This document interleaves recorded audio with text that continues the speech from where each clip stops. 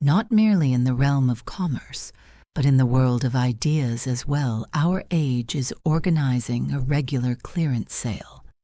Everything is to be had at such a bargain that it is questionable whether in the end there is anybody who will want to bid. Every speculative price fixer who conscientiously directs attention to the significant march of modern philosophy, every private docent, tutor, and student, every crofter and cotter in philosophy, is not content with doubting everything but goes further. Perhaps it would be untimely and ill-timed to ask them where they are going, but surely it is courteous and unobtrusive to regard it as certain that they have doubted everything, since otherwise it would be a queer thing for them to be going further. This preliminary movement they have therefore all of them made, and presumably with such ease that they do not find it necessary to let drop a word about the how, for not even he who anxiously and with deep concern sought a little enlightenment was able to find any such thing, any guiding sign, any little dietetic prescription as to how one was to comport oneself in supporting this prodigious task. But Descartes did it. Descartes, a venerable, humble, and honest thinker, whose writings surely no one can read without the deepest emotion, did what he said and said what he did. Alas, alack, that is a great rarity in our times. Descartes, as he repeatedly affirmed, did not doubt in matters of faith. Memores tamen, jam dictum est, huic lumini naturali tam Deo tantum esse credendum, quam Deo nihil contrarium a Deo ipso revelatur, praeter caetera autem, memoriae nostrae prosumma regula est infigendum, ea quae nobis a Deo revelata sunt, ut omnium certissima esse credenda, et quam vis forte lumen rationis, quam maxime clarum et evidens, aliud quid nobis suggerere videretur, soltamen auctoritati divinae potius, quam proprio nostro judicio, fidem esse adibendam. He did not cry, fire, nor did he make it a duty for everyone to doubt, for Descartes was a quiet and solitary thinker, not a bellowing night watchman. He modestly admitted that his method had importance for him alone, and was justified in part by the bungled knowledge of his earlier years. Nei, quis igitur putet me hic traditurum aliquam methodum quam unusquisque, sequi debet ad recte regendum rationem, illam enim tantum quam ipsem et secutus sum exponere decrevi. Sed simula ciludu studiorum curriculum absolvi, scilicet juventutis, quod cursomus est eruditorum numerum cooptari, planea liud coepi cogitare. Tot enim me dubiis totque erroribus implicatum esse animadverti, ut omnes discendi conatus nihil aliud mihi profuisse judicarem, quam quod ignorantiam meam magis magisque detexissem.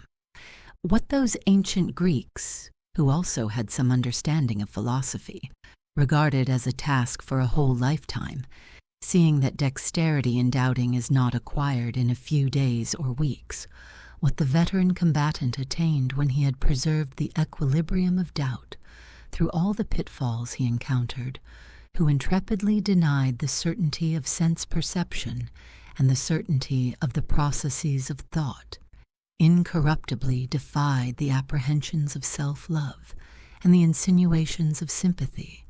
That is where everybody begins in our time. In our time, nobody is content to stop with faith, but wants to go further. It would perhaps be rash to ask where these people are going, but it is surely a sign of breeding and culture for me to assume that everybody has faith, for otherwise it would be queer for them to be going further. In those old days it was different. Then faith was a task for a whole lifetime, because it was assumed that dexterity in faith is not acquired in a few days or weeks. When the tried oldster drew near to his last hour, having fought the good fight and kept the faith, his heart was still young enough not to have forgotten that fear and trembling which chastened the youth, which the man indeed held in check, but which no man quite outgrows, except as he might succeed at the earliest opportunity in going further. Where these revered figures arrived, that is the point where everybody in our day begins to go further. The present writer is nothing of a philosopher.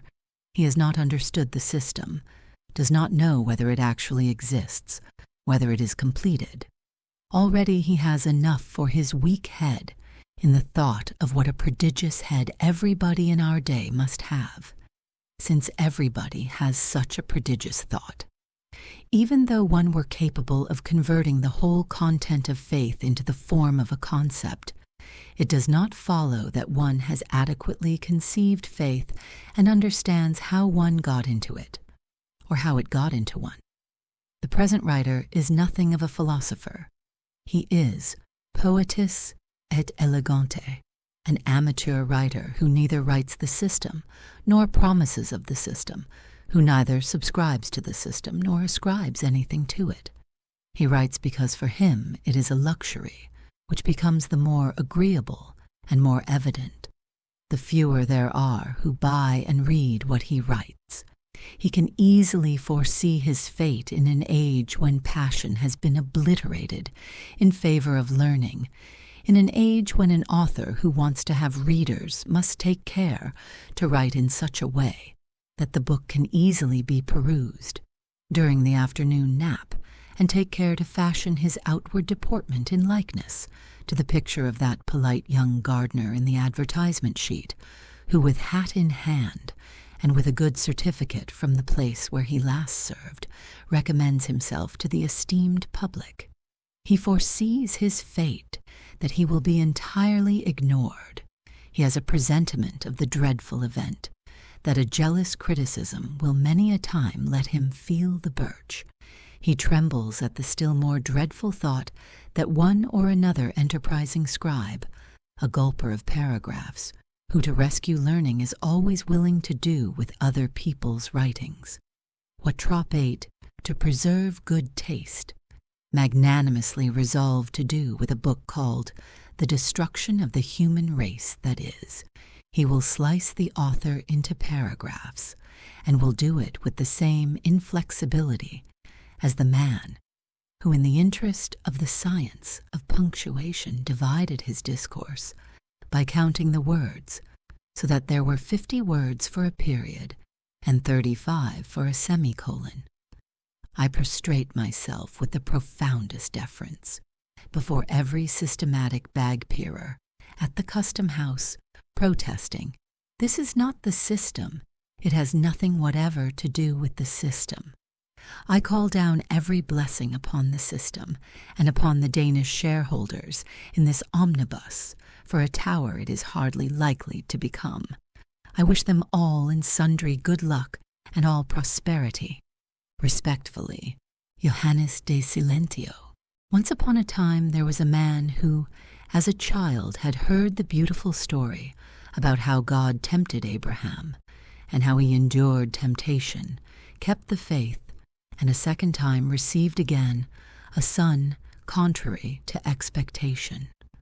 When the child became older, he read the same story with even greater admiration, for life had separated what was united in the pious simplicity of the child. The older he became, the more frequently his mind reverted to that story. His enthusiasm became greater and greater, and yet he was less and less able to understand the story. At last, in his interest for that, he forgot everything else. His soul had only one wish, to see Abraham, one longing, to have been witness to that event.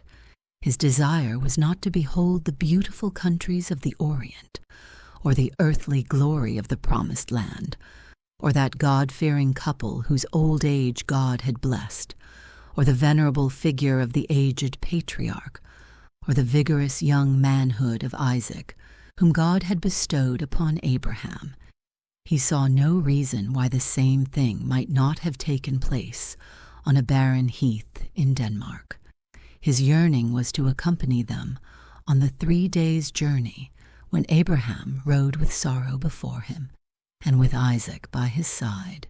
His only wish was to be present at the time when Abraham lifted up his eyes and saw Mount Moriah afar off, at the time when he left the asses behind and went alone with Isaac up unto the mountain. For what his mind was intent upon was not the ingenious web of imagination, but the shudder of thought. That man was not a thinker. He felt no need of getting beyond faith. He deemed it the most glorious thing to be remembered as the father of it, an enviable lot to possess it, even though no one else were to know it. That man was not a learned exegete. He didn't know Hebrew. If he had known Hebrew, he perhaps would easily have understood the story. And Abraham. 1. And God tempted Abraham, and said unto him, Take Isaac, shine only son, whom thou lovest, and get thee into the land of Moriah, and offer him there for a burnt offering upon the mountain which I will show thee. It was early in the morning. Abraham arose betimes. He had the asses saddled, left his tent, and Isaac with him.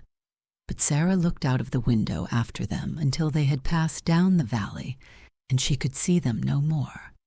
They rode in silence for 3 days. On the morning of the 4th day, Abraham said never a word, but he lifted up his eyes and saw Mount Moriah afar off. He left the young men behind and went on alone with Isaac beside him up to the mountain. But Abraham said to himself, I will not conceal from Isaac whither this course leads him. He stood still. He laid his hand upon the head of Isaac in benediction, and Isaac bowed to receive the blessing. And Abraham's face was fatherliness. His look was mild, his speech encouraging. But Isaac was unable to understand him. His soul could not be exalted. He embraced Abraham's knees. He fell at his feet imploringly. He begged for his young life, for the fair hope of his future. He called to mind the joy in Abraham's house. He called to mind the sorrow and loneliness. Then Abraham lifted up the boy. He walked with him by his side, and his talk was full of comfort and exhortation. But Isaac could not understand him. He climbed Mount Moriah, but Isaac understood him not. Then for an instant he turned away from him. And when Isaac again saw Abraham's face, it was changed. His glance was wild. His form was horror. He seized Isaac by the throat, threw him to the ground, and said, Stupid boy, dost thou then suppose that I am thy father? I am an idolater. Dost thou suppose that this is God's bidding? No, it is my desire. Then Isaac trembled and cried out in his terror, O God in heaven, have compassion upon me. God of Abraham, have compassion upon me. If I have no father upon earth, be thou my father. But Abraham, in a low voice, said to himself, O Lord in heaven, I thank thee. After all, it is better for him to believe that I am a monster, rather than that he should lose faith in thee. When the child must be weaned, the mother blackens her breast. It would indeed be a shame that the breast should look delicious when the child must not have it. So the child believes that the breast has changed, but the mother is the same. Her glance is as loving and tender as ever. Happy the person who had no need of more dreadful expedients for weaning the child. 2. It was early in the morning. Abraham arose betimes. He embraced Sarah, the bride of his old age, and Sarah kissed Isaac, who had taken away her reproach, who was her pride, her hope for all time. So they rode on in silence along the way, and Abraham's glance was fixed upon the ground until the 4th day, when he lifted up his eyes and saw afar off Mount Moriah. But his glance turned again to the ground. Silently, he laid the wood in order. He bound Isaac. In silence, he drew the knife. Then he saw the ram which God had prepared. Then he offered that and returned home. From that time on, Abraham became old. He could not forget that God had required this of him. Isaac throve as before, But Abraham's eyes were darkened, and he knew joy no more. When the child has grown big and must be weaned, the mother virginally hides her breast, so the child has no more a mother. Happy the child which did not in another way lose its mother. 3. It was early in the morning. Abraham arose betimes. He kissed Sarah, the young mother, and Sarah kissed Isaac, her delight, her joy at all times. And Abraham rode pensively along the way. He thought of Hagar and of the son whom he drove out into the wilderness. He climbed Mount Moriah. He drew the knife. It was a quiet evening when Abraham rode out alone, and he rode to Mount Moriah. He threw himself upon his face. He prayed God to forgive him his sin, that he had been willing to offer Isaac, that the father had forgotten his duty toward the son. Often he rode his lonely way, but he found no rest. He could not comprehend that it was a sin to be willing to offer to God the best thing he possessed, that for which he would many times have given his life.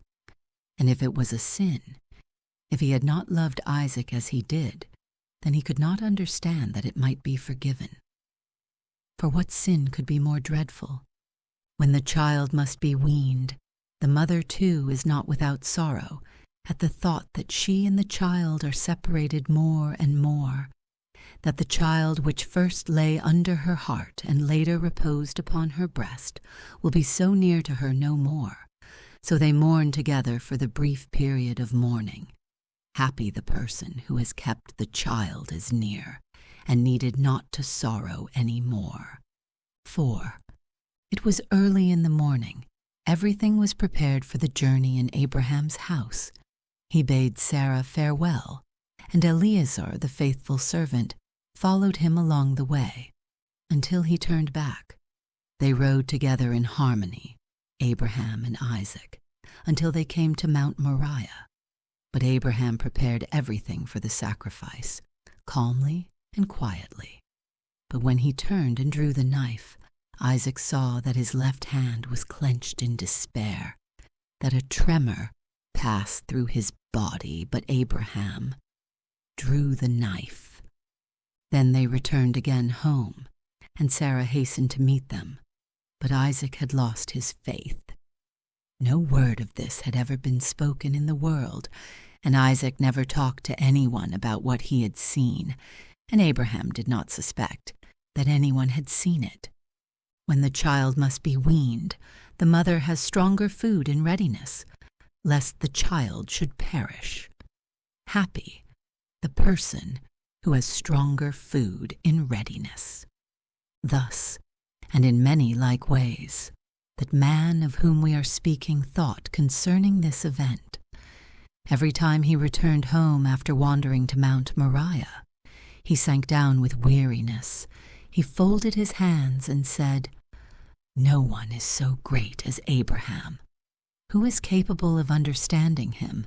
If there were no eternal consciousness in a man, if at the foundation of all there lay only a wildly seething power, which writhing with obscure passions produced everything that is great and everything that is insignificant, if a bottomless void never satiated lay hidden beneath all, what then would life be but despair?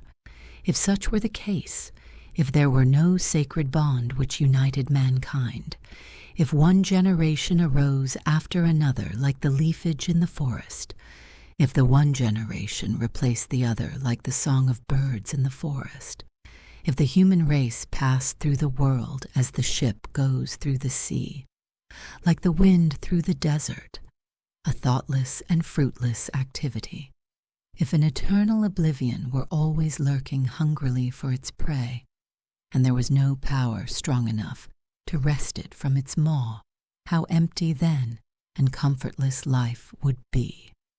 But therefore it is not thus, but as God created man and woman, so too he fashioned the hero and the poet or orator. The poet cannot do what that other does. He can only admire, love, and rejoice in the hero. Yet he too is happy, and not less so. For the hero is, as it were, his better nature, with which he is in love, rejoicing in the fact that this, after all, is not himself, that his love can be admiration. He is the genius of recollection, can do nothing except call to mind what has been done, do nothing but admire what has been done. He contributes nothing of his own, but is jealous of the entrusted treasure. He follows the option of his heart, but when he has found what he sought, he wanders before every man's door with his song and with his oration, that all may admire the hero as he does, be proud of the hero as he is. This is his achievement, his humble work. This is his faithful service in the house of the hero. If he thus remains true to his love, he strives day and night against the cunning of oblivion which would trick him out of his hero. Then he has completed his work. Then he is gathered to the hero, who has loved him just as faithfully. For the poet is, as it were, the hero's better nature. Powerless it may be as a memory is, but also transfigured as a memory is. Hence, no one shall be forgotten who was great, and though time tarries long, though a cloud of misunderstanding takes the hero away, his lover comes nevertheless, and the longer the time that has passed, the more faithfully will he cling to him. No, not one shall be forgotten who was great in the world, but each was great in his own way, and each in proportion to the greatness of that which he loved. For he who loved himself became great by himself, and he who loved other men became great by his selfless devotion. But he who loved God became greater than all. Everyone shall be remembered, but each became great in proportion to his expectation. One became great by expecting the possible, another by expecting the eternal. But he who expected the impossible became greater than all. Everyone shall be remembered, but each was great in proportion to the greatness of that with which he strove. For he who strove with the world became great by overcoming the world, and he who strove with himself became great by overcoming himself. But he who strove with God became greater than all. So there was strife in the world, man against man, one against 1,000. But he who strove with God was greater than all. So there was strife upon earth. There was one who overcame all by his power, and there was one who overcame God by his impotence. There was one who relied upon himself and gained all. There was one who, secure in his strength, sacrificed all. But he who believed God was greater than all. There was one who was great by reason of his power, and one who was great by reason of his wisdom, and one who was great by reason of his hope, and one who was great by reason of his love. But Abraham was greater than all, great by reason of his power, whose strength is impotence, great by reason of his wisdom, whose secret is foolishness, great by reason of his hope, whose form is madness, great by reason of the love which is hatred of oneself. By faith Abraham went out from the land of his fathers and became a sojourner in the land of promise. He left one thing behind, took one thing with him. He left his earthly understanding behind, and took faith with him. Otherwise he would not have wandered forth, but would have thought this unreasonable. By faith he was a stranger in the land of promise, and there was nothing to recall what was dear to him. But by its novelty everything tempted his soul to melancholy yearning, and yet he was God's elect, in whom the Lord was well pleased. Yea, if he had been disowned, cast off from God's grace, he could have comprehended it better. But now it was like a mockery of him and of his faith. There was in the world one too who lived in banishment from the fatherland he loved. He is not forgotten, nor his lamentations when he sorrowfully sought and found what he had lost. There is no song of lamentations by Abraham. It is human to lament, human to weep with them that weep, but it is greater to believe, more blessed to contemplate the believer. By faith Abraham received the promise that in his seed all races of the world would be blessed. Time passed. The possibility was there. Abraham believed. Time passed. It became unreasonable. Abraham believed. There was in the world one who had an expectation. Time passed. The evening drew nigh. He was not paltry enough to have forgotten his expectation. Therefore he too shall not be forgotten. Then he sorrowed, and sorrow did not deceive him as life had done. It did for him all it could. In the sweetness of sorrow he possessed his delusive expectation.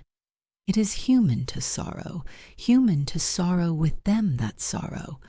But it is greater to believe, more blessed to contemplate the believer. There is no song of lamentations by Abraham. He did not mournfully count the days while time passed. He did not look at Sarah with a suspicious glance, wondering whether she were growing old. He did not arrest the course of the sun, that Sarah might not grow old, and his expectation with her. He did not sing lullingly before Sarah his mournful lay. Abraham became old, Sarah became a laughingstock in the land, and yet he was God's elect, an inheritor of the promise that in his seed all the races of the world would be blessed. So were it not better if he had not been God's elect? What is it to be God's elect? It is to be denied in youth the wishes of youth, so as with great pains to get them fulfilled in old age. But Abraham believed and held fast the expectation. If Abraham had wavered, he would have given it up. If he had said to God, "Then perhaps it is not after all thy will that it should come to pass, so I will give up the wish. It was my only wish. It was my bliss. My soul is sincere. I hide no secret malice because thou didst deny it to me." He would not have been forgotten. He would have saved many by his example, yet he would not be the father of faith. For it is great to give up one's wish, but it is greater to hold it fast after having given it up. It is great to grasp the eternal, but it is greater to hold fast to the temporal after having given it up. Then came the fullness of time. If Abraham had not believed, Sarah surely would have been dead of sorrow, and Abraham, dulled by grief, would not have understood the fulfillment, but would have smiled at it as at a dream of youth. But Abraham believed, therefore he was young, for he who always hopes for the best becomes old, and he who is always prepared for the worst grows old early. But he who believes preserves an eternal youth. Praise therefore to that story. For Sarah, though stricken in years, was young enough to desire the pleasure of motherhood, and Abraham, though gray-haired, was young enough to wish to be a father. In an outward respect, the marvel consists in the fact that it came to pass according to their expectation. In a deeper sense, the miracle of faith consists in the fact that Abraham and Sarah were young enough to wish, and that faith had preserved their wish, and therewith their youth. He accepted the fulfillment of the promise. He accepted it by faith, and it came to pass according to the promise, and according to his faith.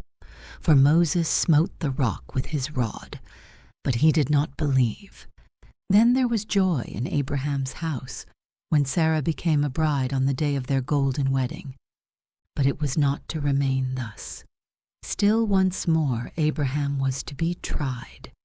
He had fought with that cunning power which invents everything, with that alert enemy which never slumbers, with that old man who outlives all things. He had fought with time and preserved his faith. Now all the terror of the strife was concentrated in one instant. And God tempted Abraham and said unto him, Take Isaac, thine only son, whom thou lovest, and get thee into the land of Moriah, and offer him there for a burnt offering upon the mountain which I will show thee. So all was lost, more dreadfully than if it had never come to pass. So the Lord was only making sport of Abraham.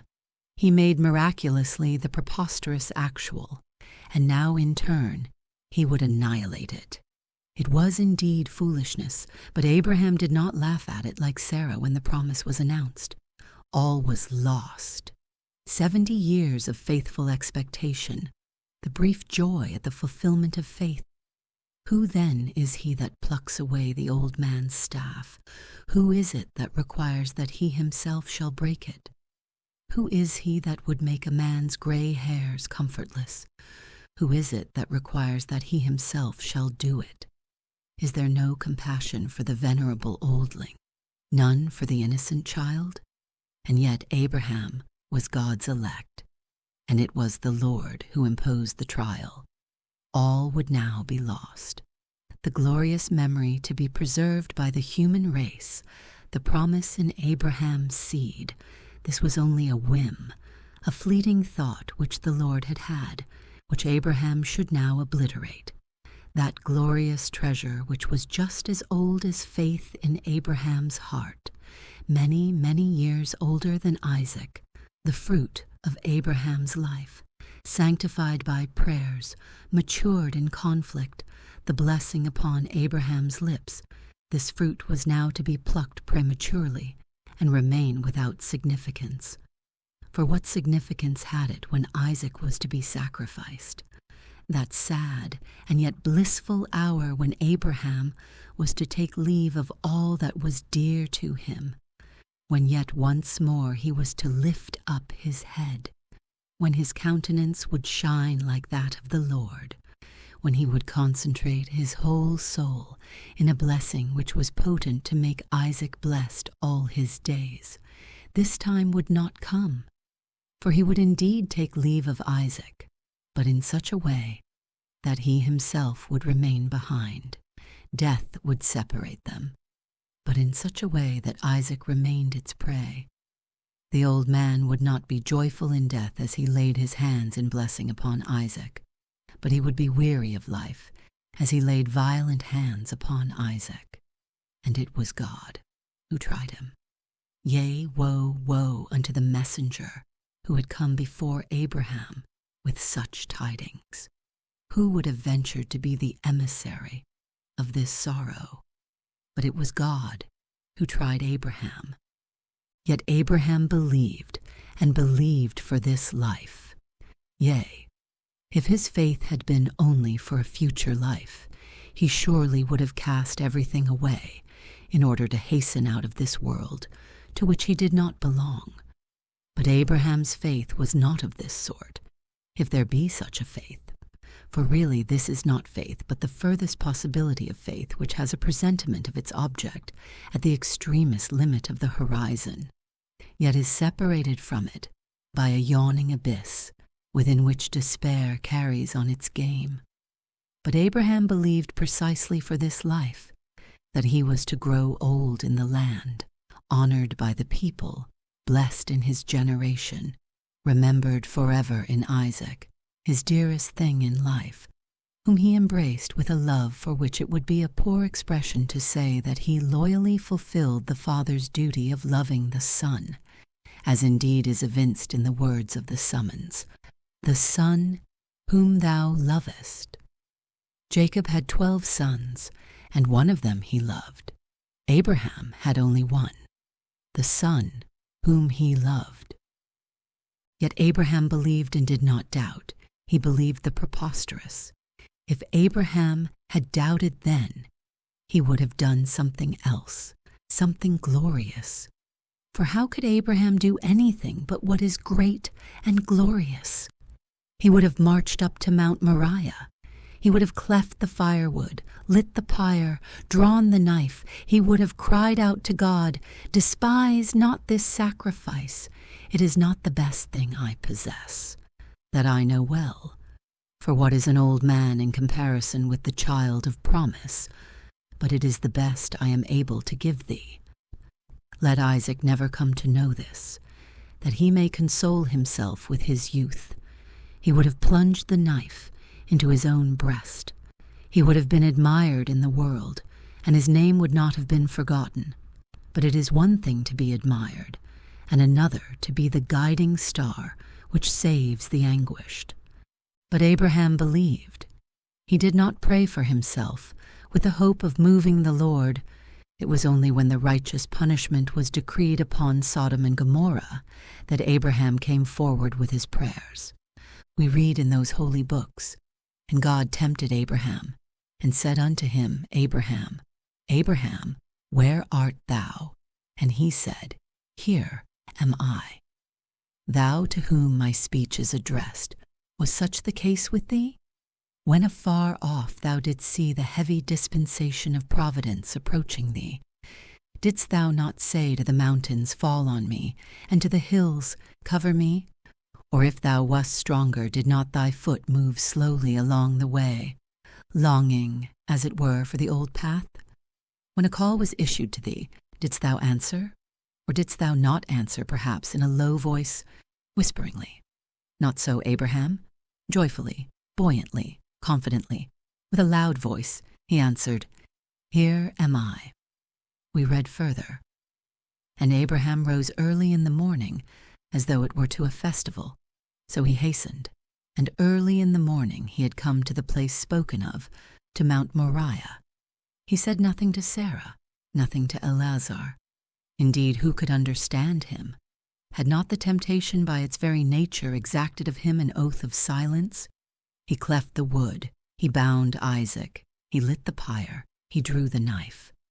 My hearer, there was many a father who believed that with his son he lost everything that was dearest to him in the world, that he was deprived of every hope for the future. But yet there was none that was the child of promise, in the sense that Isaac was for Abraham. There was many a father who lost his child, but then it was God. It was the unalterable, the unsearchable will of the Almighty. It was his hand took the child. Not so with Abraham. For him was reserved a harder trial, and Isaac's fate was laid along with the knife in Abraham's hand.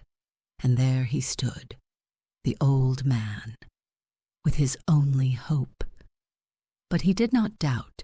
He did not look anxiously to the right or to the left. He did not challenge heaven with his prayers.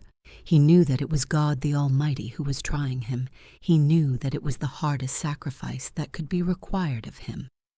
But he knew also that no sacrifice was too hard when God required it. And he drew the knife.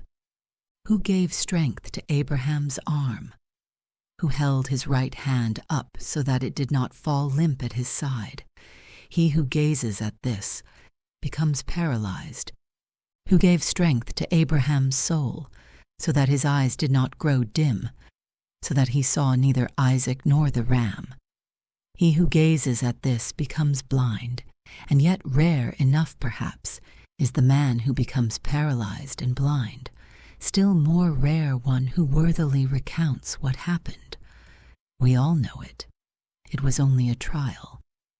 If Abraham, when he stood upon Mount Moriah, had doubted, if he had gazed about him irresolutely, if before he drew the knife he had by chance discovered the ram, if God had permitted him to offer it instead of Isaac, then he would have betaken himself home.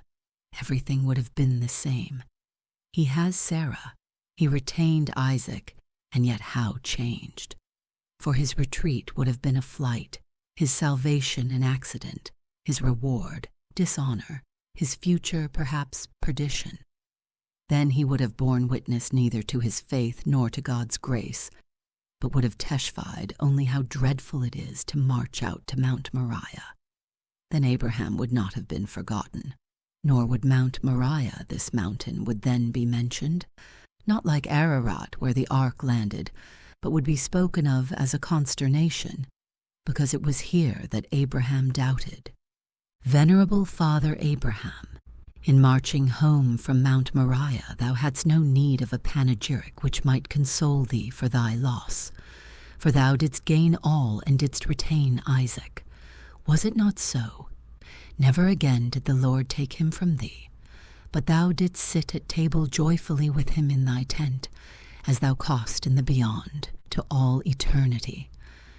Venerable Father Abraham, thousands of years have run their course since those days, but thou hast need of no tardy lover to snatch the memorial of thee from the power of oblivion, for every language calls thee to remembrance, and yet thou cost reward thy lover more gloriously than does any other. Hereafter thou cost make him blessed in thy bosom. Here thou cost enthrall his eyes and his heart by the marvel of thy deed.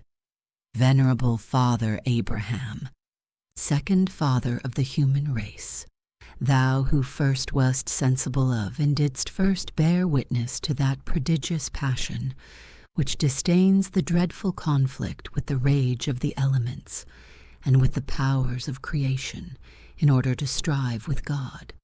Thou who first didst know that highest passion, the holy, pure, and humble expression of the divine madness which the pagans admired, forgive him who would speak in praise of thee, if he does not do it fittingly. He spoke humbly, as if it were the desire of his own heart. He spoke briefly, as it becomes him to do. But he will never forget that thou hadst need of 100 years to obtain a son of old age against expectation, that thou didst have to draw the knife before retaining Isaac. He will never forget that in 130 years thou didst not get further than to faith. An old proverb fetched from the outward and visible world says, "Only the man that works gets the bread." Strangely enough, this proverb does not aptly apply in that world to which it expressly belongs, for the outward world is subjected to the law of imperfection, and again the experience is repeated that he too who does not work gets the bread, and that he who sleeps gets it more abundantly than the man who works. In the outward world, everything is made payable to the bearer. This world is in bondage to the law of indifference, and to him who has the ring. The spirit of the ring is obedient, whether he be Noradan or Aladdin, and he who has the world's treasure has it, however he got it. It is different in the world of spirit. Here an eternal divine order prevails. Here it does not rain both upon the just and upon the unjust. Here the sun does not shine both upon the good and upon the evil. Here it holds good that only he who works gets the bread. Only he who was in anguish finds repose. Only he who descends into the underworld rescues the beloved. Only he who draws the knife gets Isaac. He who will not work does not get the bread, but remains deluded, as the gods deluded Orpheus with an airy figure in place of the loved one. Deluded him because he was effeminate, not courageous, because he was a cithara player, not a man. Here it is of no use to have Abraham for one's father, nor to have 17 ancestors. He who will not work must take note of what is written about the maidens of Israel. For he gives birth to wind, but he who is willing to work gives birth to his own father. There is a knowledge which would presumptuously introduce into the world of spirit the same law of indifference under which the external world sighs. It counts it enough to think the great other work is not necessary, but therefore it doesn't get the bread, it perishes of hunger, while everything is transformed into gold. And what does it really know? There were many thousands of Greek contemporaries, and countless numbers in subsequent generations, who knew all the triumphs of Miltiades, but only one was made sleepless by them. There were countless generations which knew by rote, word for word, the story of Abraham. How many were made sleepless by it? Now the story of Abraham has the remarkable property that it is always glorious, however poorly one may understand it. Yet here again, the proverb applies, that all depends upon whether one is willing to labor and be heavy laden. But they will not labor, and yet they would understand the story. They exalt Abraham, but how? They express the whole thing in perfectly general terms. The great thing was that he loved God so much that he was willing to sacrifice to him the best.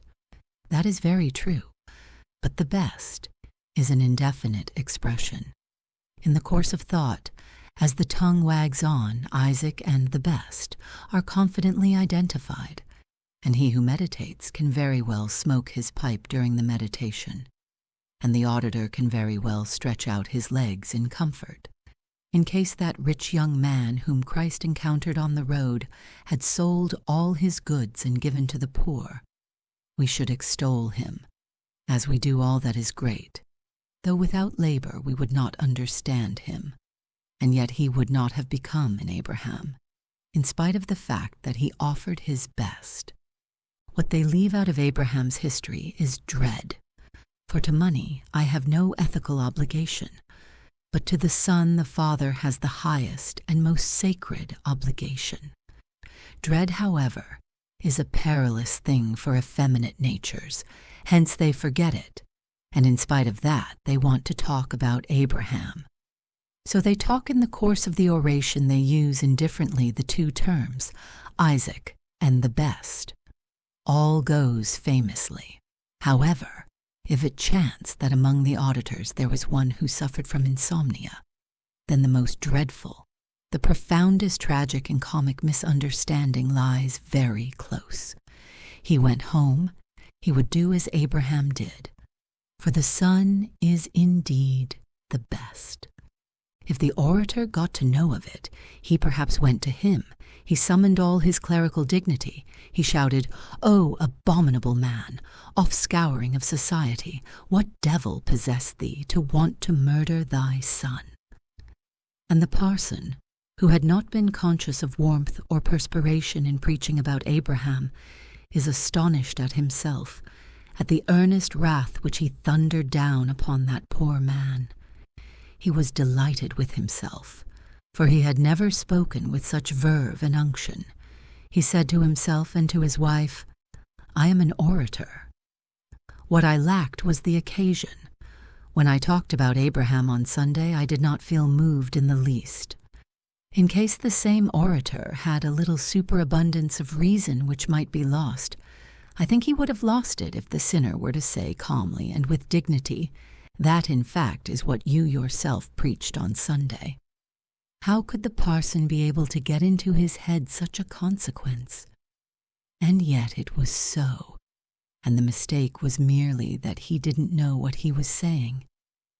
Would there were a poet who might resolve to prefer such situations, rather than the stuff and nonsense with which comedies and novels are filled. The comic and the tragic here touch one another at the absolute point of infinity. The parson's speech was perhaps in itself ludicrous enough, but it became infinitely ludicrous by its effect, and yet this consequence was quite natural. Or if the sinner, without raising any objection, were to be converted by the parson's severe lecture, if the zealous clergyman were to go joyfully home, rejoicing in the consciousness that he not only was effective in the pulpit, but above all by his irresistible power as a pastor of souls, who on Sunday roused the congregation to enthusiasm, and on Monday, like a cherub with a flaming sword, placed himself before the man who by his action wanted to put to shame the old proverb that things don't go on in the world as the parson preaches. If, on the other hand, the sinner was not convinced, his situation is pretty tragic. Presumably, he would be executed or sent to the lunatic asylum. In short, he would have become unhappy in relation to so-called reality. In another sense, I can well think that Abraham made him happy, for he that labors does not perish. How is one to explain the contradiction illustrated by that orator? Is it because Abraham had a prescriptive right to be a great man, so that what he did is great, and when another does the same it is sin, a heinous sin? In that case, I do not wish to participate in such thoughtless eulogy. If faith does not make it a holy act to be willing to murder one's son, then let the same condemnation be pronounced upon Abraham as upon every other man. If a man perhaps lacks courage to carry his thought through, and to say that Abraham was a murderer, then it is surely better to acquire this courage rather than waste time upon undeserved eulogies. The ethical expression for what Abraham did is that he would murder Isaac. The religious expression is that he would sacrifice Isaac. But precisely in this contradiction consists the dread which can well make a man sleepless, and yet Abraham is not what he is without this dread. Or perhaps he did not do at all what is related, but something altogether different, which is accounted for by the circumstances of his times. Then let us forget him, for it is not worth while to remember that past which cannot become a present. Or had perhaps that orator forgotten something which corresponds to the ethical forgetfulness of the fact that Isaac was the son? For when faith is eliminated by becoming null or nothing, then there only remains the crude fact that Abraham wanted to murder Isaac, which is easy enough for anyone to imitate who has not faith, the faith, that is to say, which makes it hard for him. For my part, I do not lack the courage to think a thought whole. Hitherto there has been no thought I have been afraid of. If I should run across such a thought, I hope that I have at least the sincerity to say, I am afraid of this thought. It stirs up something else in me, and therefore I will not think it. If in this I do wrong, the punishment will not fail to follow. If I had recognized that it was the verdict of truth, that Abraham was a murderer, I do not know whether I would have been able to silence my pious veneration for him. However, if I had thought that, I presumably would have kept silent about it, for one should not initiate others into such thoughts. But Abraham is no dazzling illusion. He did not sleep into renown. It was not a whim of fate. Can one then speak plainly about Abraham without incurring the danger that an individual might in bewilderment go ahead and do likewise? If I do not dare to speak freely, I will be completely silent about Abraham. Above all, I will not disparage him in such a way that precisely thereby he becomes a pitfall for the weak. For if one makes faith everything, that is, makes it what it is, then, according to my way of thinking, one may speak of it without danger in our age, which hardly extravagates in the matter of faith, and it is only by faith one attains likeness to Abraham, not by murder. If one makes love a transitory mood, a voluptuous emotion in a man, then one only lays pitfalls for the weak when one would talk about the exploits of love. Transient emotions every man surely has, but if as a consequence of such emotions one would do the terrible thing which love has sanctified as an immortal exploit, then all is lost, including the exploit and the bewildered doer of it. So one surely can talk about Abraham, for the great can never do harm when it is apprehended in its greatness. It is like a two-edged sword, which slays and saves. If it should fall to my lot to talk on the subject, I would begin by showing what a pious and God-fearing man Abraham was, worthy to be called God's elect. Only upon such a man is imposed such a test. But where is there such a man? Next, I would describe how Abraham loved Isaac. To this end, I would pray all good spirits to come to my aid, that my speech might be as glowing as paternal love is. I hope that I should be able to describe it in such a way that there would not be many a father in the realms and territories of the king who would dare to affirm that he loved his son in such a way. But if he does not love like Abraham, then every thought of offering Isaac would be not a trial, but a base temptation. On this theme, one could talk for several Sundays. One need be in no haste. The consequence would be that, if one spoke rightly, some few of the fathers would not require to hear more, but for the time being they would be joyful if they really succeeded in loving their sons as Abraham loved, if there was one who, after having heard about the greatness, but also about the dreadfulness of Abraham's deed, ventured to go forth upon that road. I would saddle my horse and ride with him. At every stopping place till we came to Mount Moriah, I would explain to him that he still could turn back, could repent the misunderstanding that he was called to be tried in such a conflict, that he could confess his lack of courage, so that God himself must take Isaac, if he would have him. It is my conviction that such a man is not repudiated, but may become blessed like all the others. But in time he does not become blessed. Would they not, even in the great ages of faith, have passed this judgment upon such a man? I knew a person who on one occasion could have saved my life if he had been magnanimous. He said, "I see well enough what I could do, but I do not dare to. I am afraid that later I might lack strength, and that I should regret it." He was not magnanimous, but who for this cause would not continue to love him? Having spoken thus and moved the audience so that, at least, they had sensed the dialectical conflict of faith and its gigantic passion, I would not give rise to the error on the part of the audience that he then has faith in such a high degree that it is enough for us to hold on to his skirts. For I would add, I have no faith at all. I am by nature a shrewd pat, and every such person always has great difficulty in making the movements of Protestant faith.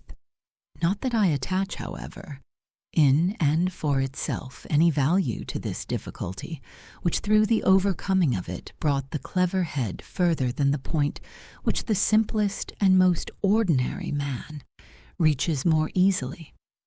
After all, in the poet's love has its priests, and sometimes one hears a voice which knows how to defend it. But of faith, one hears never a word. Who speaks in honor of this passion? Philosophy goes further. Theology sits rouged at the window and courts its favor, offering to sell her charms to philosophy. It is supposed to be difficult to understand Hegel, but to understand Abraham is a trifle. To go beyond Hegel is a miracle, but to get beyond Abraham is the easiest thing of all. I, for my part, have devoted a good deal of time to the understanding of the Hegelian philosophy. I believe also that I understand it tolerably well. But when, in spite of the trouble I have taken, there are certain passages I cannot understand, I am foolhardy enough to think that he himself has not been quite clear. All this I do easily and naturally. My head does not suffer from it. But on the other hand, when I have to think of Abraham, I am as though annihilated. I catch sight every moment of that enormous paradox, which is the substance of Abraham's life. Every moment I am repelled, and my thought, in spite of all its passion, cannot get a hair's breadth further. I strain every muscle to get a view of it. That very instant I am paralyzed. I am not unacquainted with what has been admired as great and noble in the world. My soul feels affinity with it, being convinced in all humility that it was in my cause the hero contended, and the instant I contemplate his deed I cry out to myself, Jam toi res agitur. I think myself into the hero, but into Abraham I cannot think myself. When I reach the height, I fall down, for what I encounter there is the paradox. I do not, however, mean in any sense to say that faith is something lowly, but on the contrary that it is the highest thing, and that it is dishonest of philosophy to give something else instead of it, and to make light of faith. Philosophy cannot and should not give faith, but it should understand itself and know what it has to offer and take nothing away, and least of all should fool people out of something as if it were nothing. I am not unacquainted with the perplexities and dangers of life. I do not fear them, and I encounter them buoyantly. I am not unacquainted with the dreadful. My memory is a faithful wife, and my imagination is, as I myself am not, a diligent little maiden who all day sits quietly at her work, and in the evening knows how to chat to me about it so prettily that I must look at it. Though not always, I must say, is it landscapes, or flowers, or pastoral idylls she paints. I have seen the dreadful before my own eyes. I do not flee from it timorously, but I know very well that although I advance to meet it, my courage is not the courage of faith, nor anything comparable to it. I am unable to make the movements of faith. I cannot shut my eyes and plunge confidently into the absurd. For me that is an impossibility. But I do not boast of it. I am convinced that God is love. This thought has for me a primitive lyrical validity. When it is present to me, I am unspeakably blissful. When it is absent, I long for it more vehemently than does the lover for his object. But I do not believe this courage I lack. For me, the love of God is, both in a direct and in an inverse sense, incommensurable with the whole of reality. I am not cowardly enough to whimper and complain, but neither am I deceitful enough to deny that faith is something much higher. I can well endure living in my way. I am joyful and content. But my joy is not that of faith, and in comparison with that it is unhappy. I do not trouble God with my petty sorrows. The particular does not trouble me. I gaze only at my love, and I keep its virginal flame pure and clear. Faith is convinced that God is concerned about the least things. I am content in this life with being married to the left hand. Faith is humble enough to demand the right hand. For that this is humility I do not deny, and shall never deny. But really, is everyone in my generation capable of making the movements of faith? I wonder. Unless I am very much mistaken, this generation is rather inclined to be proud of making what they do not even believe I am capable of making, viz., incomplete movements. It is repugnant to me to do as so often is done, namely to speak inhumanly about a great deed, as though some thousands of years were an immense distance. I would rather speak humanly about it, as though it had occurred yesterday, letting only the greatness be the distance, which either exalts or condemns. So if, in the quality of a tragic hero, for I can get no higher, I had been summoned to undertake such a royal progress to Mount Moriah, I know well what I would have done. I would not have been cowardly enough to stay at home, neither would I have laid down or sauntered along the way, nor have forgotten the knife, so that there might be a little delay. I am pretty well convinced that I would have been there on the stroke of the clock, and would have had everything in order. Perhaps I would have arrived too early in order to get through with it sooner. But I also know what else I would have done. The very instant I mounted the horse, I would have said to myself, "Now all is lost. God requires Isaac. I sacrifice him, and with him my joy. Yet God is love, and continues to be that for me. For in the temporal world God and I cannot talk together. We have no language in common." Perhaps one or another in our age will be foolish enough, or envious enough of the great, to want to make himself and me believe that if I really had done this, I would have done even a greater deed than Abraham. For my prodigious resignation was far more ideal and poetic than Abraham's narrow-mindedness. And yet, this is the greatest falsehood, for my prodigious resignation was the surrogate for faith, nor could I do more than make the infinite movement, in order to find myself and again repose in myself. In that case I would not have loved Isaac as Abraham loved. That I was resolute in making the movement might prove my courage, humanly speaking. That I loved him with all my soul is the presumption apart from which the whole thing becomes a crime. But yet I did not love like Abraham, for in that case I would have held back even at the last minute. though not for this would I have arrived too late at Mount Moriah. Besides, by my behavior I would have spoiled the whole story, for if I had got Isaac back again, I would have been in embarrassment.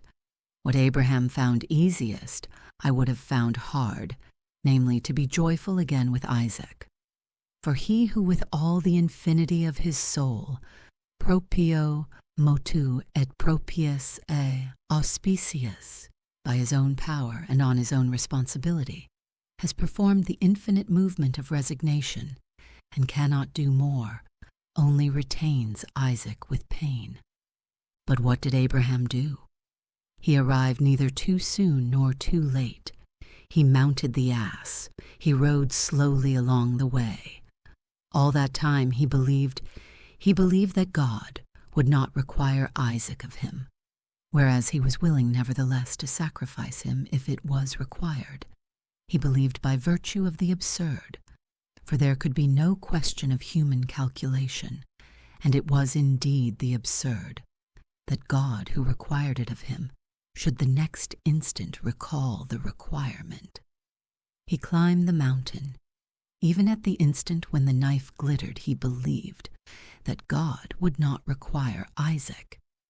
He was indeed astonished at the outcome, but by a double movement he had reached his first position, and therefore he received Isaac more gladly than the first time. Let us go further. We let Isaac be really sacrificed. Abraham believed. He did not believe that someday he would be blessed in the beyond, but that he would be happy here in the world. God could give him a new Isaac, could recall to life him who had been sacrificed. He believed by virtue of the absurd, for all human reckoning had long since ceased to function. That sorrow can derange a man's mind, that we see, and it is sad enough, that there is such a thing as strength of will which is able to haul up so exceedingly close to the wind that it saves a man's reason, even though he remains a little queer. That too one sees. I have no intention of disparaging this, but to be able to lose one's reason, and therefore the whole of finiteness of which reason is the broker, and then by virtue of the absurd to gain precisely the same finiteness, that appalls my soul. But I do not for this cause say that it is something lowly, since on the contrary, it is the only prodigy. Generally people are of the opinion that what faith produces is not a work of art, that it is coarse and common work, only for the more clumsy natures. But in fact, this is far from the truth. The dialectic of faith is the finest and most remarkable of all. It possesses an elevation, of which indeed I can form a conception, but nothing more.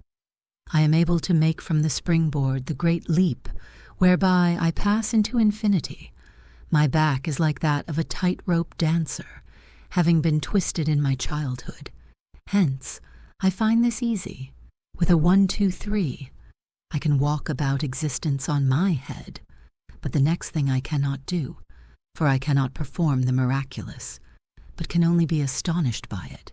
Yes, if Abraham, the instant he swung his leg over the ass's back, had said to himself, "Now, since Isaac is lost, I might just as well sacrifice him here at home, rather than ride the long way to Moriah," then I should have no need of Abraham, whereas now I bow 7 times before his name, and 70 times before his deed. For this indeed he did not do, as I can prove by the fact that he was glad at receiving Isaac, heartily glad, that he needed no preparation, no time to concentrate upon the finite and its joy. If this had not been the case with Abraham, then perhaps he might have loved God, but not believed. For he who loves God without faith reflects upon himself. He who loves God believingly reflects upon God. Upon this pinnacle stands Abraham. The last stage he loses sight of is the infinite resignation. He really goes further and reaches faith. For all these caricatures of faith, the miserable, lukewarm indolence which thinks, "There surely is no instant need. It is not worthwhile sorrowing before the time, the pitiful hope which says, one cannot know what is going to happen. It might possibly be after all. These caricatures of faith are part and parcel of life's wretchedness, and the infinite resignation has already consigned them to infinite contempt. Abraham. I cannot understand. In a certain sense, there is nothing I can learn from him but astonishment. If people fancy that by considering the outcome of this story, they might let themselves be moved to believe, they deceive themselves and want to swindle God out of the first movement of faith, the infinite resignation. They would suck worldly wisdom out of the paradox. Perhaps one or another may succeed in that, for our age is not willing to stop with faith. With its miracle of turning water into wine, it goes further. It turns wine into water. Would it not be better to stop with faith? And is it not revolting that everybody wants to go further? When in our age, as indeed is proclaimed in various ways, they will not stop with love. Where then are they going? To earthly wisdom, to petty calculation, to paltriness and wretchedness, to everything which can make man's divine origin doubtful. Would it not be better that they should stand still at faith, and that he who stands should take heed lest he fall? For the movements of faith must constantly be made by virtue of the absurd, yet in such a way, be it observed, that one does not lose the finite but gains it every inch. For my part, I can well describe the movements of faith, but I cannot make them. When one would learn to make the motions of swimming, one can let oneself be hung by a swimming belt from the ceiling and go through the motions, describe them, so to speak, as we speak of describing a circle, but one is not swimming. In that way I can describe the movements of faith, but when I am thrown into the water I swim, it is true, for I don't belong to the beach waders, but I make other movements. I make the movements of infinity, whereas faith does the opposite. After having made the movements of infinity, it makes those of finiteness. Hail to him who can make those movements. He performs the marvelous, and I shall never grow tired of admiring him, whether he be Abraham or a slave in Abraham's house, whether he be a professor of philosophy or a servant girl. I look only at the movements, but at them I do look, and do not let myself be fooled, either by myself or by any other man. The knights of the infinite resignation are easily recognized. Their gait is gliding and assured. Those, on the other hand, who carry the jewel of faith are likely to be delusive, because their outward appearance bears a striking resemblance to that which both the infinite resignation and faith profoundly despise. 2. Philistinism. I candidly admit that in my practice I have not found any reliable example of the knight of faith, though I would not therefore deny that every second man may be such an example. I have been trying, however, for several years to get on the track of this, and all in vain. People commonly travel around the world to see rivers and mountains, new stars, birds of rare plumage, queerly deformed fishes, ridiculous breeds of men. They abandon themselves to the bestial stupor which gapes at existence, and they think they have seen something. This does not interest me. But if I knew where there was such a knight of faith, I would make a pilgrimage to him on foot, for this prodigy interests me absolutely. I would not let go of him for an instant. Every moment I would watch to see how he managed to make the movements. I would regard myself as secured for life, and would divide my time between looking at him and practicing the exercises myself, and thus would spend all my time admiring him. As was said, I have not found any such person, but I can well think him. Here he is. Acquaintance made, I am introduced to him. The moment I set eyes on him, I instantly push him from me, I myself leap backwards. I clasp my hands and say half aloud, "Good Lord, is this the man? Is it really he? Why, he looks like a tax collector. However, it is the man after all." I draw closer to him, watching his least movements, to see whether there might not be visible little heterogeneous fractional telegraphic message from the infinite. A glance, a look, a gesture, a note of sadness, a smile, which betrayed the infinite in its heterogeneity with the finite. No. I examine his figure from tip to toe to see if there might not be a cranny through which the infinite was peeping. No. He is solid through and through. His tread? It is vigorous, belonging entirely to finiteness. No smartly dressed townsman who walks out to Fresburg on a Sunday afternoon treads the ground more firmly. He belongs entirely to the world, no Philistine more so. One can discover nothing of that aloof and superior nature whereby one recognizes the night of the infinite. He takes delight in everything, and whenever one sees him taking part in a particular pleasure, he does it with the persistence which is the mark of the earthly man, whose soul is absorbed in such things. He tends to his work. So when one looks at him, one might suppose that he was a clerk who had lost his soul in an intricate system of bookkeeping. So precise is he. He takes a holiday on Sunday. He goes to church. No heavenly glance or any other token of the incommensurable betrays him. If one did not know him, it would be impossible to distinguish him from the rest of the congregation, for his healthy and vigorous hymn-singing proves at the most that he has a good chest. In the afternoon he walks to the forest. He takes delight in everything he sees, in the human swarm, in the new omnibuses, in the water of the Sound. When one meets him on the beach road, one might suppose he was a shopkeeper taking his fling. That's just the way he disports himself, for he is not a poet, and I have sought in vain to detect in him the poetic incommensurability. Toward evening he walks home. His gait is as indefatigable as that of the postman. On his way he reflects that his wife has surely a special little warm dish prepared for him, e.g. a calf's head roasted garnished with vegetables. If he were to meet a man like-minded, he could continue as far as Eastgate to discourse with him about that dish, with a passion befitting a hotel chef. As it happens, he hasn't 4 pence to his name, and yet he fully and firmly believes that his wife has that dainty dish for him.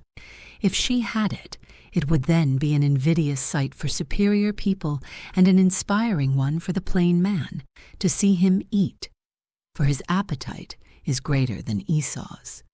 His wife hasn't it. Strangely enough, it is quite the same to him.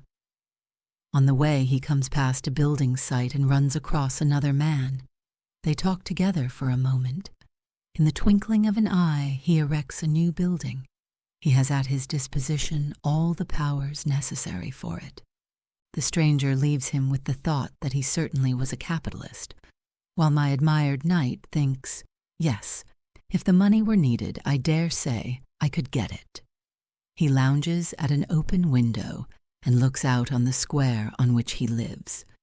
He is interested in everything that goes on, in a rat which slips under the curb, in the children's play, and this with the nonchalance of a girl of 16. And yet he is no genius, for in vain I have sought in him the incommensurability of genius. In the evening, he smokes his pipe. To look at him one would swear that it was the grocer over the way vegetating in the twilight.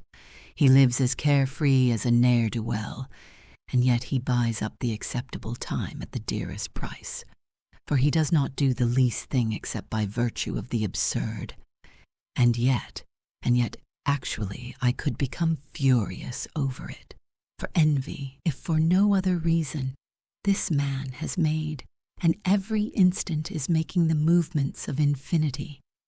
With infinite resignation he has drained the cup of life's profound sadness. He knows the bliss of the infinite.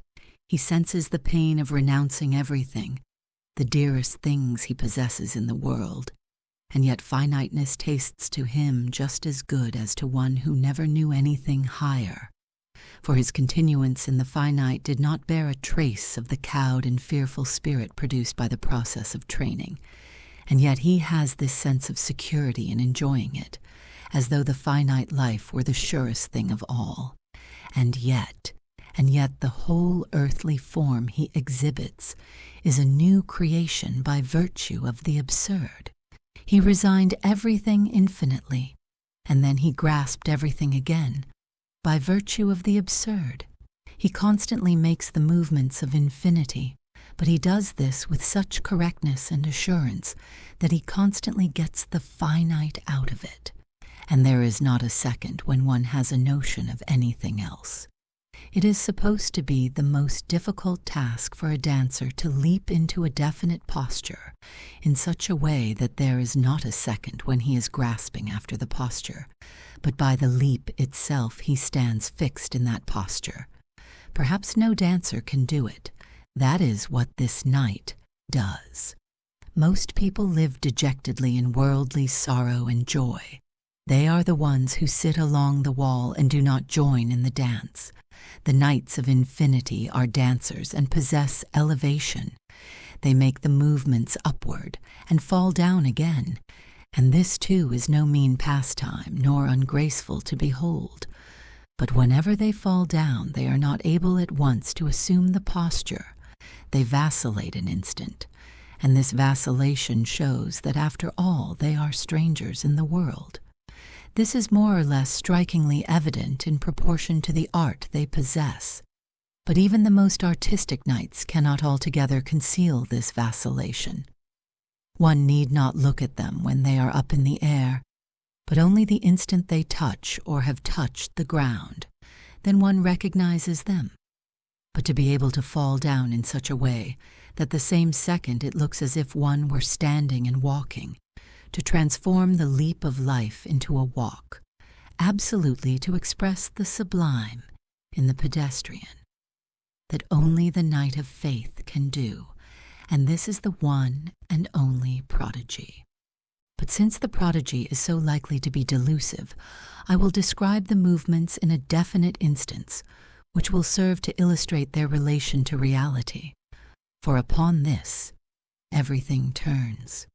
A young swain falls in love with a princess, and the whole content of his life consists in this love, and yet the situation is such that it is impossible for it to be realized, impossible for it to be translated from ideality into reality. The slaves of paltriness, the frogs in life's swamp, will naturally cry out, "Such a love is foolishness." The rich brewer's widow is a match fully as good and respectable. Let them croak in the swamp undisturbed. It is not so with the knight of infinite resignation. He does not give up his love, not for all the glory of the world. He is no fool. First he makes sure that this really is the content of his life, and his soul is too healthy and too proud to squander the least thing upon an inebriation. He is not cowardly. He is not afraid of letting love creep into his most secret, his most hidden thoughts, to let it twine in innumerable coils about every ligament of his consciousness. If the love becomes an unhappy love, he will never be able to tear himself loose from it. He feels a blissful rapture in letting love tingle through every nerve, and yet his soul is as solemn as that of the man who has drained the poison goblet and feels how the juice permeates every drop of blood, for this instant is life and death. So when he has thus sucked into himself the whole of love and absorbed himself in it, he does not lack courage to make trial of everything and to venture everything. He surveys the situation of his life.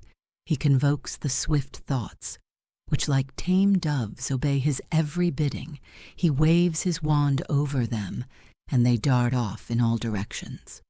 But when they all return, all as messengers of sorrow, and declare to him that it is an impossibility, then he becomes quiet. He dismisses them.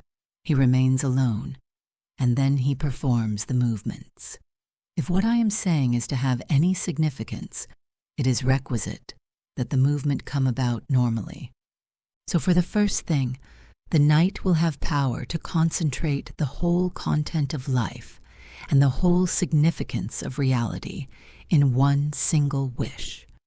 If a man lacks this concentration, this intensity, if his soul from the beginning is dispersed in the multifarious, he never comes to the point of making the movement. He will deal shrewdly in life like the capitalists who invest their money in all sorts of securities, so as to gain on the one what they lose on the other. In short, he is not a knight. In the next place, the knight will have the power to concentrate the whole result of the operations of thought in one act of consciousness. If he lacks this intensity, if his soul from the beginning is dispersed in the multifarious, he will never get time to make the movements. He will be constantly running errands in life, never enter into eternity. For even at the instant when he is closest to it, he will suddenly discover that he has forgotten something for which he must go back. He will think that to enter eternity is possible the next instant, and that also is perfectly true. But by such considerations one never reaches the point of making the movements, but by their aid one sinks deeper and deeper into the mire. So the knight makes the movement, but what movement? Will he forget the whole thing? For in this too there is indeed a kind of concentration. No, for the knight does not contradict himself, and it is a contradiction to forget the whole content of one's life and yet remain the same man. To become another man, he feels no inclination, nor does he by any means regard this as greatness. Only the lower natures forget themselves and become something new. Thus the butterfly has entirely forgotten that it was a caterpillar. Perhaps it may in turn so entirely forget it was a butterfly that it becomes a fish. The deeper natures never forget themselves and never become anything else than what they were. So the knight remembers everything, but precisely this remembrance is pain, and yet by the infinite resignation he is reconciled with existence. Love for that princess became for him the expression for an eternal love, assumed a religious character, was transfigured into a love for the eternal being, which did to be sure deny him the fulfillment of his love, yet reconciled him again by the eternal consciousness of its validity in the form of eternity, which no reality can take from him. Fools and young men prate about everything being possible for a man. That, however, is a great error. Spiritually speaking, everything is possible, but in the world of the finite there is much which is not possible. This impossible, however, the knight makes possible by expressing it spiritually, but he expresses it spiritually by waiving his claim to it. The wish which would carry him out into reality, but was wrecked upon the impossibility, is now bent inward, but it is not therefore lost, neither is it forgotten. At one moment, it is the obscure emotion of the wish within him which awakens recollections. At another moment he awakens them himself, for he is too proud to be willing that what was the whole content of his life should be the thing of a fleeting moment. He keeps this love young, and along with him it increases in years and in beauty. On the other hand, he has no need of the intervention of the finite for the further growth of his love. From the instant he made the movement, the princess is lost to him. He has no need of those erotic tinglings in the nerves at the sight of the beloved, etc. Nor does he need to be constantly taking leave of her in a finite sense, because he recollects her in an eternal sense. And he knows very well that the lovers who are so bent upon seeing her, yet once again, to say farewell for the last time, are right in being bent upon it, are right in thinking that it is the last time, for they forget one another the soonest. He has comprehended the deep secret that also in loving another person one must be sufficient unto oneself. He no longer takes a finite interest in what the princess is doing, and precisely this is proof that he has made the movement infinitely. Here one may have an opportunity to see whether the movement on the part of a particular person is true or fictitious. There was one who also believed that he had made the movement. But lo, time passed. The princess did something else. She married a prince. Let us say, then his soul lost the elasticity of resignation. Thereby he knew that he had not made the movement rightly, for he who has made the act of resignation infinitely is sufficient unto himself. The knight does not annul his resignation. He preserves his love just as young as it was in its first moment. He never lets it go from him, precisely because he makes the movements infinitely. What the princess does cannot disturb him. It is only the lower natures which find in other people the law for their actions, which find the premises for their actions outside themselves.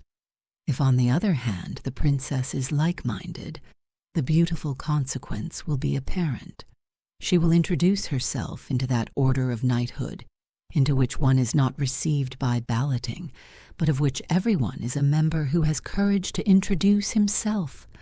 That order of knighthood, which proves its immortality by the fact that it makes no distinction between man and woman. The two will preserve their love young and sound. She also will have triumphed over her pains, even though she does not, as it is said in the ballad, lie every night beside her lord.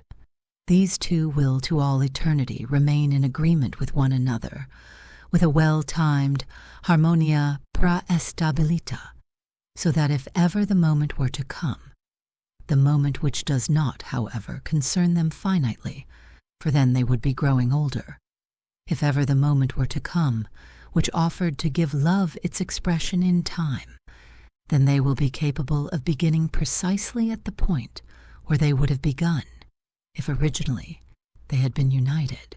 He who understands this, be he man or woman, can never be deceived, for it is only the lower natures which imagine they were deceived.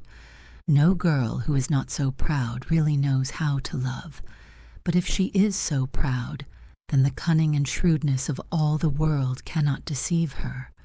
In the infinite resignation there is peace and rest.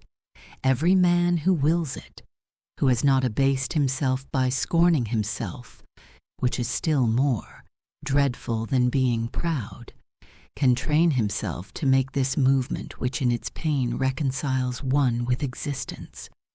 Infinite resignation is that shirt we read about in the old fable.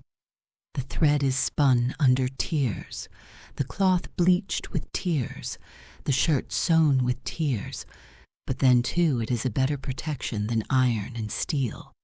The imperfection in the fable is that a third party can manufacture this shirt. The secret in life is that everyone must sew it for himself, and the astonishing thing is that a man can sew it fully as well as a woman. In the infinite resignation there is peace and rest and comfort in sorrow. That is, if the movement is made normally. It would not be difficult for me, however, to write a whole book, were I to examine the various misunderstandings, the preposterous attitudes, the deceptive movements, which I have encountered in my brief practice. People believe very little in spirit, and yet making this movement depends upon spirit. It depends upon whether this is or is not a one-sided result of adira necessitas, and if this is present, the more dubious it always is whether the movement is normal. If one means by this that the cold, unfruitful necessity must necessarily be present, one thereby affirms that no one can experience death before he actually dies, and that appears to me a crass materialism. However, in our time people concern themselves rather little about making pure movements. In case one who was about to learn to dance were to say, For centuries now, one generation after another has been learning positions. It is high time. I drew some advantage out of this and began straightway with the French dances. Then people would laugh at him, but in the world of spirit, they find this exceedingly plausible. What is education? I should suppose that education was the curriculum one had to run through in order to catch up with oneself, and he who will not pass through this curriculum is helped very little by the fact that he was born in the most enlightened age. The infinite resignation is the last stage prior to faith, so that one who has not made this movement has not faith. For only in the infinite resignation do I become clear to myself with respect to my eternal validity, and only then can there be any question of grasping existence by virtue of faith. Now we will let the knight of faith appear in the role just described. He makes exactly the same movements as the other knight, infinitely renounces claim to the love which is the content of his life. He is reconciled in pain, but then occurs the prodigy.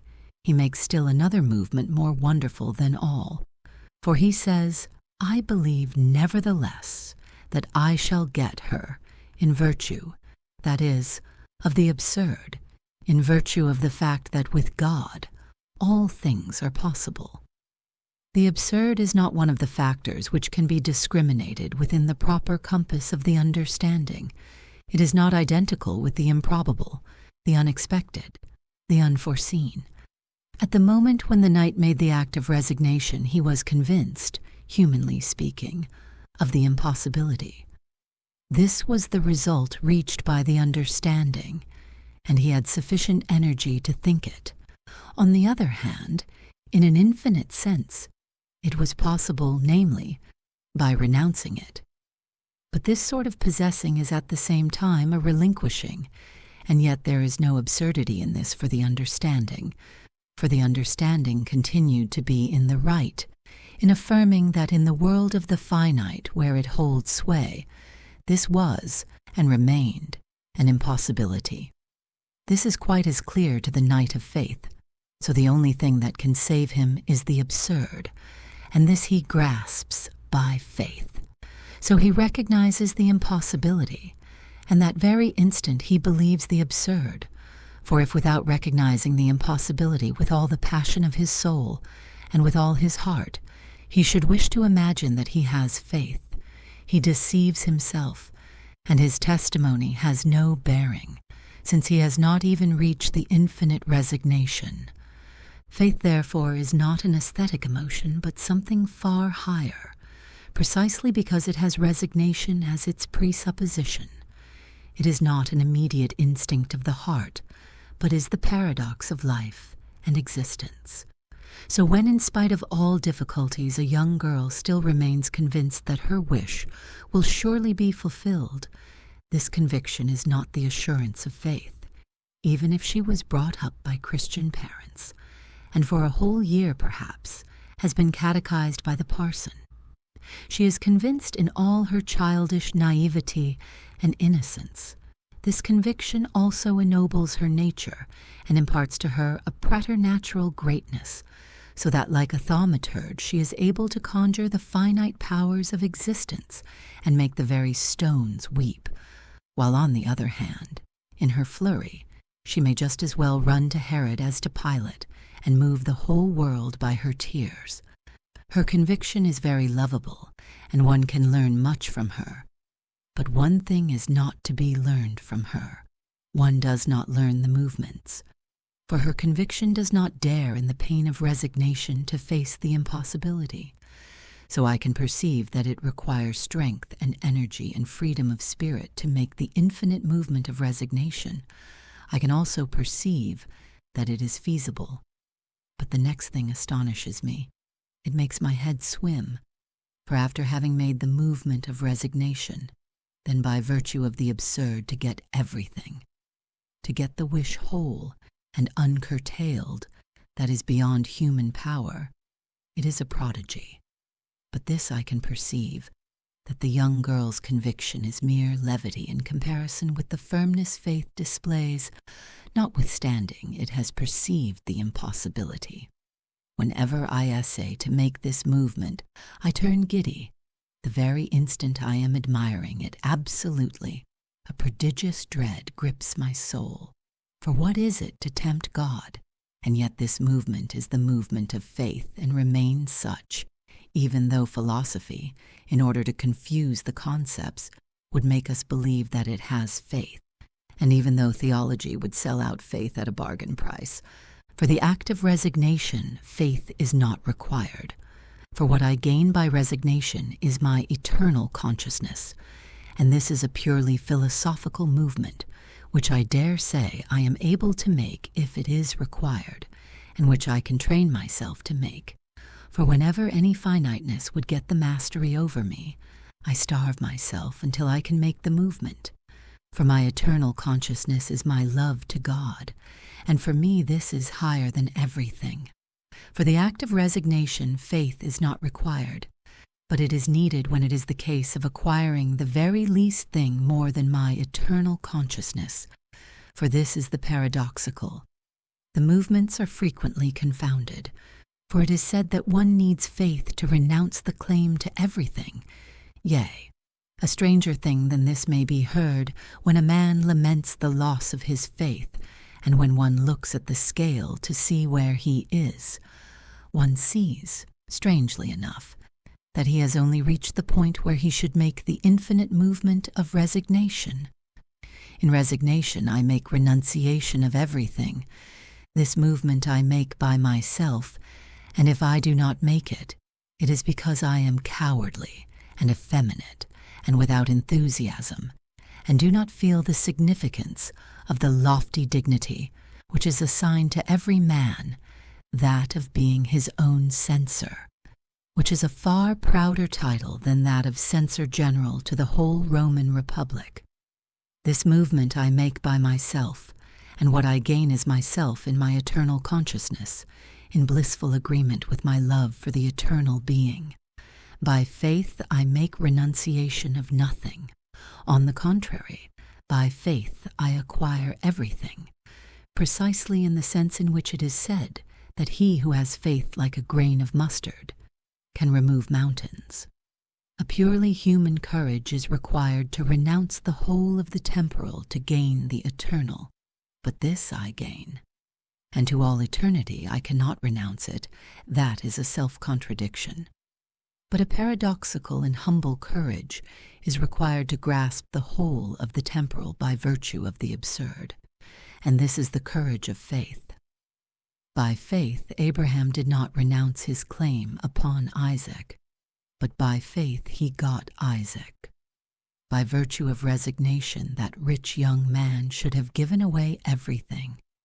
But then when he had done that, the knight of faith should have said to him, "By virtue of the absurd thou shalt get every penny back again. Canst thou believe that?" And this speech ought by no means to have been indifferent to the aforesaid rich young man, for in case he gave away his goods because he was tired of them, his resignation was not much to boast of. It is about the temporal, the finite. Everything turns in this case. I am able by my own strength to renounce everything, and then to find peace and repose in pain. I can stand everything, even though that horrible demon, more dreadful than death, the king of terrors, even though madness were to hold up before my eyes the motley of the fool, and I understood by its look that it was I who must put it on, I still am able to save my soul, if only it is more to me than my earthly happiness that my love to God should triumph in me. A man may still be able at the last instant to concentrate his whole soul in a single glance toward that heaven from which cometh every good gift, and his glance will be intelligible to himself, and also to him whom it seeks as a sign that he nevertheless remain true to his love. Then he will calmly put on the motley garb. He whose soul has not this romantic enthusiasm has sold his soul, whether he got a kingdom for it, or a paltry piece of silver. But by my own strength I am not able to get the least of the things which belong to finiteness, for I am constantly using my strength to renounce everything. By my own strength I am able to give up the princess, and I shall not become a grumbler, but shall find joy and repose in my pain. But by my own strength I am not able to get her again, for I am employing all my strength to be resigned. But by faith, says that marvelous knight, by faith I shall get her in virtue of the absurd. So this movement I am unable to make. As soon as I would begin to make it, everything turns around dizzily, and I flee back to the pain of resignation. I can swim in existence, but for this mystical soaring I am too heavy. To exist in such a way that my opposition to existence is expressed as the most beautiful and assured harmony with it is something I cannot do. And yet it must be glorious to get the princess. That is what I say every instant. And the knight of resignation who does not say it is a deceiver. He has not had one only wish, and he has not kept the wish young by his pain. Perhaps there was one who thought it fitting enough that the wish was no longer vivid, that the barb of pain was dulled, but such a man is no knight. A free-born soul who caught himself entertaining such thoughts would despise himself and begin over again. Above all, he would not permit his soul to be deceived by itself, and yet it must be glorious to get the princess, and yet the knight of faith is the only happy one, the heir apparent to the finite, whereas the knight of resignation is a stranger and a foreigner. Thus, to get the princess, to live with her joyfully and happily day in and day out, for it is also conceivable that the knight of resignation might get the princess, but that his soul had discerned the impossibility of their future happiness.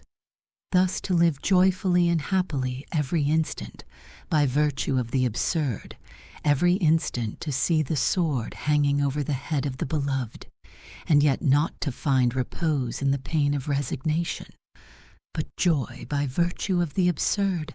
This is marvelous. He who does it is great, the only great man. The thought of it stirs my soul, which never was niggardly in the admiration of greatness. In case, then, everyone in my generation who will not stop at faith is really a man who has comprehended life's horror, who has understood what Dobb means when he says that a soldier who stands alone at his post with a loaded gun in a stormy night, beside a powder magazine, will get strange thoughts into his head. In case, then everyone who will not stop at faith is a man who had strength of soul to comprehend that the wish was an impossibility, and thereupon gave himself time to remain alone with this thought. In case everyone who will not stop at faith is a man who is reconciled in pain, and is reconciled to pain. In case everyone who will not stop at faith is a man who in the next place, and if he has not done all the foregoing, there is no need of his troubling himself about faith. In the next place did the marvelous thing, grasped the whole of existence by virtue of the absurd, then what I write is the highest eulogy of my contemporaries by one of the lowliest among them, who was able only to make the movement of resignation. But why will they not stop at faith? Why does one sometimes hear that people are ashamed to acknowledge that they have faith? This I cannot comprehend. If ever I contrive to be able to make this movement, I shall in the future ride in a coach and four. If it is really true that all the Philistinism I behold in life, which I do not permit my word but my actions to condemn, is not what it seems to be, is it the miracle? That is conceivable, for the hero of faith had in fact a striking resemblance to it. For that hero of faith was not so much an ironist or a humorist, but something far higher. Much is said in our age about irony and humor, especially by people who have never been capable of engaging in the practice of these arts, but who nevertheless know how to explain everything. I am not entirely unacquainted with these two passions.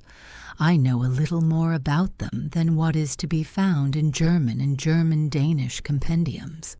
I know, therefore, that these two passions are essentially different from the passion of faith. Irony and humor reflect also upon themselves, and therefore belong within the sphere of the infinite resignation. Their elasticity is due to the fact that the individual is incommensurable with reality. The last movement, the paradoxical movement of faith, I cannot make, be that a duty or whatever it may be, in spite of the fact that I would do it more than gladly. Whether a man has a right to make this affirmation must be left to him. It is a question between him and the eternal being who is the object of faith, whether in this respect he can hit upon an amicable compromise. What every man can do is to make the movement of infinite resignation, and I, for my part, would not hesitate to pronounce everyone cowardly who wishes to make himself believe he cannot do it. With faith, it is a different matter. But what every man has not a right to do is to make others believe that faith is something lowly, or that it is an easy thing, whereas it is the greatest and the hardest. People construe the story of Abraham in another way. They extol God's grace in bestowing Isaac upon him again. The whole thing was only a trial. A trial, that word may say much or little, and yet the whole thing is over as quickly as it is said. One mounts a winged horse. The same instant one is at Mount Moriah. The same instant one sees the ram. One forgets that Abraham rode only upon an ass, which walks slowly along the road, that he had a journey of 3 days, that he needed some time to cleave the wood, to bind Isaac, and to sharpen the knife. And yet they extol Abraham. He who is to deliver the discourse can very well sleep till a quarter of an hour before he has to preach. The auditor can well take a nap during the discourse, for all goes smoothly, without the least trouble from any quarter. If there was a man present who suffered from insomnia, perhaps he then went home and sat in a corner and thought, "It's an affair of a moment, this whole thing. If only you wait a minute, you see the ram, and the trial is over." If the orator were to encounter him in this condition, he would, I think, confront him with all his dignity and say, "Wretched man, that thou couldst let thy soul sink into such foolishness. No miracle occurs. The whole of life is a trial. In proportion as the orator proceeds with his outpouring, he would get more and more excited, would become more and more delighted with himself, and whereas he had noticed no congestion of the blood while he talked about Abraham, he now felt how the veins swelled in his forehead.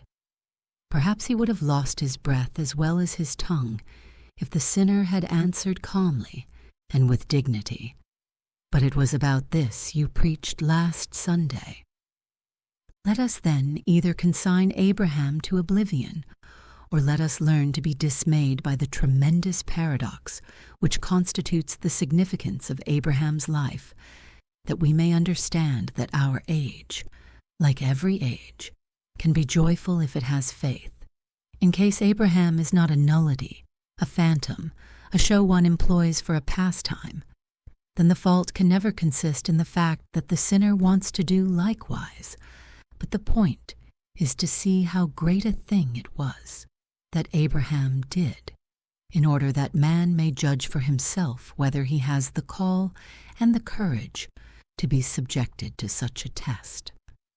The comic contradiction in the behavior of the orator is that he reduced Abraham to an insignificance, and yet would admonish the other to behave in the same way. Should not one dare then to talk about Abraham? I think one should. If I were to talk about him, I would first depict the pain of his trial. To that end, I would like a leech suck all the dread and distress and torture out of a father's sufferings, so that I might describe what Abraham suffered, whereas all the while he nevertheless believed. I would remind the audience that the journey lasted 3 days, and a good part of the 4th. That these 3.5 days were infinitely longer than the few thousand years which separate me from Abraham. Then I would remind them that, in my opinion, every man dare still turn around ere he begins such an undertaking, and every instant he can repentantly turn back. If one does this, I fear no danger, nor am I afraid of awakening in people an inclination to be tried like Abraham. But if one would dispose of a cheap edition of Abraham, and yet admonish everyone to do likewise, then it is ludicrous. It is now my intention to draw out from the story of Abraham the dialectical consequences inherent in it, expressing them in the form of problemata, in order to see what a tremendous paradox faith is, a paradox which is capable of transforming a murder into a holy act well-pleasing to God, a paradox which gives Isaac back to Abraham, which no thought can master, because faith begins precisely there, where thinking leaves off. Is there such a thing as a teleological suspension of the ethical? The ethical, as such, is the universal, and as the universal, it applies to everyone, which may be expressed from another point of view by saying that it applies every instant. It reposes immanently in itself. It has nothing without itself, which is its telos, but is itself telos for everything outside it. And when this has been incorporated by the ethical, it can go no further. Conceived immediately as physical and psychical, the particular individual is the individual who has his telos in the universal, and his ethical task is to express himself constantly in it, to abolish his particularity in order to become the universal. As soon as the individual would assert himself in his particularity over against the universal, he sins, and only by recognizing this can he again reconcile himself with the universal. Whenever the individual, after he has entered the universal, feels an impulse to assert himself as the particular, he is in temptation, and he can labor himself out of this only by penitently abandoning himself as the particular in the universal.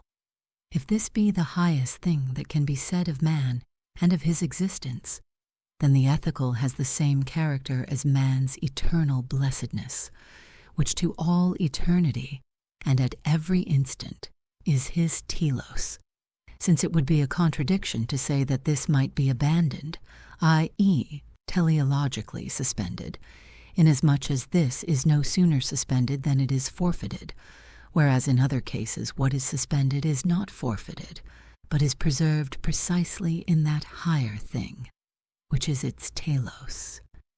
If such be the case, then Hegel is right, when in his chapter on the good and the conscience, he characterizes man merely as the particular, and regards this character as a moral form of evil, which is to be annulled in the teleology of the morale, so that the individual who remains in this stage is either sinning or subjected to temptation.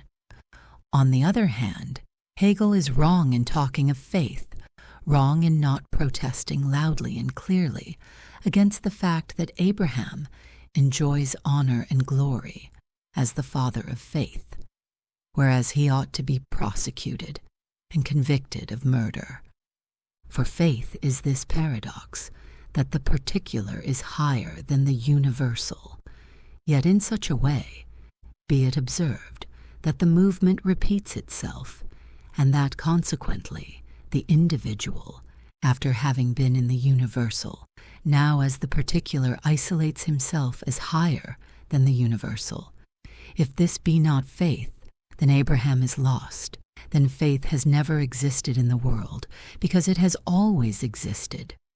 For if the ethical, oui, the moral, is the highest thing, and if nothing incommensurable remains in man in any other way, but as the evil, i.e., the particular, which has to be expressed in the universal, then one needs no other categories besides those which the Greeks possessed, or which by consistent thinking can be derived from them. This fact Hegel ought not to have concealed, for after all he was acquainted with Greek thought. One not infrequently hears it said by men who, for lack of losing themselves in studies, are absorbed in phrases that a light shines upon the Christian world, whereas a darkness broods over paganism. This utterance has always seemed strange to me, inasmuch as every profound thinker and every serious artist is even in our day rejuvenated by the eternal youth of the Greek race. Such an utterance may be explained by the consideration that people do not know what they ought to say, but only that they must say something. It is quite right for one to say that paganism did not possess faith, but if with this one is to have said something, one must be a little clearer about what one understands by faith, since otherwise one falls back into such phrases. To explain the whole of existence and faith along with it, without having a conception of what faith is easy, and that man does not make the poorest calculation in life who reckons upon admiration when he possesses such an explanation. For, as Boileau says, un sot trouve toujours un plus sot qu'il admire. Faith is precisely this paradox, that the individual as the particular is higher than the universal, is justified over against it, is not subordinate, but superior yet in such a way, be it observed, that it is the particular individual who, after he has been subordinated as the particular to the universal, now through the universal becomes the individual who, as the particular, is superior to the universal.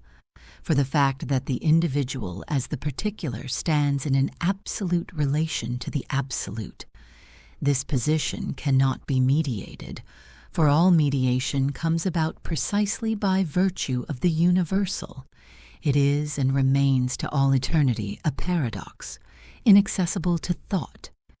And yet faith is this paradox or else. These are the logical deductions which I would beg the reader to have in mente at every point, though it would be too prolix for me to reiterate them on every occasion. Or else there never has been faith, precisely because it always has been. In other words, Abraham is lost. That for the particular individual this paradox may easily be mistaken for a temptation is indeed true, but one ought not for this reason to conceal it. That the whole constitution of many persons may be such that this paradox repels them is indeed true, but one ought not for this reason to make faith something different in order to be able to possess it, but ought rather to admit that one does not possess it, whereas those who possess faith should take care to set up certain criteria so that one might distinguish the paradox from a temptation. Now the story of Abraham contains such a teleological suspension of the ethical. There have not been lacking clever pates and profound investigators who have found analogies to it. Their wisdom is derived from the pretty proposition that at bottom everything is the same. If one will look a little more closely, I have not much doubt that in the whole world one will not find a single analogy, except a later instance, which proves nothing. If it stands fast that Abraham is the representative of faith, and that faith is normally expressed in him whose life is not merely the most paradoxical that can be thought, but so paradoxical that it cannot be thought at all, he acts by virtue of the absurd, for it is precisely absurd that he as the particular is higher than the universal. This paradox cannot be mediated, for as soon as he begins to do this, he has to admit that he was in temptation, and if such was the case, he never gets to the point of sacrificing Isaac, or, if he has sacrificed Isaac, he must turn back repentantly to the universal. By virtue of the absurd, he gets Isaac again.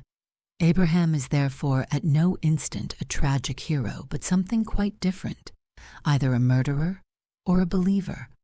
The middle term which saves the tragic hero, Abraham has not. Hence, it is that I can understand the tragic hero, but cannot understand Abraham, though in a certain crazy sense, I admire him more than all other men. Abraham's relation to Isaac, ethically speaking, is quite simply expressed by saying that a father shall love his son more dearly than himself. Yet within its own compass, the ethical has various gradations. Let us see whether in this story there is to be found any higher expression for the ethical, such as would ethically explain his conduct, ethically justify him, in suspending the ethical obligation toward his son, without in this search going beyond the teleology of the ethical. When an undertaking in which a whole nation is concerned is hindered, when such an enterprise is brought to a standstill by the disfavor of heaven, when the angry deity sends a calm which mocks all efforts, when the seer performs his heavy task and proclaims that the deity demands a young maiden as a sacrifice, then will the Father heroically make the sacrifice. He will magnanimously conceal his pain, even though he might wish that he were the lowly man who dares to weep, not the king who must act royally. And though solitary pain forces its way into his breast, he has only 3 confidants among the people, yet soon the whole nation will be cognizant of his pain, but also cognizant of his exploit, that for the welfare of the whole he was willing to sacrifice her, his daughter, the lovely young maiden. O charming bosom, O beautiful cheeks, O bright golden hair! And the daughter will affect him by her tears, and the father will turn his face away, but the hero will raise the knife. When the report of this reaches the ancestral home, then will the beautiful maidens of Greece blush with enthusiasm. And if the daughter was betrothed, her true love will not be angry, but be proud of sharing in the father's deed, because the maiden belonged to him more feelingly than to the father. When the intrepid judge who saved Israel in the hour of need in one breath binds himself, and God by the same vow, then heroically the young maiden's jubilation, the beloved daughter's joy, he will turn to sorrow, and with her all Israel will lament her maiden youth. But every free-born man will understand, and every stout-hearted woman will admire Jephthah, and every maiden in Israel will wish to act as did his daughter. For what good would it do if Jephthah were victorious by reason of his vow, if he did not keep it? Would not the victory again be taken from the nation? When a son is forgetful of his duty, when the state entrusts the father with the sword of justice, when the laws require punishment at the hand of the father, then will the father heroically forget that the guilty one is his son. He will magnanimously conceal his pain, but there will not be a single one among the people, not even the son, who will not admire the father, and whenever the law of Rome is interpreted, it will be remembered that many interpreted it more learnedly, but none so gloriously as Brutus. If, on the other hand, while a favorable wind bore the fleet on with swelling sails to its goal, Agamemnon had sent that messenger who fetched Iphigenia in order to be sacrificed. If Jephthah, without being bound by any vow which decided the fate of the Nahon, had said to his daughter, "Bewail now thy virginity for the space of 2 months, for I will sacrifice thee." If Brutus had had a righteous son, and yet would have ordered the lictors to execute him, who would have understood them?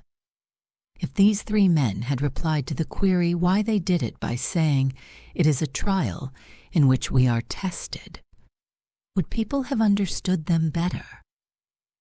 when Agamemnon, Jephthah, Brutus, at the decisive moment heroically overcome their pain, have heroically lost the beloved, and have merely to accomplish the outward sacrifice, then there never will be a noble soul in the world who will not shed tears of compassion for their pain and of admiration for their exploit. If, on the other hand, these three men, at the decisive moment, were to adjoin to their heroic conduct this little word, but for all that it will not come to pass, who then would understand them? If as an explanation they added, "This we believe by virtue of the absurd," who would understand them better? For who would not easily understand that it was absurd? But who would understand that one could then believe it? The difference between the tragic hero and Abraham is clearly evident. The tragic hero still remains within the ethical. He lets one expression of the ethical find its telos in a higher expression of the ethical relation between father and son, or daughter and father. He reduces to a sentiment which has its dialectic in its relation to the idea of morality. Here there can be no question of a teleological suspension of the ethical itself. With Abraham, the situation was different. By his act, he overstepped the ethical entirely and possessed a higher telos outside of it, in relation to which he suspended the former. For I should very much like to know how one would bring Abraham's act into relation with the universal, and whether it is possible to discover any connection whatever between what Abraham did and the universal, except the fact that he transgressed it. It was not for the sake of saving a people, not to maintain the idea of the state, that Abraham did this, and not in order to reconcile angry deities. If there could be a question of the deity being angry, he was angry only with Abraham, and Abraham's whole action stands in no relation to the universal, is a purely private undertaking. Therefore, whereas the tragic hero is great by reason of his moral virtue, Abraham is great by reason of a purely personal virtue. In Abraham's life there is no higher expression for the ethical than this, that the father shall love his son. Of the ethical, in the sense of morality, there can be no question in this instance. In so far as the universal was present, it was indeed cryptically present in Isaac, hidden as it were in Isaac's loins, and must therefore cry out with Isaac's mouth, "Do it not. Thou art bringing everything to naught." Why then did Abraham do it? For God's sake, and, in complete identity with this, for his own sake. He did it for God's sake because God required this proof of his faith. For his own sake he did it in order that he might furnish the proof. The unity of these two points of view is perfectly expressed by the word which has always been used to characterize the situation. It is a trial, a temptation. A temptation, but what does that mean? What ordinarily tempts a man is that which would keep him from doing his duty. But in this case, the temptation is itself the ethical, which would keep him from doing God's will. But what then is duty? Duty is precisely the expression for God's will. Here is evident the necessity of a new category, if one would understand Abraham. Such a relationship to the deity paganism did not know. The tragic hero does not enter into any private relationship with the deity, but for him the ethical is the divine. Hence the paradox implied in his situation can be mediated in the universal. Abraham cannot be mediated, and the same thing can be expressed also by saying that he cannot talk. So soon as I talk, I express the universal, and if I do not do so, no one can understand me. Therefore, if Abraham would express himself in terms of the universal, he must say that his situation is a temptation, for he has no higher expression for that universal which stands above the universal which he transgresses. Therefore, Though Abraham arouses my admiration, he at the same time appalls me. He who denies himself and sacrifices himself for duty gives up the finite in order to grasp the infinite, and that man is secure enough.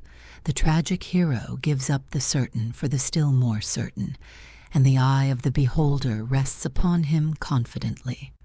But he who gives up the universal in order to grasp something still higher, which is not the universal, what is he doing? Is it possible that this can be anything else but a temptation? And if it be possible, but the individual was mistaken, what can save him? He suffers all the pain of the tragic hero. He brings to naught his joy in the world. He renounces everything, and perhaps at the same instant debars himself from the sublime joy, which to him was so precious that he would purchase it at any price.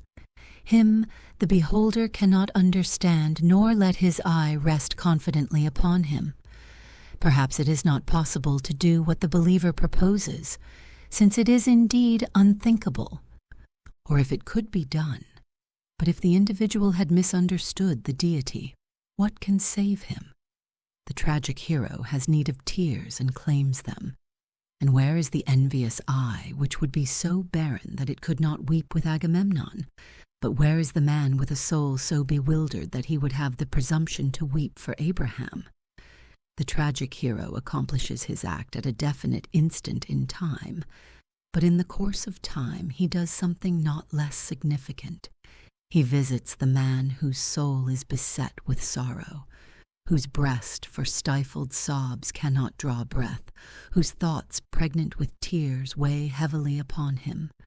To him he makes his appearance, dissolves the sorcery of sorrow, loosens his corslet, coaxes forth his tears, by the fact that in his sufferings the sufferer forgets his own.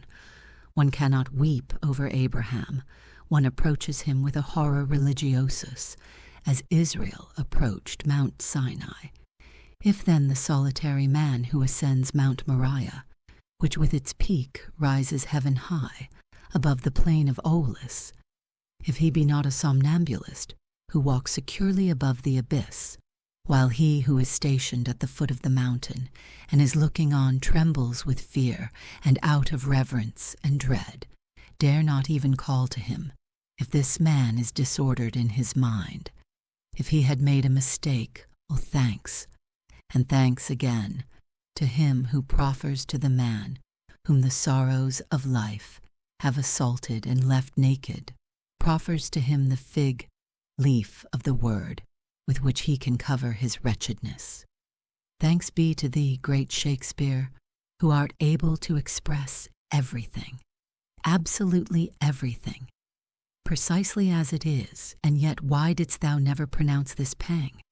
Didst thou perhaps reserve it to thyself like the loved one whose name one cannot endure that the world should mention?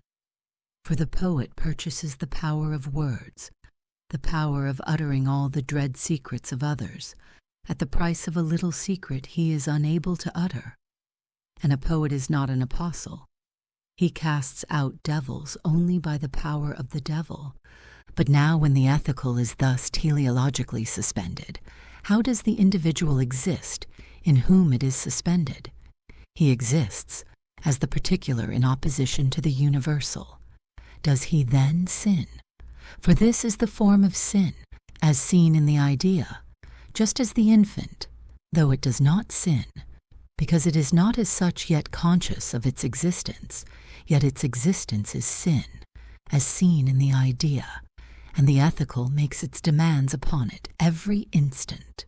If one denies that this form can be repeated in the adult in such a way that it is not sin, then the sentence of condemnation is pronounced upon Abraham. How then did Abraham exist? He believed. This is the paradox which keeps him upon the sheer edge, and which he cannot make clear to any other man. For the paradox is that he as the individual puts himself in an absolute relation to the absolute. Is he justified in doing this? His justification is once more the paradox. For if he is justified, it is not by virtue of anything universal, but by virtue of being the particular individual. How then does the individual assure himself that he is justified? It is easy enough to level down the whole of existence to the idea of the state or the idea of society.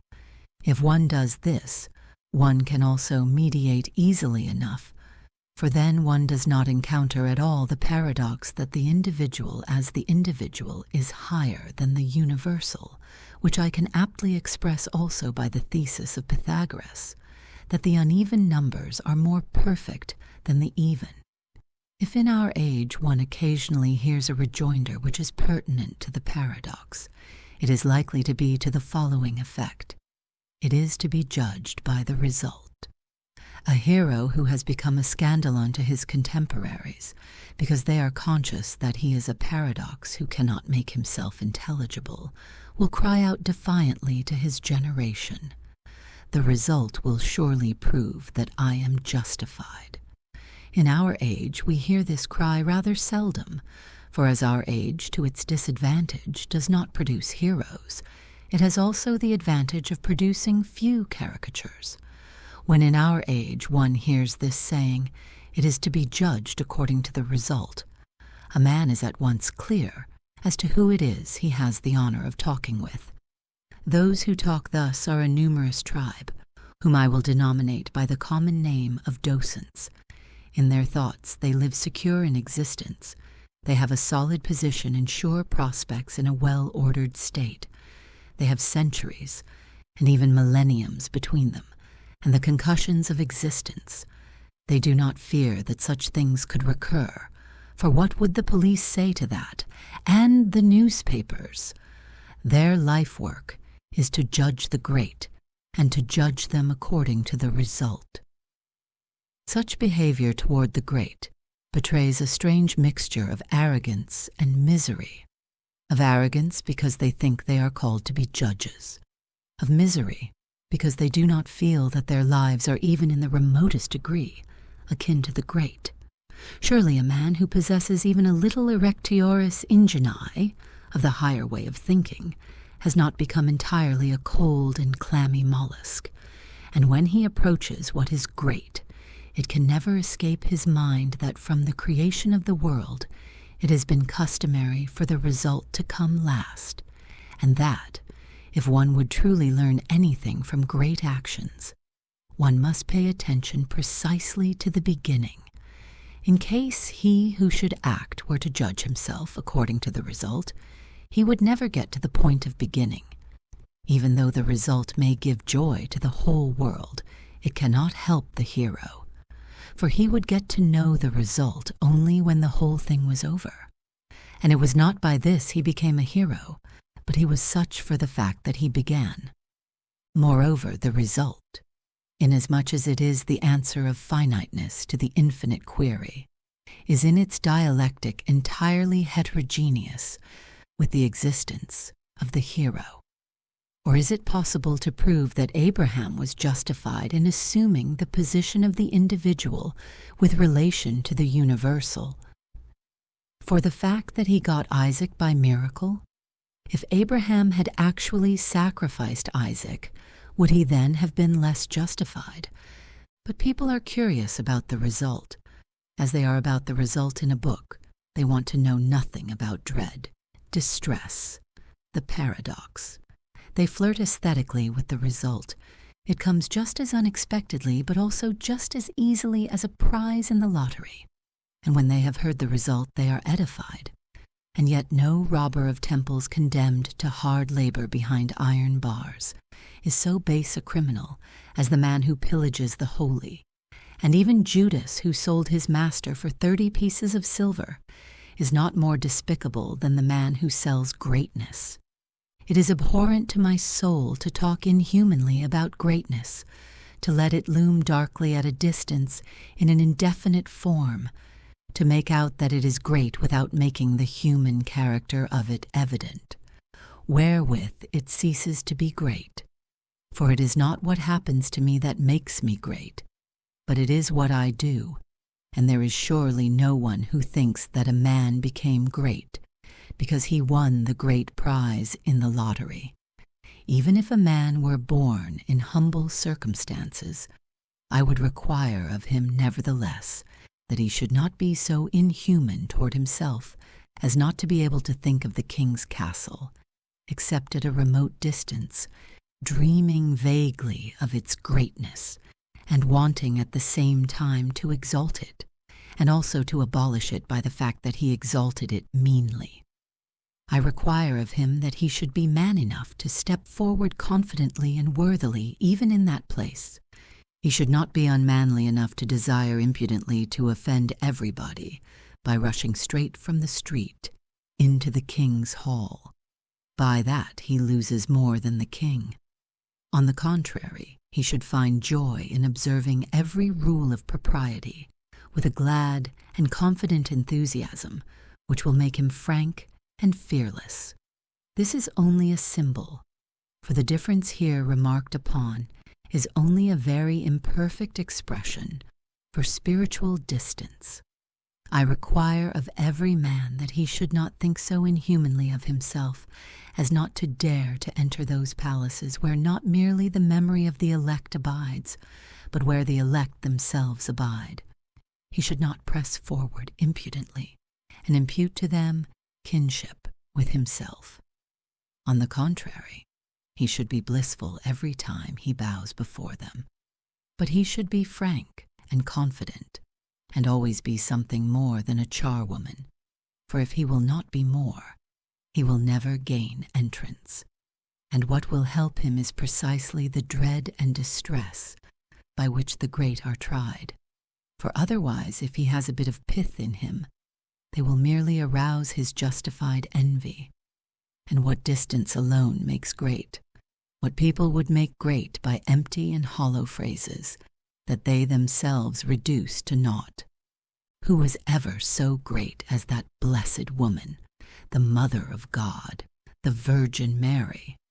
And yet how do we speak of her? We say that she was highly favored among women, and if it did not happen strangely, that those who hear are able to think as inhumanly as those who talk, every young girl might well ask, why was not I too the highly favored? And if I had nothing else to say, I would not dismiss such a question as stupid, for when it is a matter of favor, abstractly considered, everyone is equally entitled to it. What they leave out is the distress, the dread, the paradox. My thought is as pure as that of anyone, and the thought of the man who is able to think, such things will surely become pure, and if this be not so, he may expect the dreadful. For he who once has evoked these images cannot be rid of them again, and if he sins against them, they avenge themselves with quiet wrath, more terrible than the vociferousness of 10 ferocious reviewers. To be sure, Mary bore the child miraculously, but it came to pass with her after the manner of women, and that season is one of dread, distress, and paradox. To be sure, the angel was a ministering spirit, but it was not a servile spirit, which obliged her by saying to the other young maidens of Israel, "Despise not Mary." What befalls her is the extraordinary. But the angel came only to Mary, and no one could understand her. After all, what woman was so mortified as Mary? And is it not true in this instance also that one whom God blesses he curses in the same breath? This is the Spirit's interpretation of Mary, and she is not, as it shocks me to say, but shocks me still more to think that they have thoughtlessly and coquettishly interpreted her thus. She is not a fine lady who sits in state and plays with an infant God. Nevertheless, when she says, "Behold the handmaid of the Lord," then she is great, and I think it will not be found difficult to explain why she became the Mother of God. She has no need of worldly admiration, any more than Abraham has need of tears, for she was not a heroine, and he was not a hero. But both of them became greater than such, not at all because they were exempted from distress and torment and paradox, but they became great through these. It is great when the poet, presenting his tragic hero before the admiration of men, dares to say, "Weep for him, for he deserves it. For it is great to deserve the tears of those who are worthy to shed tears. It is great that the poet dares to hold the crowd in check, dares to castigate men, requiring that every man examine himself whether he be worthy to weep for the hero. For the waste water of blubberers is a degradation of the holy. But greater than all this, it is that the knight of faith dares to say even to the noble man who would weep for him, "Weep not for me, but weep for thyself." One is deeply moved.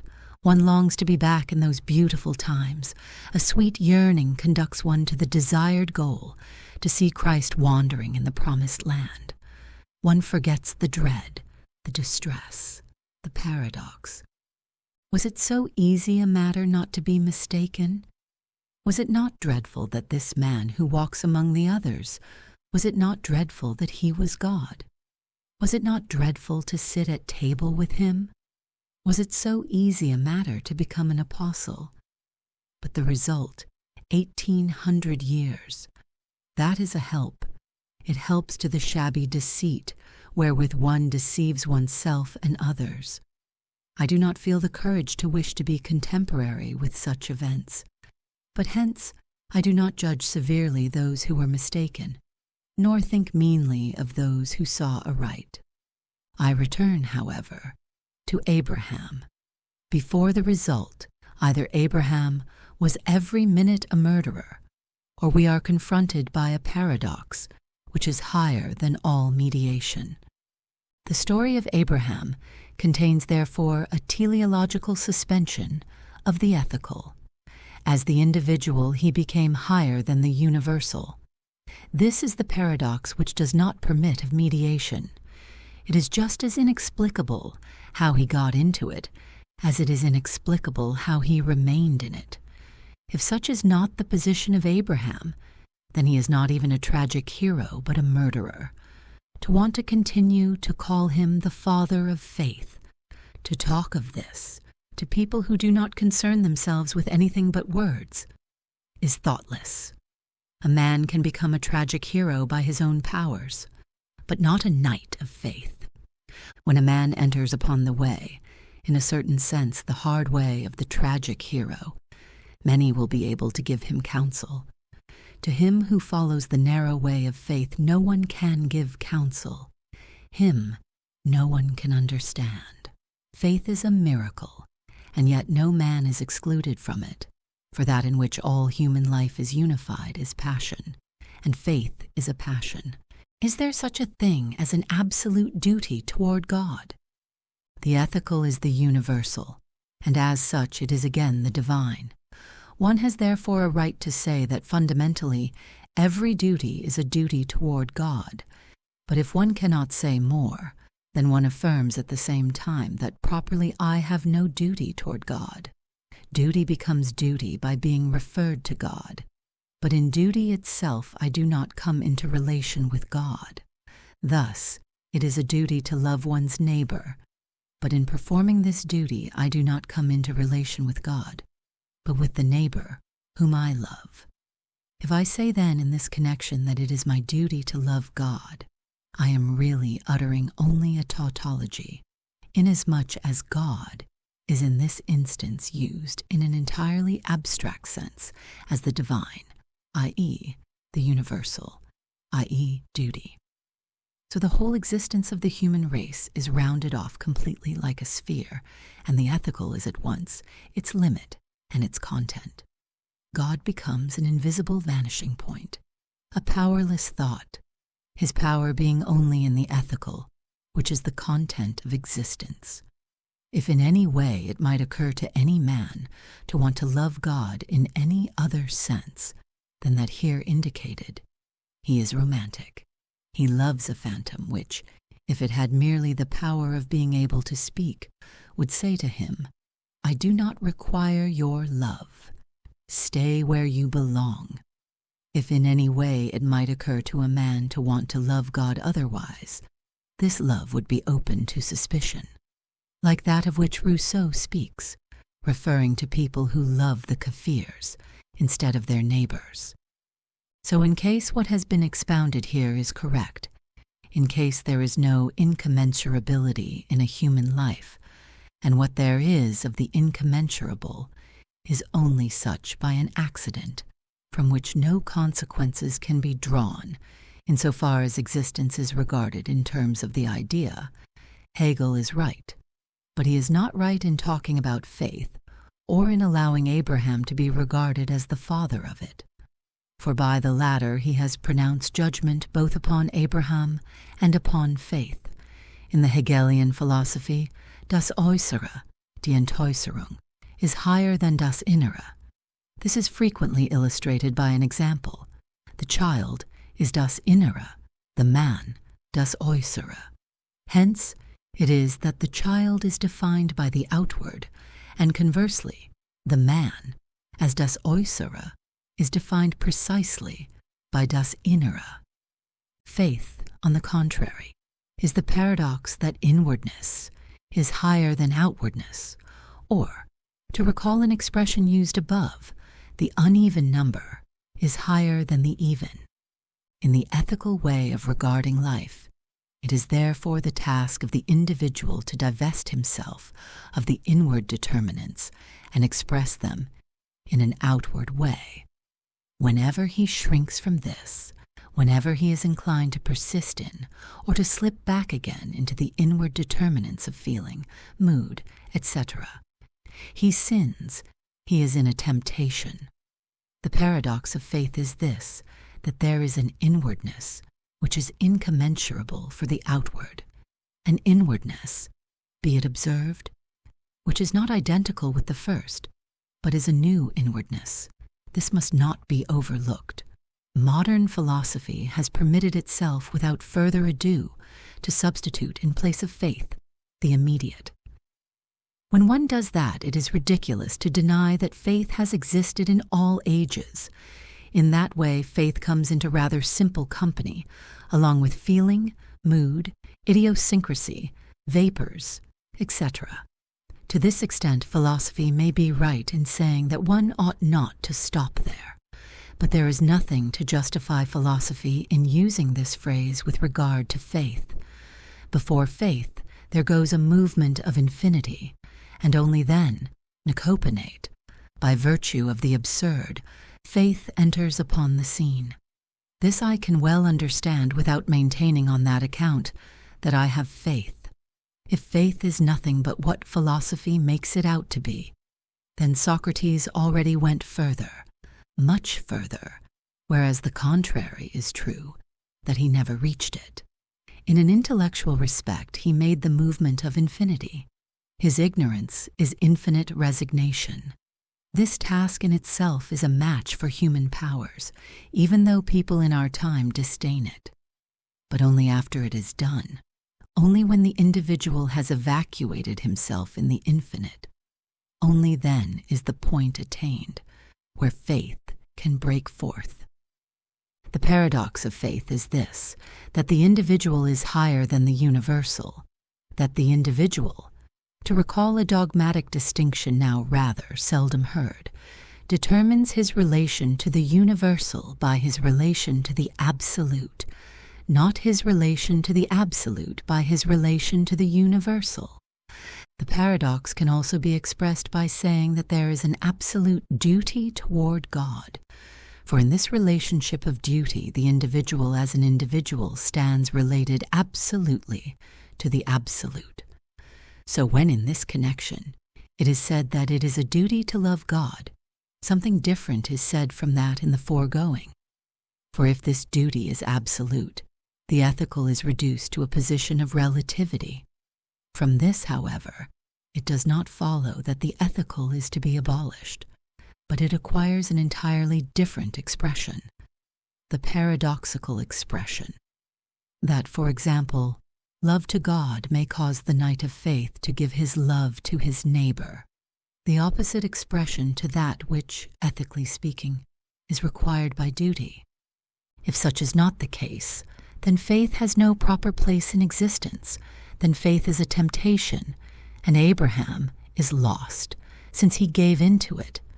This paradox does not permit of mediation, for it is founded precisely upon the fact that the individual is only the individual. As soon as this individual, who is aware of a direct command from God, wishes to express his absolute duty in terms of the universal, i.e. the ethical, and is sure of his duty in that, i.e. the universal or ethical precept, he recognizes that he is in temptation, i.e. a trial of faith. And if in fact he resists the direct indication of God's will, he ends by not fulfilling the absolute duty so called, i.e. what here has been called the absolute duty. And if he doesn't do this, doesn't put up a resistance to the direct intimation of God's will, he sins, even though realiter his deed, or that which it was his absolute duty to do. So what should Abraham do? If he would say to another person, Isaac, I love more dearly than everything in the world, and hence it is so hard for me to sacrifice him, then surely the other would have shaken his head and said, why will you sacrifice him then? Or if the other had been a sly fellow, he surely would have seen through Abraham and perceived that he was making a show of feelings which were in strident contradiction to his act. In the story of Abraham, we find such a paradox. His relation to Isaac, ethically expressed, is this, that the father should love the son. This ethical relation is reduced to a relative position in contrast with the absolute relation to God. To the question, why? Abraham has no answer except that it is a trial, a temptation, Fristel's terms, which, as was remarked above, express the unity of the 2 points of view, that it is for God's sake and for his own sake. In common usage, these 2 ways of regarding the matter are mutually exclusive. Thus, when we see a man do something which does not comport with the universal, we say that he scarcely can be doing it for God's sake, and by that we imply that he does it for his own sake. The paradox of faith has lost the intermediate term, i.e., the universal. On the one side, it has the expression for the extremist egoism, doing the dreadful thing it does for one's own sake. On the other side, the expression for the most absolute self-sacrifice, doing it for God's sake. Faith itself cannot be mediated into the universal, for it would thereby be destroyed. Faith is this paradox, and the individual absolutely cannot make himself intelligible to anybody. People imagine maybe that the individual can make himself intelligible to another individual in the same case.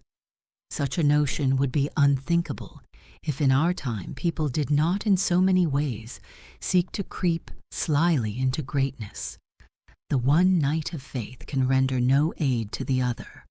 Either the individual becomes a knight of faith by assuming the burden of the paradox, or he never becomes one. In these regions, partnership is unthinkable.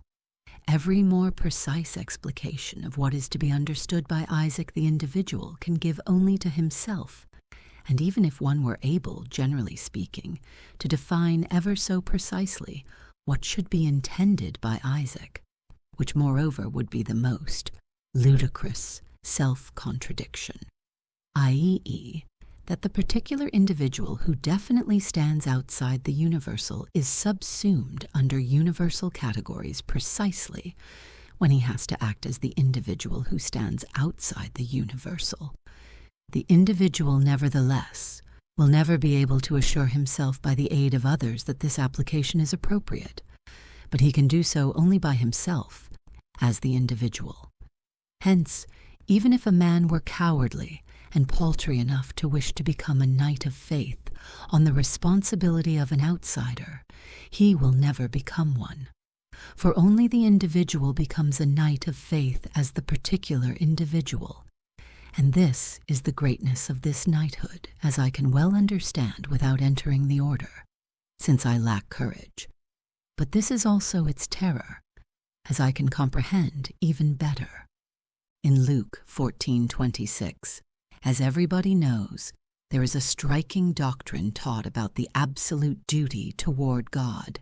If any man cometh unto me, and hateth not his own father and mother and wife and children and brethren and sisters, yea, and his own life also, he cannot be my disciple. This is a hard saying. Who can bear to hear it? For this reason, it is heard very seldom. This silence, however, is only an evasion, which is of no avail. Nevertheless, the student of theology learns to know that these words occur in the New Testament, and in one or another exegetical aid, he finds the explanation that mesein in this passage, and a few others is used in the sense of mesein, signifying minus deligo, post habeo, non colo, nihili facio. However, the context in which these words occur does not seem to strengthen this tasteful explanation. In the verse immediately following there is a story about a man who desired to build a tower, but first sat down to calculate whether he was capable of doing it, lest people might laugh at him afterwards. The close connection of this story with the verse here cited seems precisely to indicate that the words are to be taken in as terrible a sense as possible, to the end that everyone may examine himself as to whether he is able to erect the building. In case this pious and kindly exegete, who by abating the price thought he could smuggle Christianity into the world, were fortunate enough to convince a man that grammatically, linguistically, and kat analogian, analogically, this was the meaning of that passage, it is to be hoped that the same moment he will be fortunate enough to convince the same man that Christianity is one of the most pitiable things in the world, for the doctrine which in one of its most lyrical outbursts, where the consciousness of its eternal validity swells in it most strongly, has nothing else to say but a noisy word which means nothing but only signifies that one is to be less kindly, less attentive, more indifferent. The doctrine which at the moment when it makes as if it would give utterance to the terrible ends by driveling instead of terrifying, that doctrine is not worth taking off my hat to. The words are terrible, yet I fully believe that one can understand them without implying that he who understands them has courage to do them. One must at all events be honest enough to acknowledge what stands written, and to admit that it is great, even though one has not the courage for it. He who behaves thus will not find himself excluded from having part in that beautiful story which follows, for after all it contains consolation of a sort for the man who had not courage to begin the tower. But we must be honest, and not interpret this lack of courage as humility, since it is really pride, whereas the courage of faith is the only humble courage. One can easily perceive that if there is to be any sense in this passage, it must be understood literally. God it is who requires absolute love, but he who in demanding a person's love thinks that this love should be proved also by becoming lukewarm to everything which hitherto was dear, that man is not only an egoist but stupid as well, and he who would demand such love signs at the same moment his own death warrant, supposing that his life was bound up with this coveted love. Thus a husband demands that his wife shall leave father and mother, but if he were to regard it as a proof of her extraordinary love for him, that she for his sake became an indolent, lukewarm daughter, etc., then he is the stupidest of the stupid. If he had any notion of what love is, he would wish to discover that as daughter and sister she was perfect in love, and would see therein the proof that she would love him more than anyone else in the realm. What therefore in the case of a man one would regard as a sign of egoism and stupidity, that one is to regard by the help of an exegete as a worthy conception of the deity. But how hate them? I will not recall here the human distinction between loving and hating not, because I have much to object to in it, for after all it is passionate, but because it is egoistic and is not in place here. However, if I regard the problem as a paradox, then I understand it. That is, I understand it in such a way as one can understand a paradox. The absolute duty may cause one to do what ethics would forbid, but by no means can it cause the knight of faith to cease to love. This is shown by Abraham. The instant he is ready to sacrifice Isaac, the ethical expression for what he does is this: he hates Isaac. But if he really hates Isaac, he can be sure that God does not require this. For Cain and Abraham are not identical. Isaac he must love with his whole soul. When God requires Isaac, he must love him, if possible, even more dearly, and only on this condition can he sacrifice him. For in fact it is this love for Isaac which, by its paradoxical opposition to his love for God, makes his act a sacrifice. But the distress and dread in this paradox is that, humanly speaking, he is entirely unable to make himself intelligible. Only at the moment when his act is in absolute contradiction to his feeling is his act a sacrifice. But the reality of his act is the factor by which he belongs to the universal, and in that aspect he is and remains a murderer. Moreover, the passage in Luke must be understood in such a way as to make it clearly evident that the knight of faith has no higher expression of the universal, aiusa the ethical, by which he can save himself. Thus, for example, if we suppose that the Church requires such a sacrifice of one of its members, we have in this case only a tragic hero, for the idea of the Church is not qualitatively different from that of the state, insofar as the individual comes into it by a simple mediation, and insofar as the individual comes into the paradox, he does not reach the idea of the Church. He does not come out of the paradox, but in it he must find either his blessedness or his perdition. Such an ecclesiastical hero expresses in his act the universal, and there will be no one in the Church, not even his father and mother, etc., who fails to understand him. On the other hand, he is not a knight of faith, and he has also a different answer from that of Abraham. He does not say that it is a trial or a temptation in which he is tested. People commonly refrain from quoting such a text as this in Luke. They are afraid of giving men a free rein, are afraid that the worst will happen as soon as the individual takes it into his head to comport himself as the individual. Moreover, they think that to exist as the individual is the easiest thing of all, and that therefore people have to be compelled to become the universal. I cannot share either this fear or this opinion, and both for the same reason. He who has learned that to exist as the individual is the most terrible thing of all will not be fearful of saying that it is great, but then too he will say this in such a way that his words will scarcely be a snare for the bewildered man, but rather will help him into the universal, even though his words do to some extent make room for the great.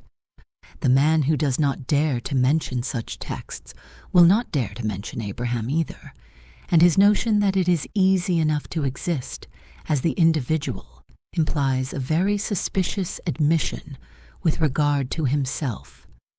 For he who has a real respect for himself and concern for his soul is convinced that the man who lives under his own supervision, alone in the whole world, lives more strictly and more secluded than a maiden in her lady's bower, that there may be some who need compulsion, some who, if they were free-footed, would riot in selfish pleasures like unruly beasts, is doubtless true, but a man must prove precisely that he is not of this number by the fact that he knows how to speak with dread and trembling, and out of reverence for the Great One is bound to speak, lest it be forgotten for fear of the ill effect, which surely will fail to eventuate when a man talks in such a way that one knows it for the great, knows its terror, and apart from the terror, one does not know the great at all. Let us consider a little more closely the distress and dread in the paradox of faith. The tragic hero renounces himself in order to express the universal. The knight of faith renounces the universal in order to become the individual. As has been said, everything depends upon how one is placed. He who believes that it is easy enough to be the individual can always be sure that he is not a knight of faith. For vagabonds and roving geniuses are not men of faith. The knight of faith knows, on the other hand, that it is glorious to belong to the universal. He knows that it is beautiful and salutary to be the individual who translates himself into the universal, who edits, as it were, a pure and elegant edition of himself, as free from errors as possible, and which everyone can read. He knows that it is refreshing to become intelligible to oneself in the universal, so that he understands it, and so that every individual who understands him understands through him in turn the universal, and both rejoice in the security of the universal. He knows that it is beautiful to be born as the individual who has the universal as his home, his friendly abiding place, which at once welcomes him with open arms when he would tarry in it. But he knows also that higher than this there winds a solitary path, narrow and steep. He knows that it is terrible to be born outside the universal, to walk without meeting a single traveler. He knows very well where he is and how he is related to men. Humanly speaking, he is crazy and cannot make himself intelligible to anyone. And yet it is the mildest expression to say that he is crazy. If he is not supposed to be that, then he is a hypocrite, and the higher he climbs on this path, the more dreadful a hypocrite he is. The knight of faith knows that to give up oneself for the universal inspires enthusiasm, and that it requires courage. But he also knows that security is to be found in this, precisely because it is for the universal. He knows that it is glorious to be understood by every noble mind, so glorious that the beholder is ennobled by it, and he feels as if he were bound. He could wish it were this task that had been allotted to him. Thus Abraham could surely have wished now and then that the task were to love Isaac as becomes a father, in a way intelligible to all, memorable throughout all ages. He could wish that the task were to sacrifice Isaac for the universal, that he might incite the fathers to illustrious deeds, and he is almost terrified by the thought that for him such wishes are only temptations and must be dealt with as such, for he knows that it is a solitary path he treads, and that he accomplishes nothing for the universal, but only himself is tried and examined. Or what did Abraham accomplish for the universal? Let me speak humanly about it, quite humanly. He spent 70 years in getting a son of his old age. What other men get quickly enough and enjoy for a long time, he spent 70 years in accomplishing. And why? Because he was tried and put to the test. Is not that crazy? But Abraham believed, and Sarah wavered and got him to take Hagar as a concubine, but therefore he also had to drive her away. He gets Isaac, then he has to be tried again. He knew that it is glorious to express the universal, glorious to live with Isaac. But this is not the task. He knew that it is a kingly thing to sacrifice such a son for the universal. He himself would have found repose in that, and all would have reposed in the commendation of his deed, as a vowel reposes in its consonant. But that is not the task he has tried. That Roman general who is celebrated by his name of Cunctator checked the foe by procrastination. But what a procrastinator Abraham is, in comparison with him. Yet he did not save the state. This is the content of 130 years. Who can bear it? Would not his contemporary age, if we can speak of such a thing, have said of him, "Abraham is eternally procrastinating. Finally, he gets a son. That took long enough. Now he wants to sacrifice him. So is he not mad?" And if at least he could explain why he wants to do it, but he always says that it is a trial. Nor could Abraham explain more, for his life is like a book placed under a divine attachment, and which never becomes publici juris. This is the terrible thing. He who does not see it can always be sure that he is no knight of faith, but he who sees it will not deny that even the most tried of tragic heroes walks with a dancing step, compared with the knight of faith, who comes slowly creeping forward. And if he has perceived this, and assured himself that he has not courage to understand it, he will at least have a presentiment of the marvelous glory this knight attains in the fact that he becomes God's intimate acquaintance, the Lord's friend, and, to speak quite humanly, that he says, "thou," to God in heaven, whereas even the tragic hero only addresses him in the third person. The tragic hero is soon ready and has soon finished the fight. He makes the infinite movement and then is secure in the universal. The knight of faith, on the other hand, is kept sleepless, for he is constantly tried, and every instant there is the possibility of being able to return repentantly to the universal, and this possibility can just as well be a temptation as the truth. He can derive evidence from no man, which it is, for with that query he is outside the paradox. So the knight of faith has first and foremost the requisite passion to concentrate upon a single factor the whole of the ethical which he transgresses, so that he can give himself the assurance that he really loves Isaac with his whole soul. If he cannot do that, he is in temptation. In the next place, he has enough passion to make this assurance available in the twinkling of an eye, and in such a way that it is as completely valid as it was in the first instance. If he is unable to do this, he can never budge from the spot, for he constantly has to begin all over again. The tragic hero also concentrated in one factor the ethical, which he teleologically surpassed, but in this respect he had support in the universal. The knight of faith has only himself alone, and this constitutes the dreadfulness of the situation. Most men live in such a way under an ethical obligation that they can let the sorrow be sufficient for the day, but they never reach this passionate concentration, this energetic consciousness. The universal may, in a certain sense, help the tragic hero to attain this, but the knight of faith is left all to himself. The hero does the deed and finds repose in the universal. The knight of faith is kept in constant tension. Agamemnon gives up Iphigenia, and thereby has found repose in the universal. Then he takes the step of sacrificing her.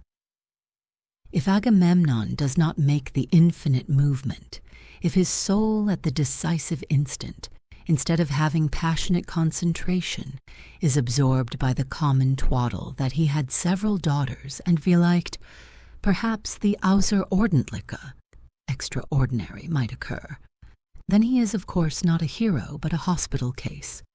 The hero's concentration Abraham also has, even though in his case it is far more difficult, since he has no support in the universal, but he makes one more movement by which he concentrates his soul upon the miracle. If Abraham did not do that, he is only an Agamemnon. If in any way it is possible to explain how he can be justified in sacrificing Isaac, when thereby no profit accrues to the universal. Whether the individual is in temptation or is a knight of faith, only the individual can decide. Nevertheless, it is possible to construct from the paradox several criteria, which he too can understand, who is not within the paradox, The true knight of faith is always absolute isolation. The false knight is sectarian. This sectarianism is an attempt to leap away from the narrow path of the paradox and become a tragic hero at a cheap price. The tragic hero expresses the universal and sacrifices himself for it. The sectarian Punchinello, instead of that, has a private theater. I beui, several good friends and comrades, who represent the universal just about as well as the beetles in the golden snuff box represent justice. The knight of faith, on the contrary, is the paradox, is the individual, absolutely nothing but the individual, without connections or pretensions. This is the terrible thing which the sectarian mannequin cannot endure. For instead of learning from this terror that he is not capable of performing the great deed, and then plainly admitting it, an act which I cannot but approve, because it is what I do, the mannequin thinks that by uniting with several other mannequins, he will be able to do it. But that is quite out of the question. In the world of spirit, no swindling is tolerated. A dozen sectaries join arms with one another. They know nothing whatever of the lonely temptations which await the knight of faith, and which he dares not shun precisely, because it would be still more dreadful if he were to press forward presumptuously. The sectaries deafen one another by their noise and racket, hold the dread off by their shrieks, and such a hallooing company of sportsmen think they are storming heaven, and think they are on the same path as the kite of faith, who in the solitude of the universe never hears any human voice, but walks alone with his dreadful responsibility. The knight of faith is obliged to rely upon himself alone. He feels the pain of not being able to make himself intelligible to others, but he feels no vain desire to guide others.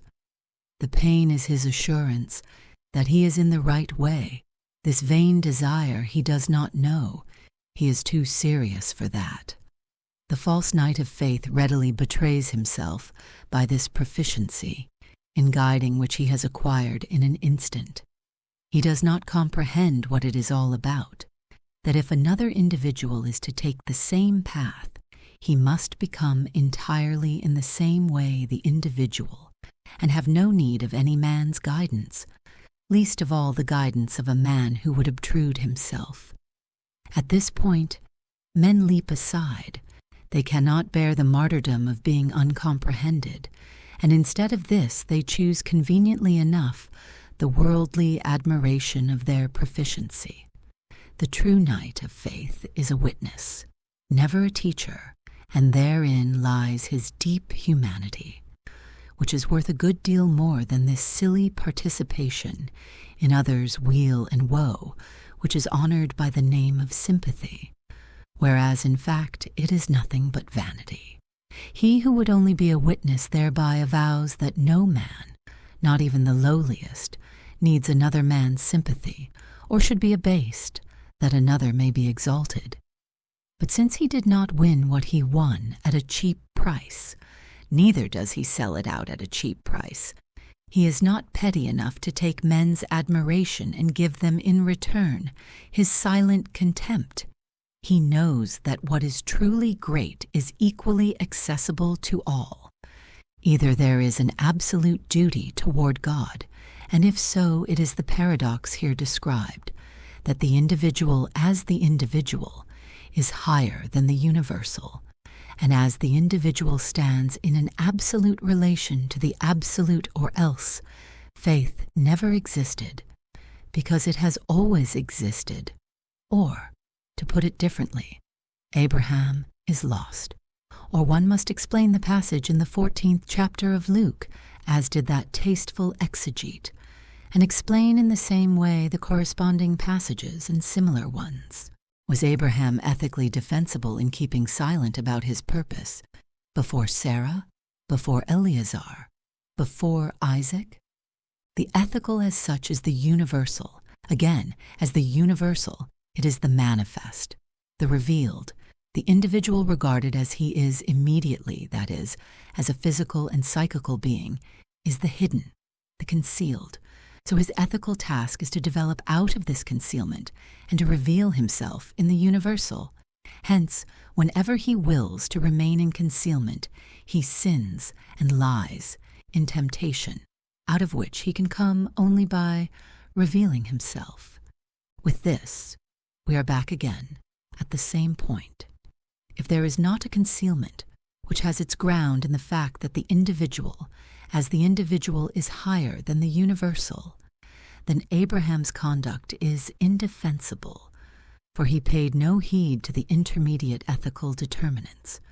If, on the other hand, there is such a concealment, we are in the presence of the paradox which cannot be mediated, inasmuch as it rests upon the consideration that the individual as the individual is higher than the universal, but it is the universal precisely which is mediation. The Hegelian philosophy holds that there is no justified concealment, no justified incommensurability. So it is self-consistent when it requires revelation, but it is not warranted in regarding Abraham as the father of faith, and in talking about faith. For faith is not the first immediacy, but a subsequent immediacy. The first immediacy is the aesthetical, and about this the Hegelian philosophy may be in the right. But faith is not the aesthetical, or else faith has never existed because it has always existed. It will be best to regard the whole matter from a purely aesthetical point of view, and with that intent to embark upon an aesthetic deliberation, to which I beg the reader to abandon himself completely for the moment, while I, to contribute my share, will modify my presentation in conformity with the subject. The category I would consider a little more closely is the interesting, a category which, especially in our age, precisely because our age lives in discrimin rerum, at a turning point in history, has acquired great importance, for it is properly the category of the turning point. Therefore we, after having loved this category pro-virally, with all our power, should not scorn it as some do because we have outgrown it, but neither should we be too greedy to attain it, for certain it is that to be interesting or to have an interesting life is not a task for industrial art, but a fateful privilege, which, like every privilege in the world of spirit, is bought only by deep pain.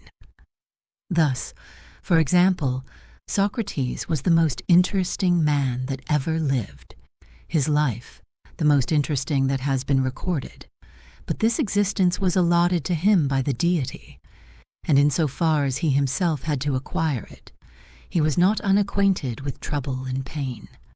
To take such a life in vain does not beseem a man who takes life seriously, and yet it is not rare to see in our age examples of such an endeavor. Moreover, the interesting is a border category, a boundary between aesthetics and ethics. For this reason, our deliberation must constantly glance over into the field of ethics, while in order to be able to acquire significance, it must grasp the problem with aesthetic intensity and concupiscence. With such matters, ethics seldom deals in our age. The reason is supposed to be that there is no appropriate place for it in the system. Then surely one might do it in a monograph, and moreover, if one would not do it prolixly, one might do it briefly, and yet attain the same end if, that is to say, a man has the predicate in his power. For one or two predicates can betray a whole world. Might there not be some place in the system for a little word, like the predicate? In his immortal Poetics, chapter 11, Aristotle says, Duo men untu mucu, merperi taut esti, peripeteia kai anagnvrisiv. I am, of course, concerned here only with the second factor, anagnvrisiv, recognition. Where there can be question of a recognition, there is implied eo ipso, a previous concealment. So just as recognition is the relieving, the relaxing factor in the dramatic life, so is concealment the factor of tension. What Aristotle has to say in the same chapter about the merits of tragedy, which are variously appraised in proportion as peripeteia and anagnvorisiv impinge upon one another, and also what he says about the individual and the double recognition, I cannot take into consideration here, although by its inwardness and quiet concentration what he says is peculiarly tempting to one who is weary of the superficial omniscience of encyclopedic scholars. A more general observation may be appropriate here. In Greek tragedy, concealment, and consequently recognition, is an epic survival grounded upon a fate in which the dramatic action disappears from view, and from which it derives its obscure and enigmatic origin. Hence it is that the effect produced by a Greek tragedy is like the impression of a marble statue which lacks the power of the eye. Greek tragedy is blind, hence a certain abstraction is necessary in order to appreciate it properly.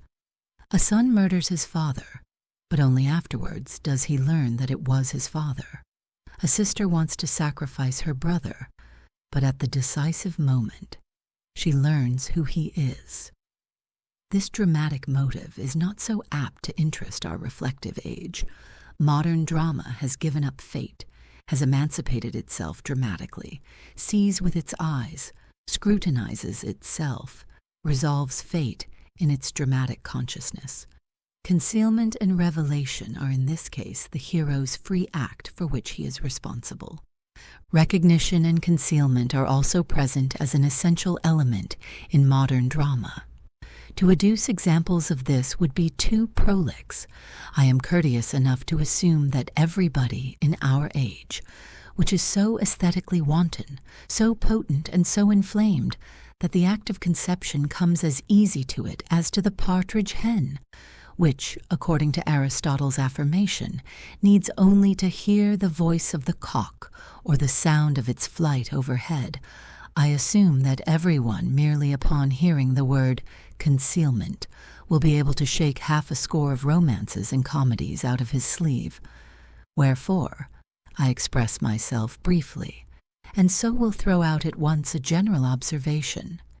In case one who plays hide-and-seek, and thereby introduces into the play the dramatic ferment, hides something nonsensical, we get a comedy. If, on the other hand, he stands in relation to the idea, he may come near being a tragic hero. I give here merely an example of the comic. A man rouges his face and wears a periwig. The same man is eager to try his fortune with the fair sex. He is perfectly sure of conquering by the aid of the rouge and the periwig, which make him absolutely irresistible. He captures a girl and is at the acme of happiness. Now comes the gist of the matter. If he is able to admit this embellishment, he does not lose all of his infatuating power. When he reveals himself as a plain, ordinary man, and bald at that, he does not thereby lose the loved one. Concealment is his free act, for which aesthetics also holds him responsible. This science is no friend of bald hypocrites. It abandons him to the mercy of laughter. This must suffice as a mere hint of what I mean. The comical cannot be a subject of interest for this investigation. It is incumbent upon me to examine dialectically the part played by concealment in aesthetics and ethics, for the point is to show the absolute difference between the aesthetic concealment and the paradox. A couple of examples. A girl is secretly in love with a man, although they have not definitely avowed their love to one another. Her parents compel her to marry another. There may be, moreover, a consideration of filial piety which determines her. She obeys her parents. She conceals her love, so as not to make the other unhappy, and no one will ever know what she suffers. A young man is able by a single word to get possession of the object of his longings and his restless dreams. This little word, however, will compromise, yea, perhaps, who knows, bring to ruin a whole family. He resolves magnanimously to remain in his concealment. The girl shall never get to know it. so that she may perhaps become happy by giving her hand to another. What a pity that these two persons, both of whom were concealed from their respective beloveds, were also concealed from one another. Otherwise a remarkable higher unity might have been brought about. Their concealment is a free act, for which they are responsible also to aesthetics. Aesthetics, however, is a courteous and sentimental science which knows of more expedients than a pawnbroker. So what does it do? It makes everything possible for the lovers. By the help of a chance, the partners to the projected marriage get a hint of the magnanimous resolution of the other part. It comes to an explanation. They get one another, and at the same time attain rank with real heroes. For in spite of the fact that they did not even get time to sleep over their resolution, aesthetics treats them nevertheless as if they had courageously fought for their resolution during many years. For aesthetics does not trouble itself greatly about time. Whether in jest or seriousness, time flies equally fast for it. But ethics knows nothing about that chance or about that sentimentality, nor has it so speedy a concept of time. Thereby the matter receives a different aspect. It is no good arguing with ethics, for it has pure categories. It does not appeal to experience, which of all ludicrous things is the most ludicrous, and which so far from making a man wise, rather makes him mad if he knows nothing higher than this. Ethics has in its possession no chance, and so matters do not come to an explanation. It does not jest with dignities. It lays a prodigious responsibility upon the shoulders of the puny hero.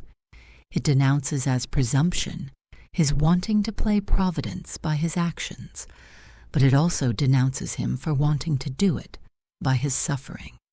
It bids a man believe in reality and have courage to fight against all the afflictions of reality, and still more against the bloodless sufferings he has assumed on his own responsibility. It warns against believing the calculations of the understanding, which are more perfidious than the oracles of ancient times. It warns agtunst every untimely magnanimity.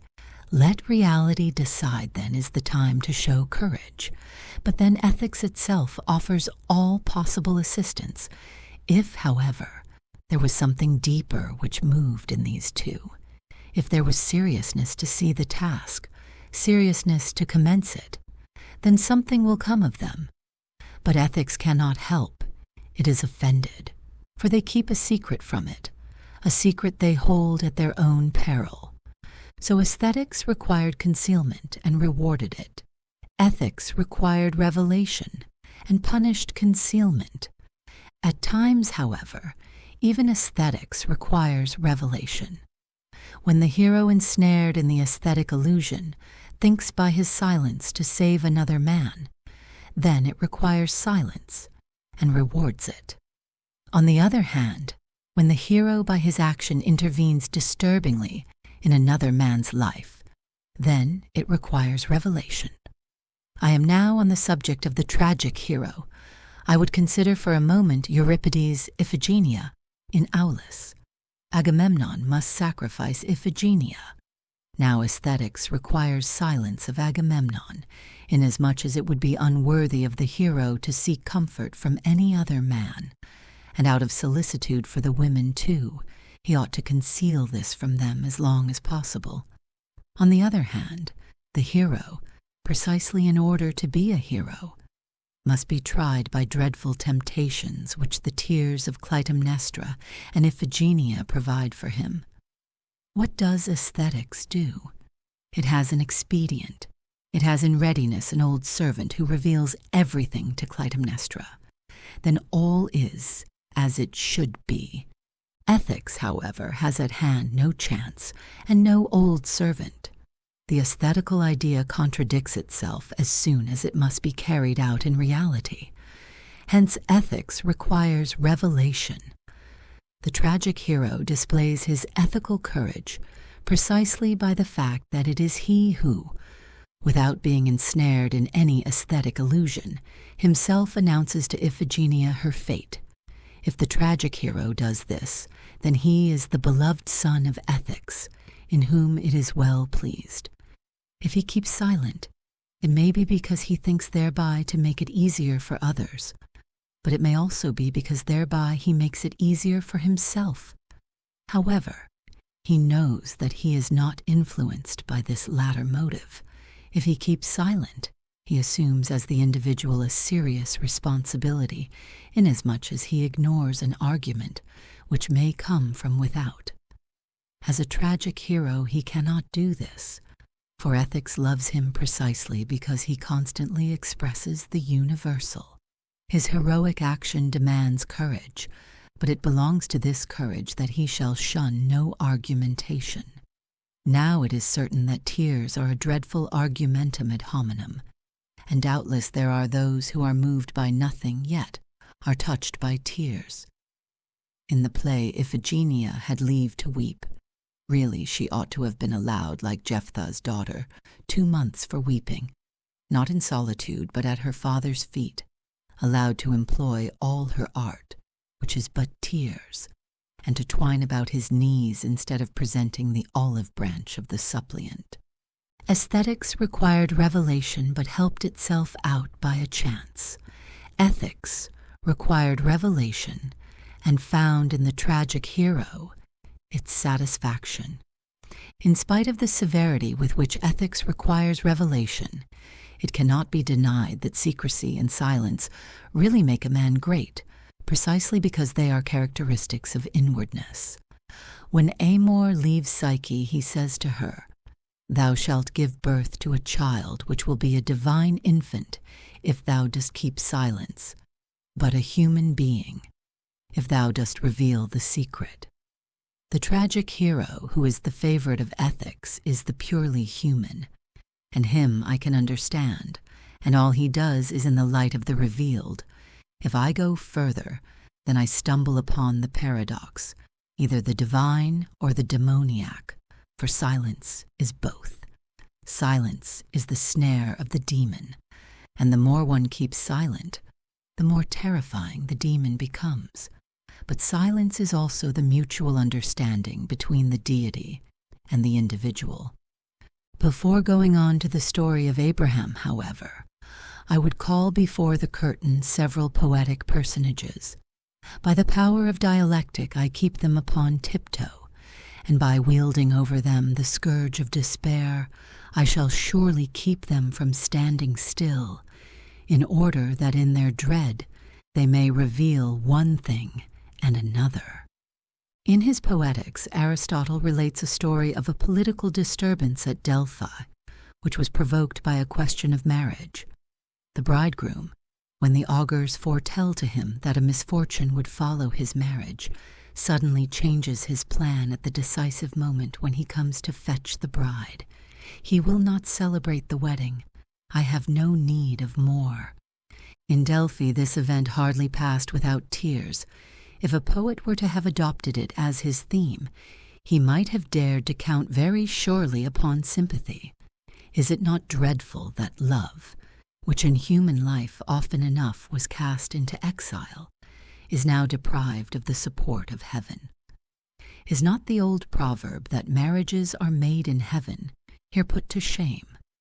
Usually, it is all the afflictions and difficulties of the finite which like evil spirits separate the lovers, but love has heaven on its side, and therefore this holy alliance overcomes all enemies. In this case, it is heaven itself which separates what heaven itself has joined together.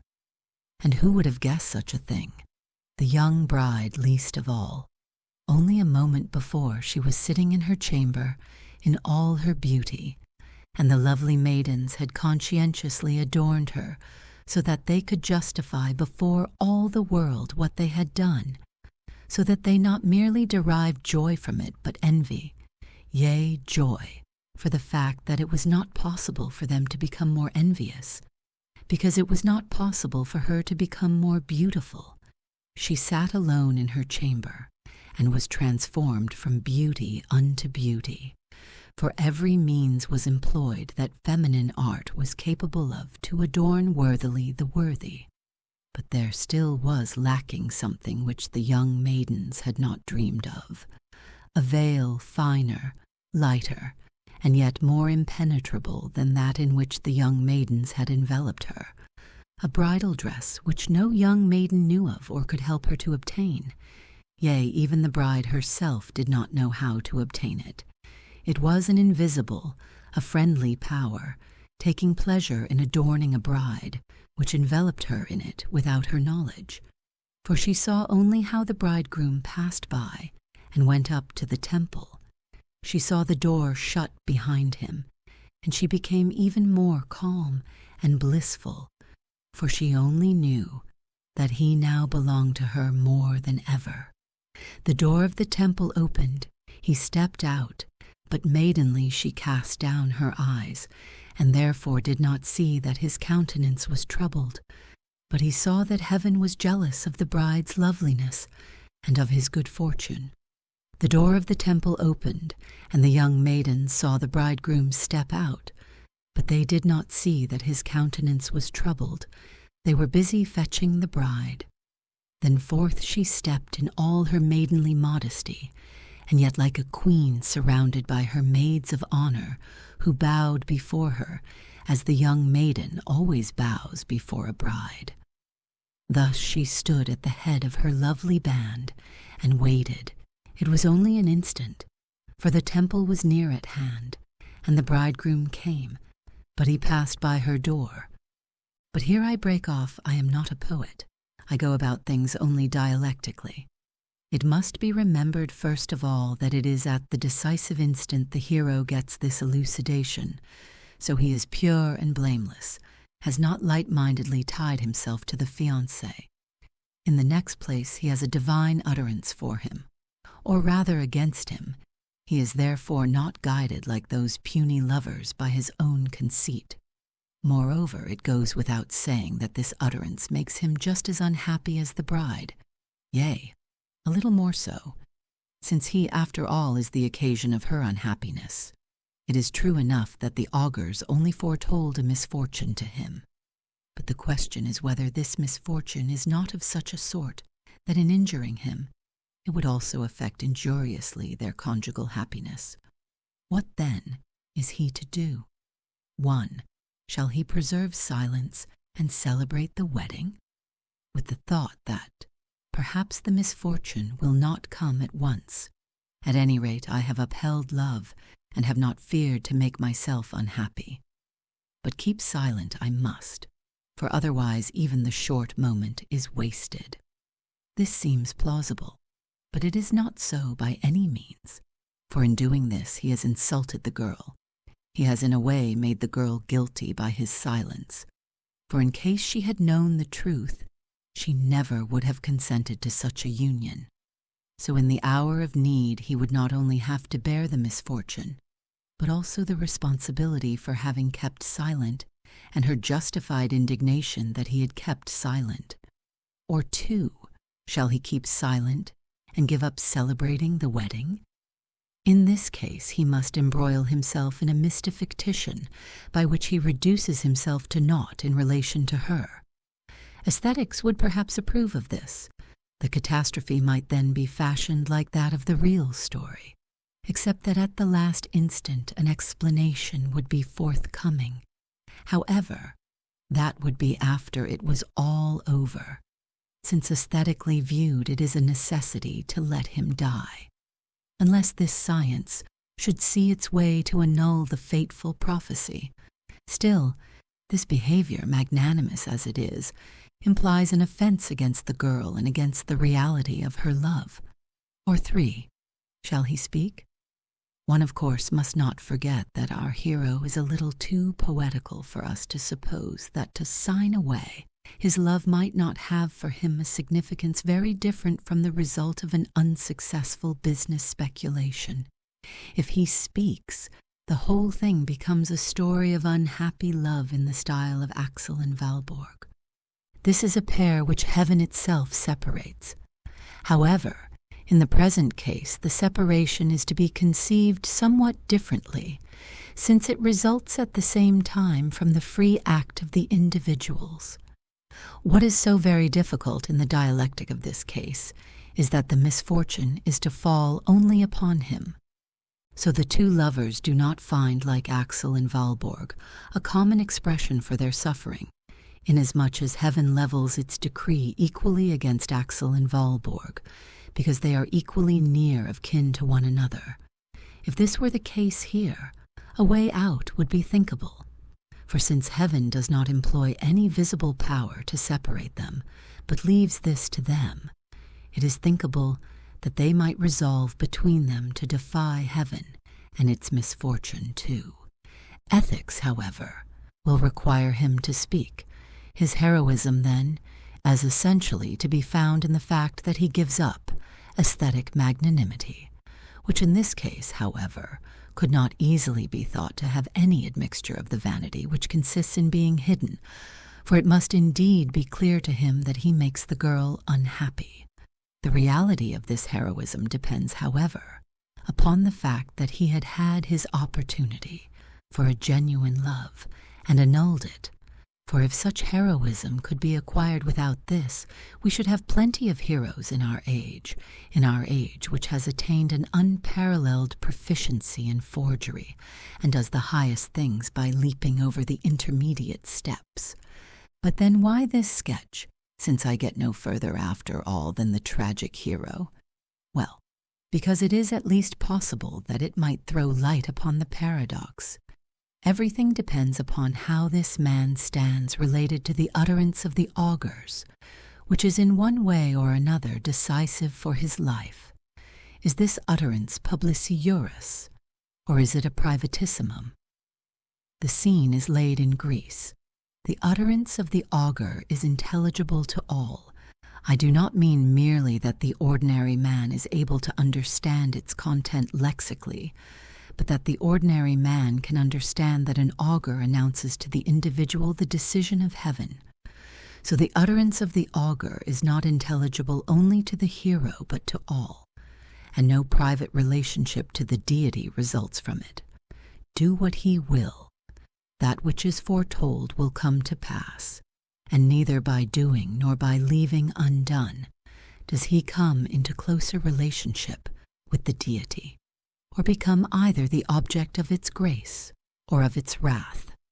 The result foretold is a thing which any ordinary man will be just as well able as the hero to understand, and there is no secret writing which is legible to the hero only. Inasmuch as he would speak, he can do so perfectly well, for he is able to make himself intelligible. Inasmuch as he would keep silent, it is because by virtue of being the individual he would be higher than the universal, would delude himself with all sorts of fantastic notions about how she will soon forget the sorrow, etc. On the other hand, in case the will of heaven had not been announced to him by an augur, in case it had come to his knowledge in an entirely private way, in case it had put itself into an entirely private relationship with him, then we encounter the paradox, supposing there is such a thing, for my reflection takes the form of a dilemma. Then he could not speak however much he might wish to. He did not then enjoy himself in the silence, but suffered pain. But this precisely was to him the assurance that he was justified. So the reason for his silence is not that he as the individual would place himself in an absolute relation to the universal, but that he as the individual was placed in an absolute relation to the absolute. In this, then, he would also be able to find repose, as well as I am able to figure it to myself, whereas his magnanimous silence would constantly have been disquieted by the requirements of the ethical. It is very much to be desired that aesthetics would for once essay to begin at the point where for so many years it has ended, with the illusory magnanimity. Once it were to do this, it would work directly in the interest of the religious, For religion is the only power which can deliver the aesthetical out of its conflict with the ethical. Queen Elizabeth sacrificed to the state her love for Essex by signing his death warrant. This was a heroic act, even if there was involved a little personal grievance for the fact that he had not sent her the ring. He had in fact sent it, as we know, but it was kept back by the malice of a lady of the court. Elizabeth received intelligence of this, so it is related ne faller. Thereupon she sat for 10 days with one finger in her mouth and bit it without saying a word, and thereupon she died. This would be a theme for a poet who knew how to wrench the mouth open without this condition. It is at the most serviceable to a conductor of the ballet, with whom in our time the poet too often confuses himself. I will follow this with a sketch which involves the demoniacal. The legend of Agnes and the merman will serve my purpose. The merman is a seducer who shoots up from his hiding place in the abyss, with wild lust grasps and breaks the innocent flower which stood in all its grace on the seashore, and pensively inclined its head to listen to the howling of the ocean.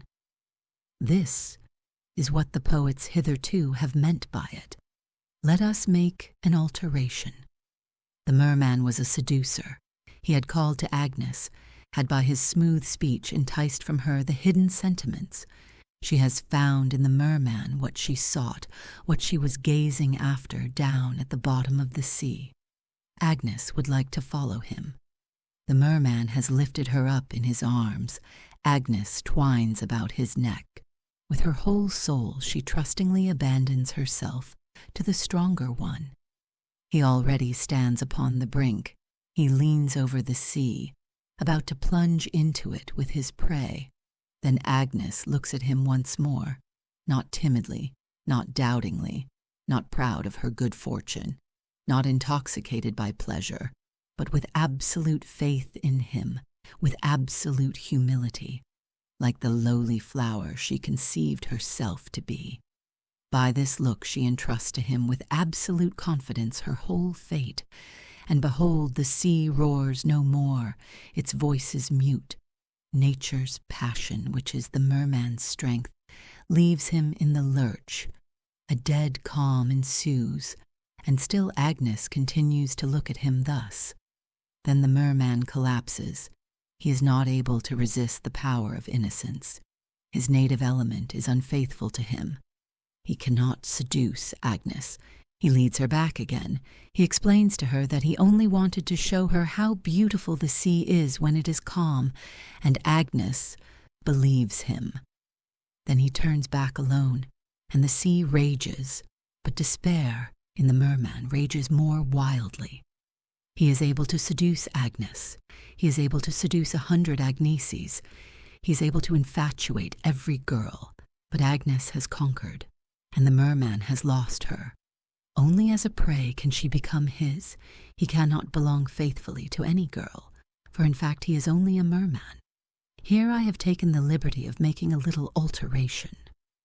In the merman, substantially, I have also altered Agnes a little, for in the legend Agnes is not entirely without fault, and generally speaking it is nonsense and coquetry, and an insult to the feminine sex to imagine a case of seduction where the girl is not the least bit to blame.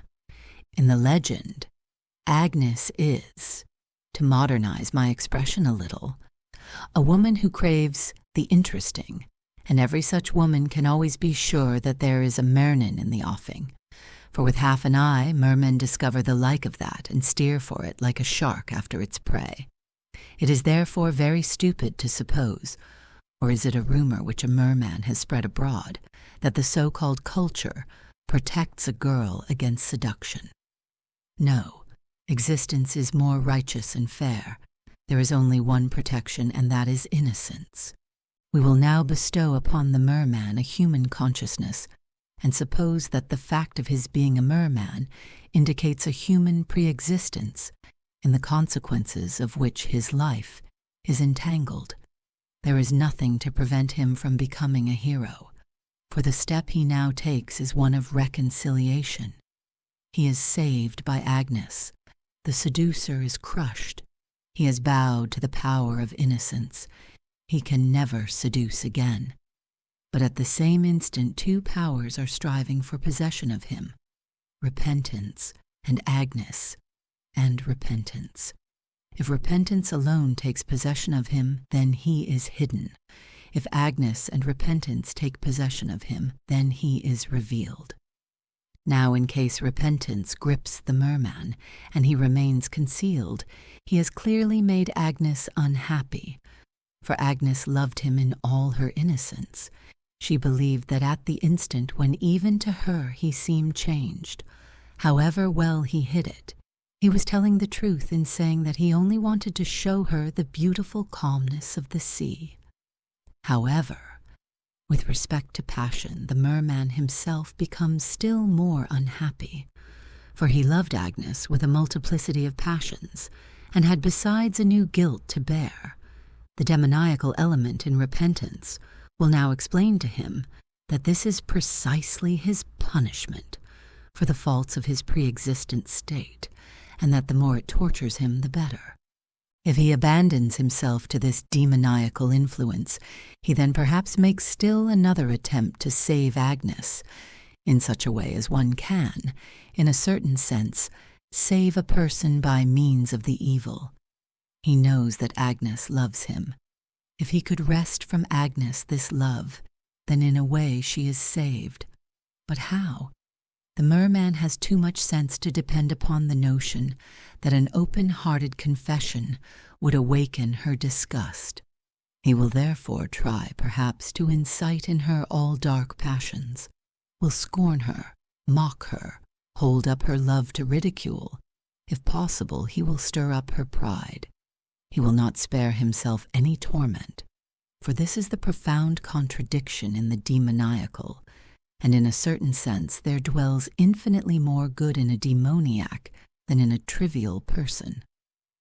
The more selfish Agnes is, the easier the deceit will prove for him, for it is only very inexperienced people who suppose that it is easy to deceive innocence.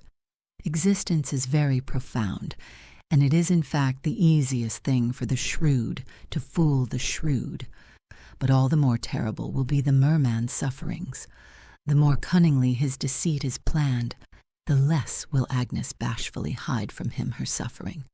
She will resort to every means, nor will they be without effect, not to shake his resolution, I mean, but to torture him. So by help of the demoniacal, the merman desires to be the individual who, as the individual, is higher than the universal.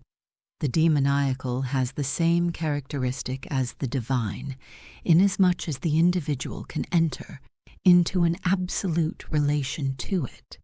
This is the analogy, the counterpart, to that paradox of which we are talking. It has therefore a certain resemblance which may deceive one. Thus, the merman has apparently the proof that his silence is justified for the fact that by it he suffers all his pain. However, there is no doubt that he can talk. He can thus become a tragic hero, to my mind a grandiose tragic hero, if he talks. Some perhaps will only understand wherein this is grandiose. He will then be able to wrest from his mind every self-deceit about his being able to make Agnes happy by his trick. He will have courage, humanly speaking, to crush Agnes. Here I would make in conclusion only one psychological observation. The more selfishly Agnes has been developed, the more dazzling will the self-deception be. Indeed, it is not inconceivable that in reality it might come to pass that a merman by his demoniac shrewdness has, humanly speaking, not only saved an Agnes, but brought something extraordinary out of her. For a demon knows how to torture powers out of even the weakest person, and in his way, he may have the best intentions toward a human being. The merman stands at the dialectical turning point. If he is delivered out of the demoniacal into repentance, there are two paths open to him. He may hold back, remain in his concealment, but not rely upon his shrewdness.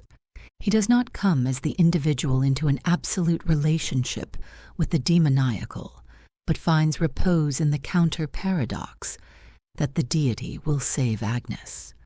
So, it is the Middle Ages would perform the movement, for according to its conception the merman is absolutely dedicated to the cloister, or else he may be saved along with Agnes.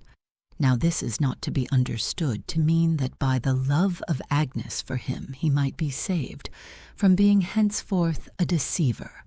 This is the aesthetic way of performing a rescue, which always goes around the main point, which is the continuity of the merman's life. For so far as that goes, he is already saved. He is saved inasmuch as he becomes revealed. Then he marries Agnes. But still he must have recourse to the paradox. For when the individual by his guilt has gone outside the universal, he can return to it only by virtue of having come as the individual into an absolute relationship with the absolute. Here I will make an observation by which I say more than was said at any point in the foregoing discussion. Sin is not the first immediacy. Sin is a later immediacy. By sin, the individual is already higher, in the direction of the demoniacal paradox, than the universal, because it is a contradiction on the part of the universal to impose itself upon a man who lacks the condition, sine qua non. If philosophy, among other vagaries, were also to have the notion that it could occur to a man to act in accordance with its teaching, one might make out of that a queer comedy. An ethics which disregards sin is a perfectly idle science, but if it asserts sin, it is eo ipso well beyond itself. Philosophy teaches that the immediate must be annulled. That is true enough, but what is not true in this is that sin is as a matter of course the immediate, for that is no more true than that faith as a matter of course is the immediate. As long as I move in these spheres, everything goes smoothly. But what is said here does not by any means explain Abraham. For it was not by sin Abraham became the individual. On the contrary, he was a righteous man. He is God's elect. So the analogy to Abraham will not appear until after the individual has been brought to the point of being able to accomplish the universal. And then the paradox repeats itself. The movements of the merman I can understand, whereas I cannot understand Abraham. For it is precisely through the paradox that the merman comes to the point of realizing the universal. For if he remains hidden and initiates himself into all the torments of repentance, then he becomes a demon, and as such is brought to naught. If he remains concealed, but does not think cunningly that being himself tormented in the bondage of repentance he could work Agnes loose, then he finds peace indeed, but is lost for this world. If he becomes revealed and allows himself to be saved by Agnes, then he is the greatest man I can picture to myself. For it is only the aesthetic writer who thinks light-mindedly that he extols the power of love by letting the lost man be loved by an innocent girl, and thereby saved. It is only the aesthetic writer who sees amiss and believes that the girl is the heroine, instead of the man being the hero. So the merman cannot belong to Agnes unless, after having made the infinite movement, the movement of repentance, he makes still one more movement by virtue of the absurd. By his own strength he can make the movement of repentance, but for that he uses up absolutely all his strength, and hence he cannot by his own strength return and grasp reality. If a man has not enough passion to make either the one movement or the other, if he loiters through life, repenting a little, and thinks that the rest will take care of itself, he has once for all renounced the effort to live in the idea, and then he can very easily reach and help others to reach the highest attainments, i.e. delude himself and others with the notion that in the world of spirit everything goes as in a well-known game of cards, where everything depends on haphazard. One can therefore divert oneself by reflecting how strange it is that precisely in our age, when everyone is able to accomplish the highest things, doubt about the immortality of the soul could be so widespread. For the man who has really made even so much as the movement of infinity is hardly a doubter. The conclusions of passion are the only reliable ones, that is, the only convincing conclusions. Fortunately, existence is in this instance more kindly and more faithful than the wise maintain, for it excludes no man, not even the lowliest. It fools no one, for in the world of spirit only he is fooled who fools himself. It is the opinion of all, and so far as I dare permit myself to pass judgment, it is also my opinion, that it is not the highest thing to enter the monastery, but for all that it is by no means my opinion that in our age, when nobody enters the monastery, everybody is greater than the deep and earnest souls who found repose in a monastery. How many are there in our age who have passion enough to think this thought and then to judge themselves honestly? This mere thought of taking time upon one's conscience, of giving it time to explore with its sleepless vigilance every secret thought, with such effect that, if even instant one does not make the movement by virtue of the highest and holiest there is in a man, one is able with dread and horror to discover, and by dread itself, if in no other way, to lure forth the obscure libido which is concealed after all in even human life. Whereas on the contrary, when one lives in society with others one so easily forgets, is led off so easily, is sustained in so many ways, gets opportunity to start afresh. This mere thought, conceived with proper respect, I would suppose, must chasten many an individual in our age which imagines it has already reached the highest attainment. But about this people concern themselves very little in our age, which has reached the highest attainment, whereas in truth no age has so fallen victim to the comic as this has, and it is incomprehensible that this age has not already by a generatio equivoca, breeding without mating, given birth to its hero, the demon who would remorselessly produce the dreadful spectacle of making the whole age laugh and making it forget that it was laughing at itself. Or what is existence for but to be laughed at if men in their 20s have already attained the utmost? And for all that, what loftier emotion has the age found since men gave up entering the monastery?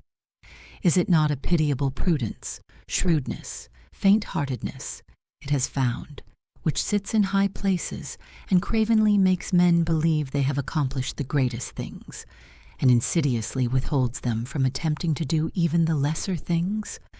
The man who has performed the cloister movement has only one movement more to make, that is, the movement of the absurd. How many in our age understand what the absurd is? How many of our contemporaries so live that they have renounced all or have gained all? How many are even so honest with themselves that they know what they can do and what they cannot? And is it not true that in so far as one finds such people, one finds them rather among the less cultured, and in part among women? The age, in a kind of clairvoyance, reveals its weak point, as a demoniac always reveals himself without understanding himself, for over and over again it is demanding the comic.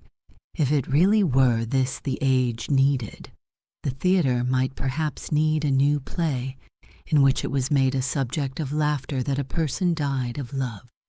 Or would it not rather be salutary for this age if such a thing were to happen among us, if the age were to witness such an occurrence, in order that for once it might acquire courage to believe in the power of spirit, courage to stop quenching cravenly the better impulses in oneself, and quenching enviously the better impulses in others, by laughter? Does the age really need a ridiculous exhibition by a religious enthusiast in order to get something to laugh at? Or does it not need rather that such an enthusiastic figure should remind it of that which has been forgotten? If one would like to have a story written on a similar theme but more touching for the fact that the passion of repentance was not awakened, one might use to this effect a tale which is narrated in the book of Tobit. The young Tobias wanted to marry Sarah, the daughter of Raguel and Edna, but a sad fatality hung over this young girl. She had been given to 7 husbands, all of whom had perished in the bride chamber. With a view to my plan, this feature is a blemish in the narrative, for almost irresistibly a comic effect is produced by the thought of 7 fruitless attempts to get married. Notwithstanding, she was very near to it, just as near as a student who 7 times failed to get his diploma. In the book of Tobit, the accent falls on a different spot. Therefore, the high figure is significant, and in a certain sense is contributory to the tragic effect, for it enhances the courage of Tobias, which was the more notable because he was the only son of his parents, Tobit, chapter 6, verse 14, and because the deterrent was so striking. So this feature must be left out. Sarah is a maiden who has never been in love, who treasures still a young maiden's bliss, her enormous first mortgage upon life, her Vollmachtbrief zum Glücke, the privilege of loving a man with her whole heart. And yet she is the most unhappy maiden, for she knows that the evil demon who loves her will kill the bridegroom the night of the wedding. I have read of many a sorrow, but I doubt if there is anywhere to be found so deep a sorrow as that which we discover in the life of this girl. However, if the misfortune comes from without, there is some consolation to be found after all. Although existence did not bring one that which might have made one happy, there is still consolation in the thought that one would have been able to receive it. But the unfathomable sorrow which time can never divert, which time can never heal, to be aware that it was of no avail, though existence were to do everything. A Greek writer conceals so infinitely much by his simple naivete when he says, Pantov gar udeis, erota effugen eifeuxetai, mekriv an kalov, kai ovkalmoi bleposin, kva longi pastoralia. There has been many a girl who became unhappy in love, but after all she became so. Sarah was so before she became so. It is hard not to find the man to whom one can surrender oneself devotedly, but it is unspeakably hard not to be able to surrender oneself. A young girl surrenders herself, and then they say, now she is no longer free. But Sarah was never free, and yet she had never surrendered herself. It is hard if a girl surrendered herself and then was cheated, but Sarah was cheated before she surrendered herself. What a world of sorrow is implied in what follows, when finally Tobias wishes to marry Sarah. What wedding ceremonies! What preparations!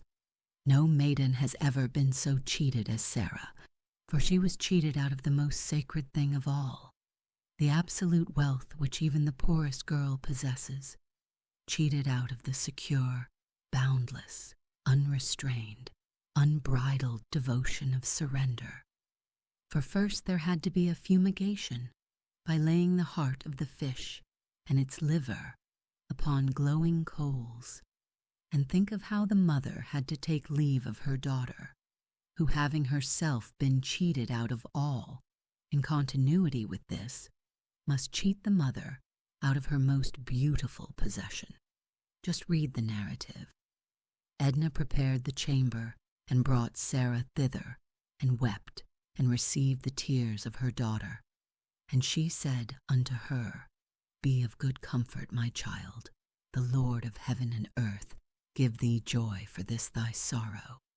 Be of good courage, my daughter. And then the moment of the nuptials, let one read it if one can for tears. But after they were both shut in together, Tobias rose up from the bed and said, Sister, arise. and let us pray that the Lord may have mercy upon us. Tobit, chapter 8, verse 4. In case a poet were to read this narrative, in case he were to make use of it, I wager 100 to 1 that he would lay all the emphasis upon the young Tobias. His heroic courage in being willing to risk his life in such evident danger, which the narrative recalls once again. For the morning after the nuptials, Raguel says to Edna, "Send one of the maidservants and let her see whether he be alive, but if not, that we may bury him, and no man know of it." Tobit, chapter 8, verse 12. This heroic courage would be the poet's theme. I take the liberty of proposing another. Tobias acted bravely, stout-heartedly, and chivalrously, but any man who has not the courage for this is a mollycoddle who does not know what love is, or what it is to be a man, or what is worth living for. He had not even comprehended the little mystery, that it is better to give than to receive, and has no inkling of the great one, that it is far more difficult to receive than to give, that is, if one has had courage to do without, and in the hour of need, did not become cowardly. No, it is Sarah that is the heroine. I desire to draw near to her as I never have drawn near to any girl, or felt tempted in thought to draw near to any girl I have read about. For what love to God it requires to be willing to let oneself be healed, when from the beginning one has been thus bungled without one's fault, from the beginning has been an abortive specimen of humanity. What ethical maturity was required for assuming the responsibility of allowing the loved one to do such a daring deed? What humility before the face of another person? What faith in God to believe that the next instant she would not hate the husband to whom she owed everything? Let Sarah be a man, and with that the demoniacal is close at hand.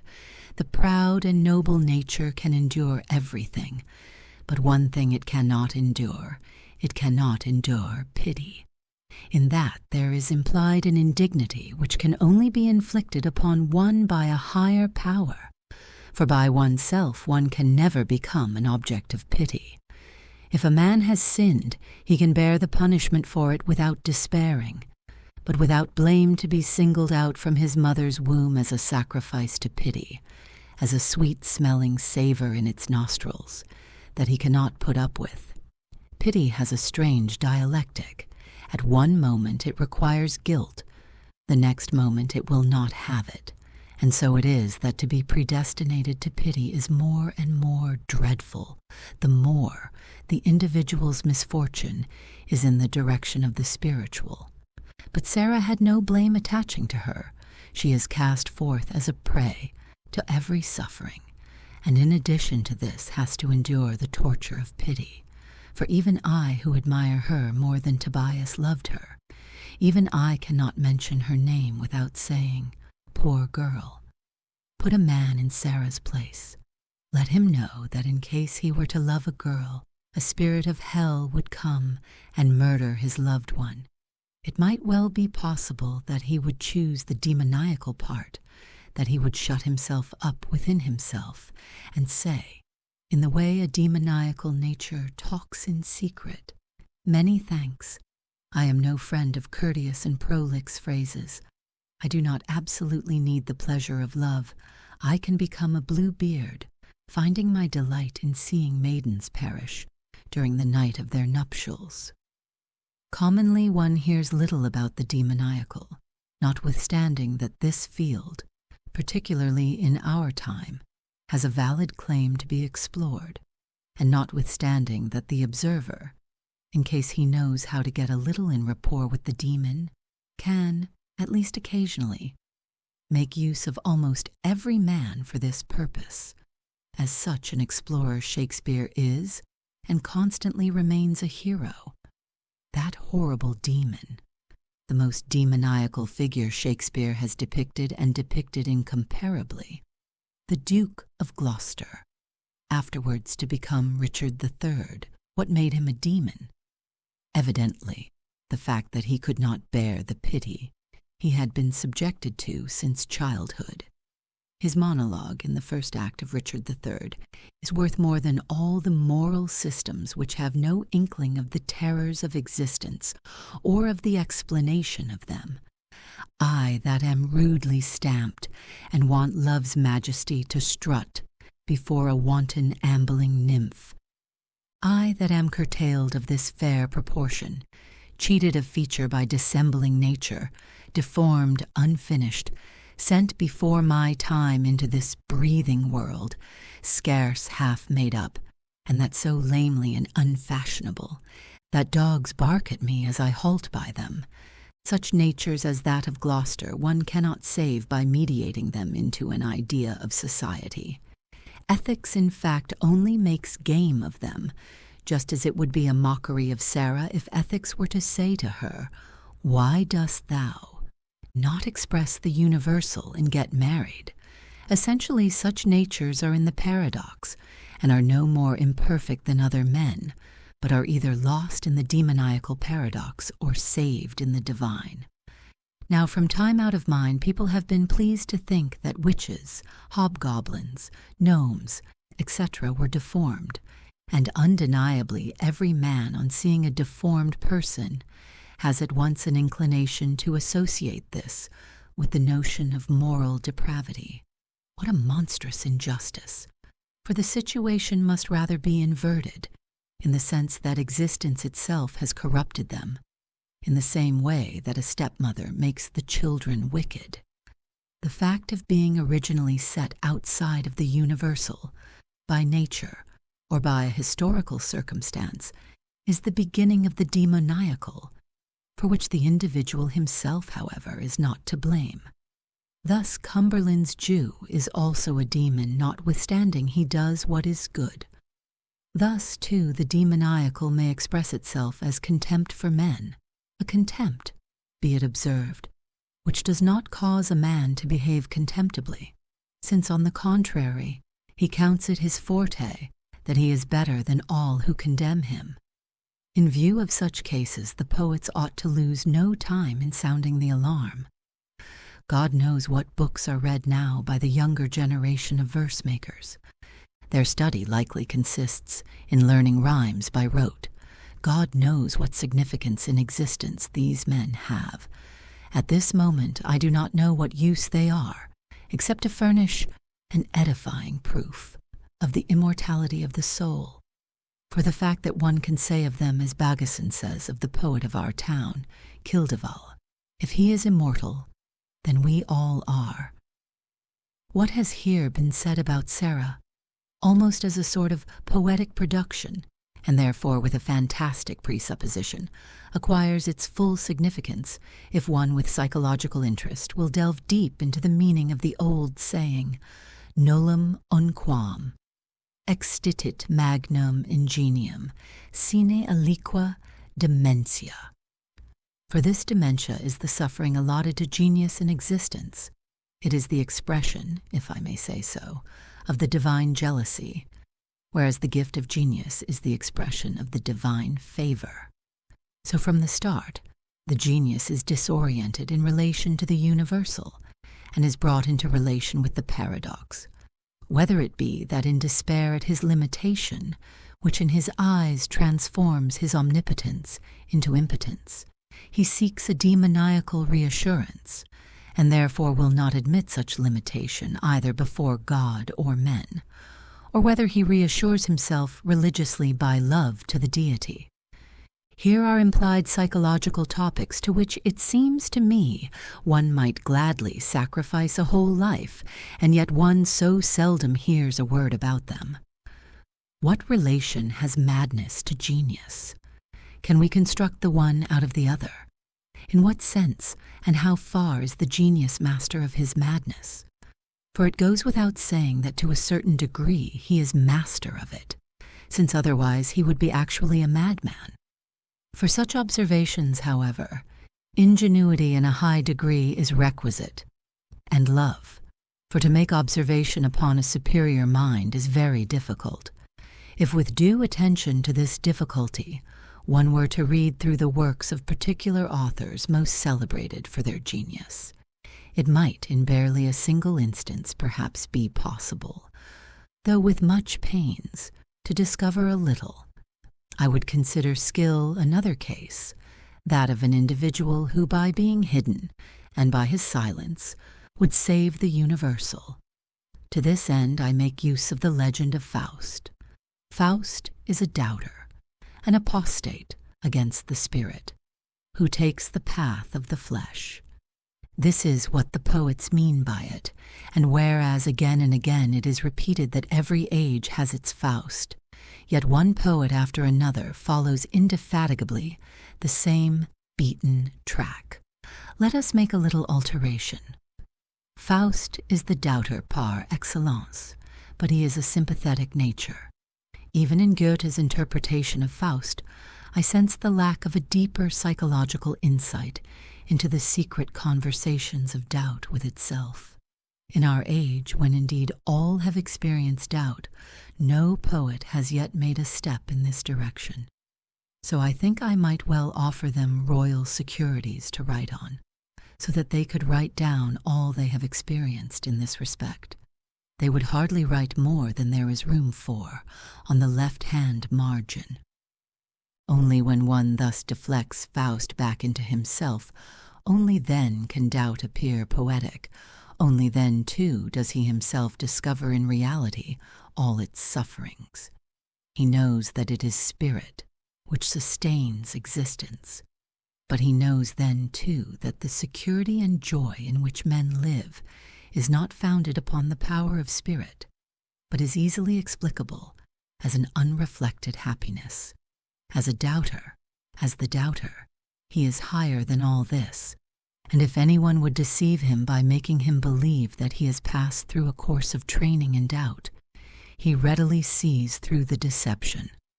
For the man who has made a movement in the world of spirit, hence an infinite movement, can at once hear through the spoken word whether it is a tried and experienced man who is speaking or a Munchausen, what a Tamburlaine is able to accomplish by means of his Huns, that Faust is able to accomplish by means of his doubt, to frighten men up in dismay, to cause existence to quake beneath their feet, to disperse men abroad, to cause the shriek of dread to be heard on all sides. And if he does it, he is nevertheless no Tamburlaine. He is in a certain sense warranted, and has the warranty of thought. But Faust is a sympathetic nature. He loves existence.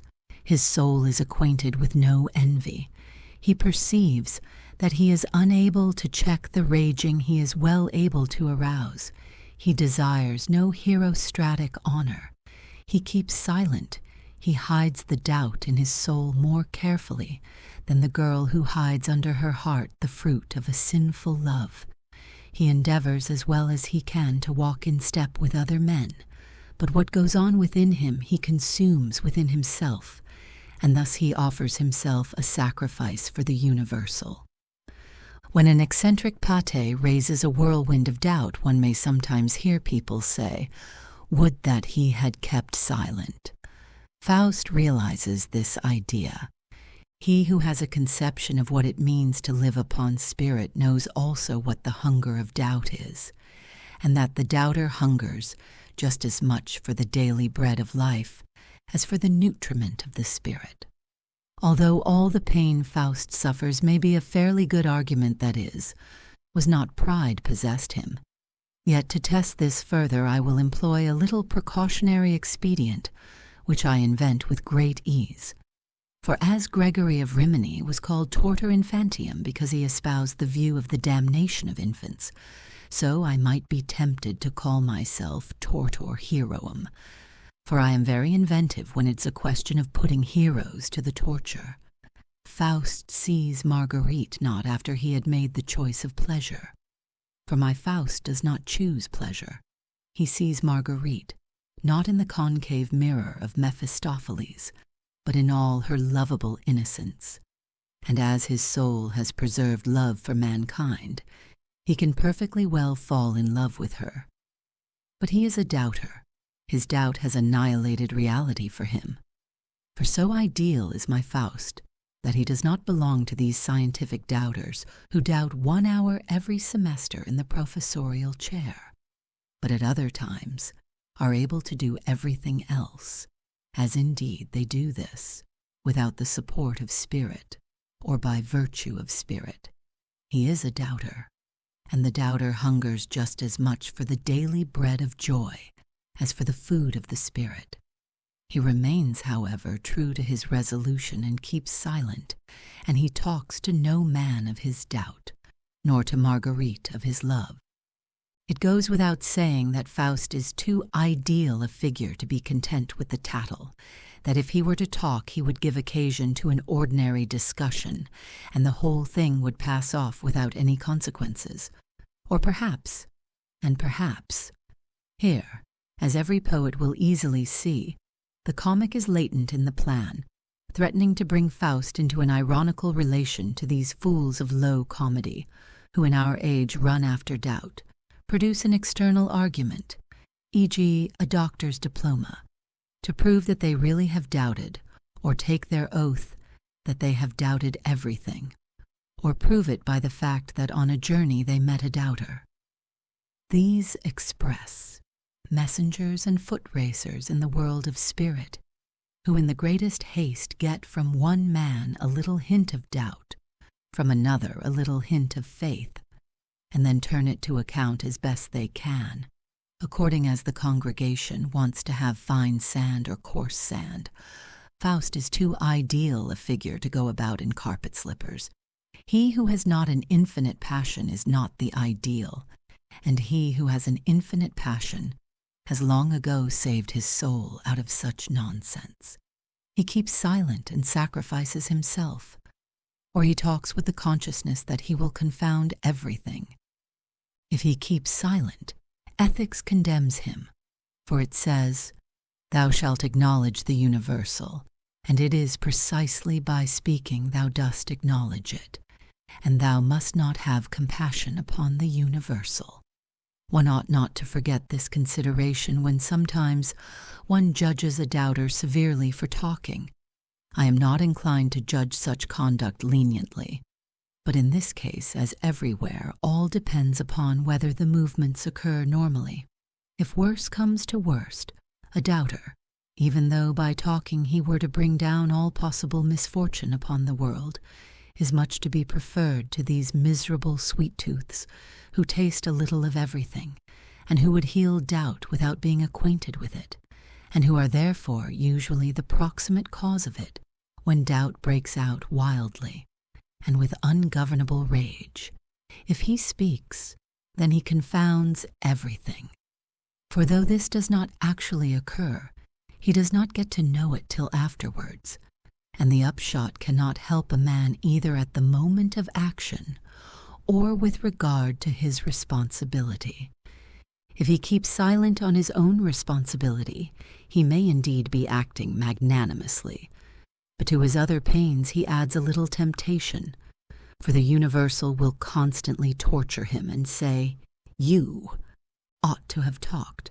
Where will you find the certainty that it was not after all a hidden pride which governed your resolution?" If, on the other hand, the doubter is able to become the particular individual who as the individual stands in an absolute relation to the absolute, then he can get a warrant for his silence.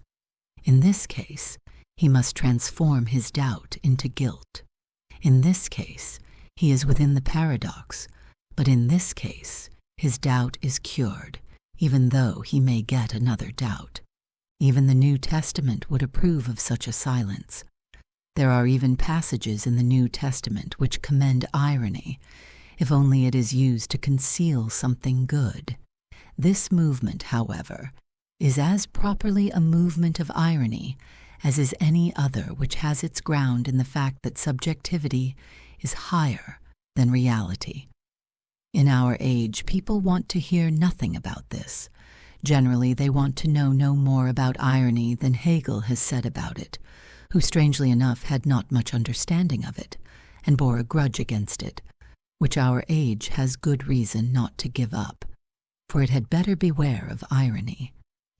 In the Sermon on the Mount it is said, "When thou fastest, anoint thy head and wash thy face, that thou be not seen of men to fast." This passage bears witness directly to the truth that subjectivity is incommensurable with reality, yea, that it has leave to deceive. If only the people who in our age go gadding about with vague talk about the congregational idea were to read the New Testament, they would perhaps get other ideas into their heads. But now, as for Abraham, how did he act? For I have not forgotten, and the reader will perhaps be kind enough to remember that it was with the aim of reaching this point I entered into the whole foregoing discussion, not as though Abraham would thereby become more intelligible, but in order that the unintelligibility might become more desultory. For, as I have said, Abraham I cannot understand. I can only admire him. It was also observed that the stages I have described do none of them contain an analogy to Abraham. The examples were simply adduced in order that while they were shown in their own proper sphere, they might at the moment of variation, from Abraham's case, indicate, as it were, the boundary of the unknown land.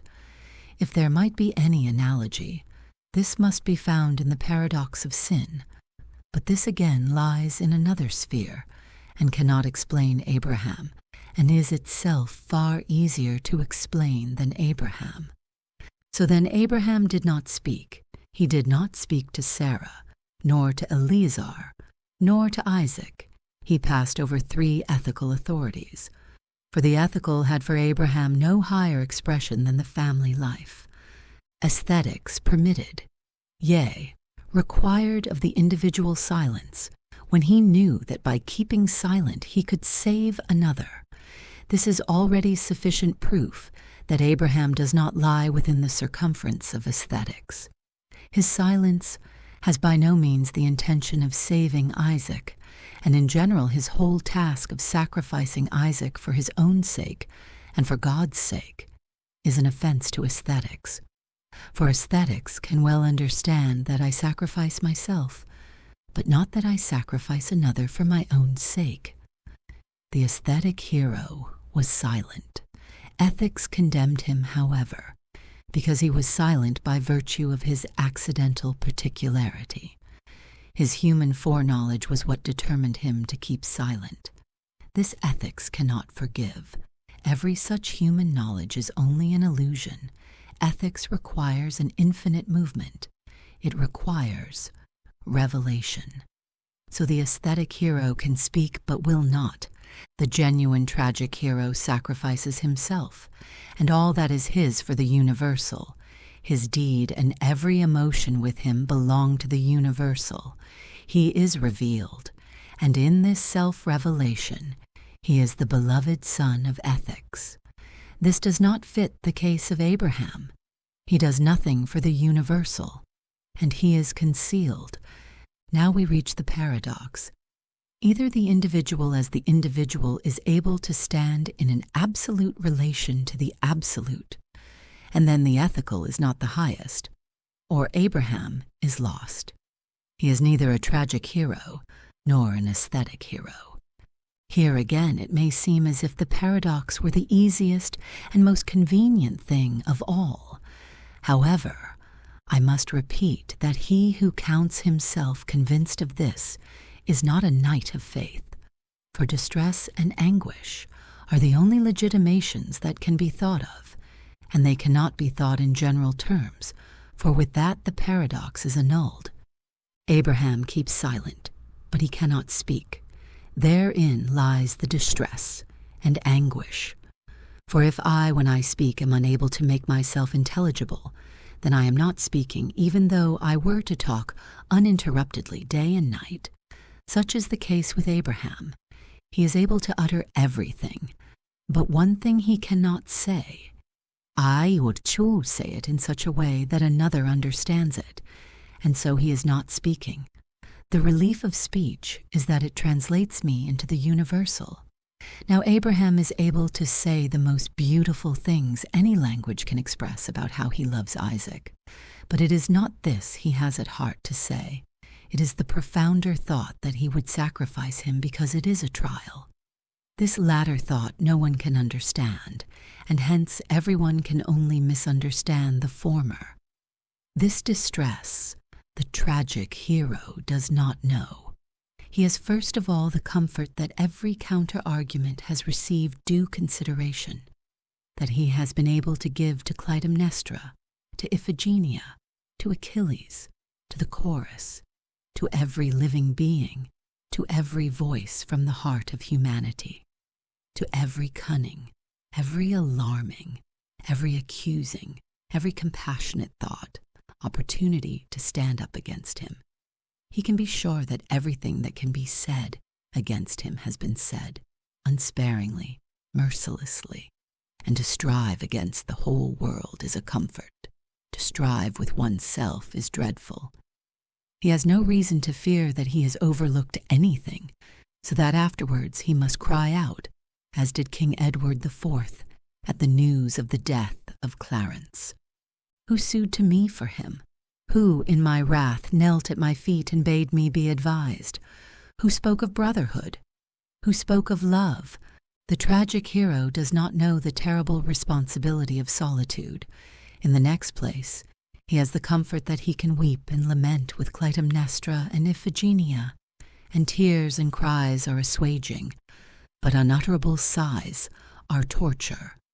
Agamemnon can quickly collect his soul into the certainty that he will act, and then he still has time to comfort and exhort. This Abraham is unable to do. When his heart is moved, when his words would contain a blessed comfort for the whole world, he does not dare to offer comfort.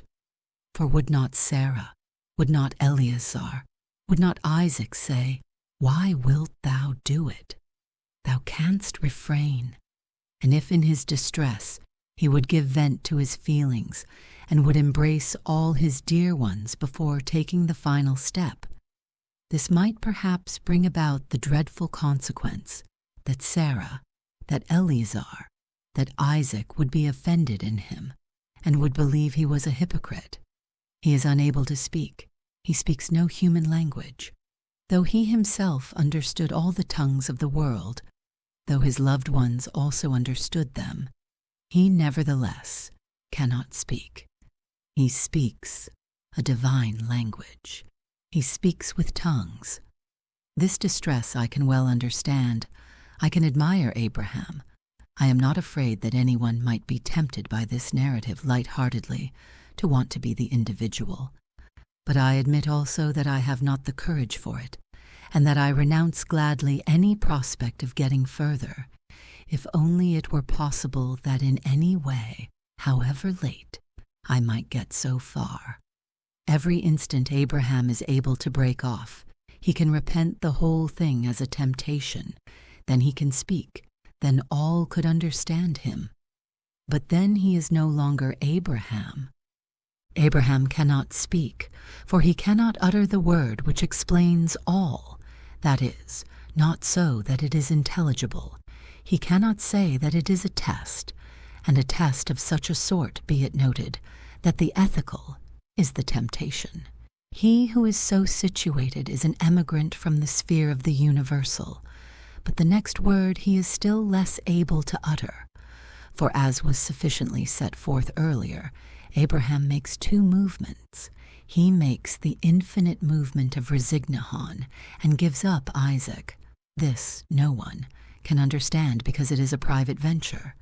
But in the next place, he makes the movement of faith every instant. This is his comfort. For he says, "But yet this will not come to pass. Or if it does come to pass, then the Lord will give me a new Isaac, by virtue, visant, of the absurd." The tragic hero does at last get to the end of the story. Iphigenia bows to her father's resolution. She herself makes the infinite movement of resignation, and now they are on good terms with one another. She can understand Agamemnon because his undertaking expresses the universal. If, on the other hand, Agamemnon were to say to her, "In spite of the fact that the deity demands thee as a sacrifice, it might yet be possible that he did not demand it by virtue, viz. of the absurd," he would that very instant become unintelligible to Iphigenia.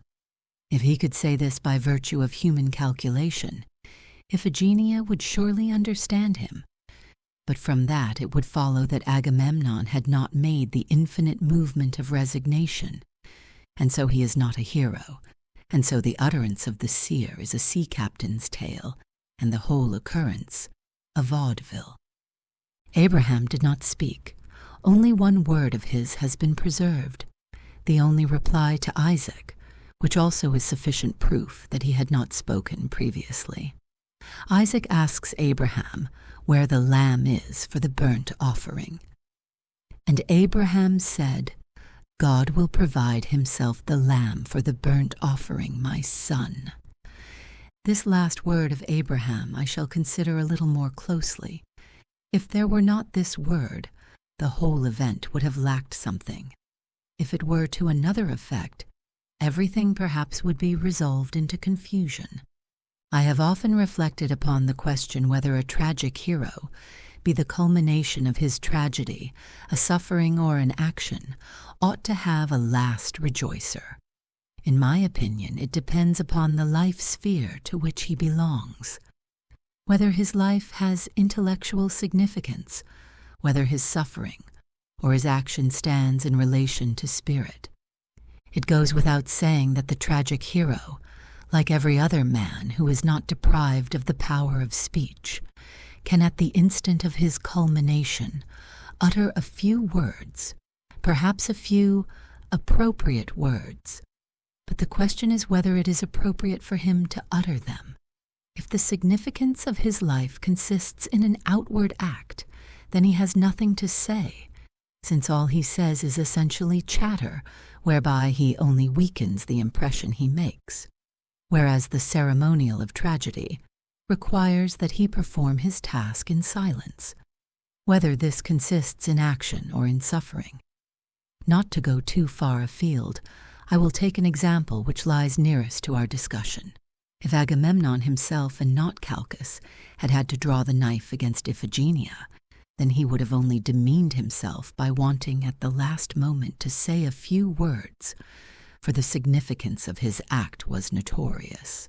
The juridical procedure of piety, of compassion, of emotion, of tears was completed, and moreover his life had no relation to spirit.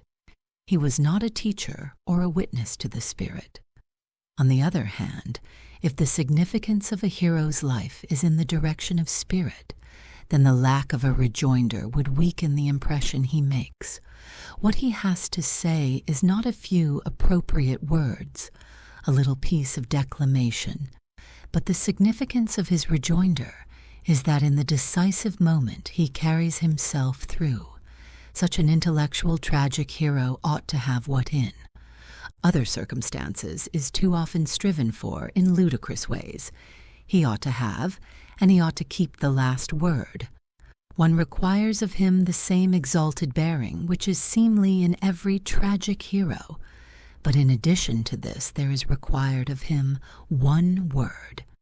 So when such an intellectual tragic hero has his culmination in suffering, in death, then by his last word he becomes immortal before he dies, whereas the ordinary tragic hero, on the other hand, does not become immortal till after his death.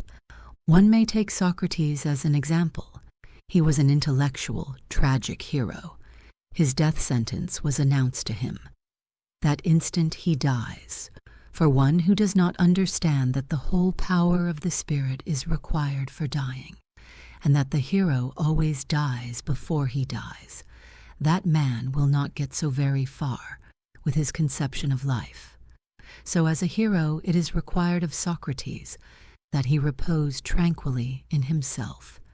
But as an intellectual tragic hero, It is required of him that he at the last moment have spiritual strength sufficient to carry himself through, so he cannot, like the ordinary tragic hero, concentrate upon keeping himself face to face with death, but he must make this movement so quickly that at the same instant he is consciously well over and beyond this strife, and asserts himself. If Socrates had been silent in the crisis of death, he would have weakened the effect of his life and aroused the suspicion that in him the elasticity of irony was not an elemental power, but a game, the flexibility of which he had to employ at the decisive moment to sustain him emotionally. What is briefly suggested here has, to be sure, no application to Abraham, in case one might think it possible to find out by analogy an appropriate word for Abraham to end with, but it does apply to this extent, that one thereby perceives how necessary it is that Abraham at the last moment must carry himself through, must not silently draw the knife, but must have a word to say, since as the father of faith he has absolute significance in a spiritual sense. As to what he must say, I can form no conception beforehand. After he has said it, I can maybe understand it, maybe in a certain sense can understand Abraham in what he says, though without getting any closer to him than I have been in the foregoing discussion. In case no last rejoinder of Socrates had existed, I should have been able to think myself into him and formulate such a word. If I were unable to do it, a poet could, but no poet can catch up with Abraham. Before I go on to consider Abraham's last word more closely, I would call attention to the difficulty Abraham had in saying anything at all. The distress and anguish in the paradox consisted, as was set forth above, in silence. Abraham cannot speak. So in view of this fact, it is a contradiction to require him to speak, unless one would have him out of the paradox again, in such a sense that at the last moment he suspends it, whereby he ceases to be Abraham, and annuls all that went before. So then if Abraham at the last moment were to say to Isaac, "To thee it applies," this would only have been a weakness. For if he could speak at all, he ought to have spoken long before, and the weakness in this case would consist in the fact that he did not possess the maturity of spirit and the concentration to think in advance the whole pain, but had thrust something away from him, so that the actual pain contained a plus over and above the thought pain. Moreover, by such a speech he would fall out of the role of the paradox, and if he really wanted to speak to Isaac, he must transform his situation into a temptation, for otherwise he could say nothing, and if he were to do that, then he is not even so much as a tragic hero. However, a last word of Abraham has been preserved, and in so far as I can understand the paradox, I can also apprehend the total presence of Abraham in this word. First and foremost, he does not say anything, and it is in this form he says what he has to say. His reply to Isaac has the form of irony, for it always is irony when I say something and do not say anything. Isaac interrogates Abraham on the supposition that Abraham knows. So then if Abraham were to have replied, "I know nothing," he would have uttered an untruth. He cannot say anything, for what he knows he cannot say. So he replies, "God will provide himself the lamb for the burnt offering, my son." Here the double movement in Abraham's soul is evident, as it was described in the foregoing discussion. If Abraham had merely renounced his claim to Isaac and had done no more, he would in this last word be saying an untruth, for he knows that God demands Isaac as a sacrifice, and he knows that he himself, at that instant precisely, is ready to sacrifice him. We see then that after making this movement, he made every instant the next movement, the movement of faith, by virtue of the absurd. Because of this, he utters no falsehood, for in virtue of the absurd, it is of course possible that God could do something entirely different. Hence, he is speaking no untruth, but neither is he saying anything, for he speaks a foreign language. This becomes still more evident when we consider that it was Abraham himself who must perform the sacrifice of Isaac. Had the task been a different one, had the Lord commanded Abraham to bring Isaac out to Mount Moriah, and then would himself have Isaac struck by lightning, and in this way receive him as a sacrifice, then, taking his words in a plain sense, Abraham might have been right in speaking enigmatically as he did, for he could not himself know what would occur. But in the way the task was prescribed to Abraham, he himself had to act, and at the decisive moment he must know what he himself would do. He must know that Isaac will be sacrificed. In case he did not know this definitely, then he has not made the infinite movement of resignation. Then, though his word is not indeed an untruth, he is very far from being Abraham. He has less significance than the tragic hero. Yea, he is an irresolute man who is unable to resolve either on one thing or another, and for this reason will always be uttering riddles. But such a hesitator is a sheer parody of a knight of faith. Here again it appears that one may have an understanding of Abraham, but can understand him only in the same way as one understands the paradox. For my part, I can, in a way, understand Abraham, but at the same time I apprehend that I have not the courage to speak, and still less to act as he did. But by this I do not by any means intend to say that what he did was insignificant, for on the contrary, it is the one only marvel. And what did the contemporary age think of the tragic hero? They thought that he was great, and they admired him. And that honorable assembly of nobles, the jury which every generation impels to pass judgment upon the foregoing generation, passed the same judgment upon him. But as for Abraham, there was no one who could understand him.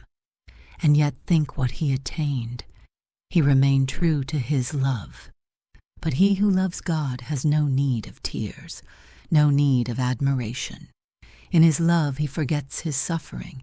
Yea, so completely has he forgotten it, that afterwards there would not even be the least inkling of his pain, if God himself did not recall it. For God sees in secret, and knows the distress, and counts the tears, and forgets nothing. So either there is a paradox, that the individual as the individual stands in an absolute relation to the absolute, or Abraham is lost. One time in Holland, when the market was rather dull for spices, the merchants had several cargoes dumped into the sea to peg up prices. This was a pardonable, perhaps a necessary device for deluding people. Is it something like that we need now in the world of spirit? Are we so thoroughly convinced that we have attained the highest point that there is nothing left for us but to make ourselves believe piously that we have not got so far just for the sake of having something left to occupy our time? Is it such a self-deception the present generation has need of? Does it need to be trained to virtuosity in self-deception? Or is it not rather sufficiently perfected already in the art of deceiving itself? Or rather, is not the thing most needed an honest seriousness, which dauntlessly and incorruptibly points to the tasks? An honest seriousness, which lovingly watches over the tasks, which does not frighten men into being over-hasty in getting the highest tasks accomplished, but keeps the tasks young and beautiful and charming to look upon, and yet difficult withal, and appealing to noble minds. For the enthusiasm of noble natures is aroused only by difficulties.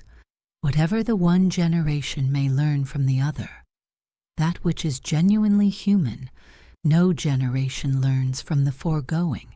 In this respect, every generation begins primitively, has no different task from that of every previous generation, nor does it get further except in so far as the preceding generation shirked its task and deluded itself.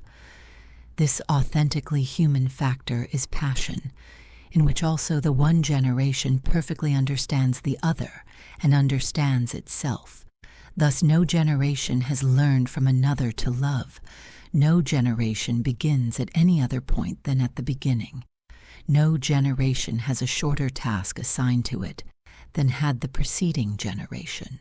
And if here one is not willing like the previous generations to stop with love, but would go further, this is but idle and foolish talk.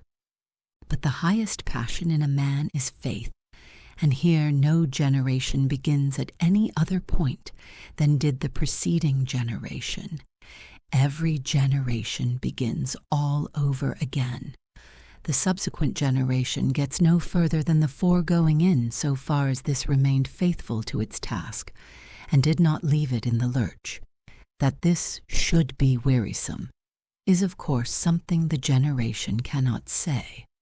For the generation has in fact the task to perform, and has nothing to do with the consideration that the foregoing generation had the same task, unless the particular generation or the particular individuals within it were presumptuous enough to assume the place which belongs by right only to the Spirit, which governs the world, and has patience enough not to grow weary. If the generation begins that sort of thing, it is upside down, and what wonder then that the whole of existence seems to it upside down? For there surely is no one who has found the world so upside down as did the tailor in the fairy tale, who went up in his lifetime to heaven, and from that standpoint contemplated the world.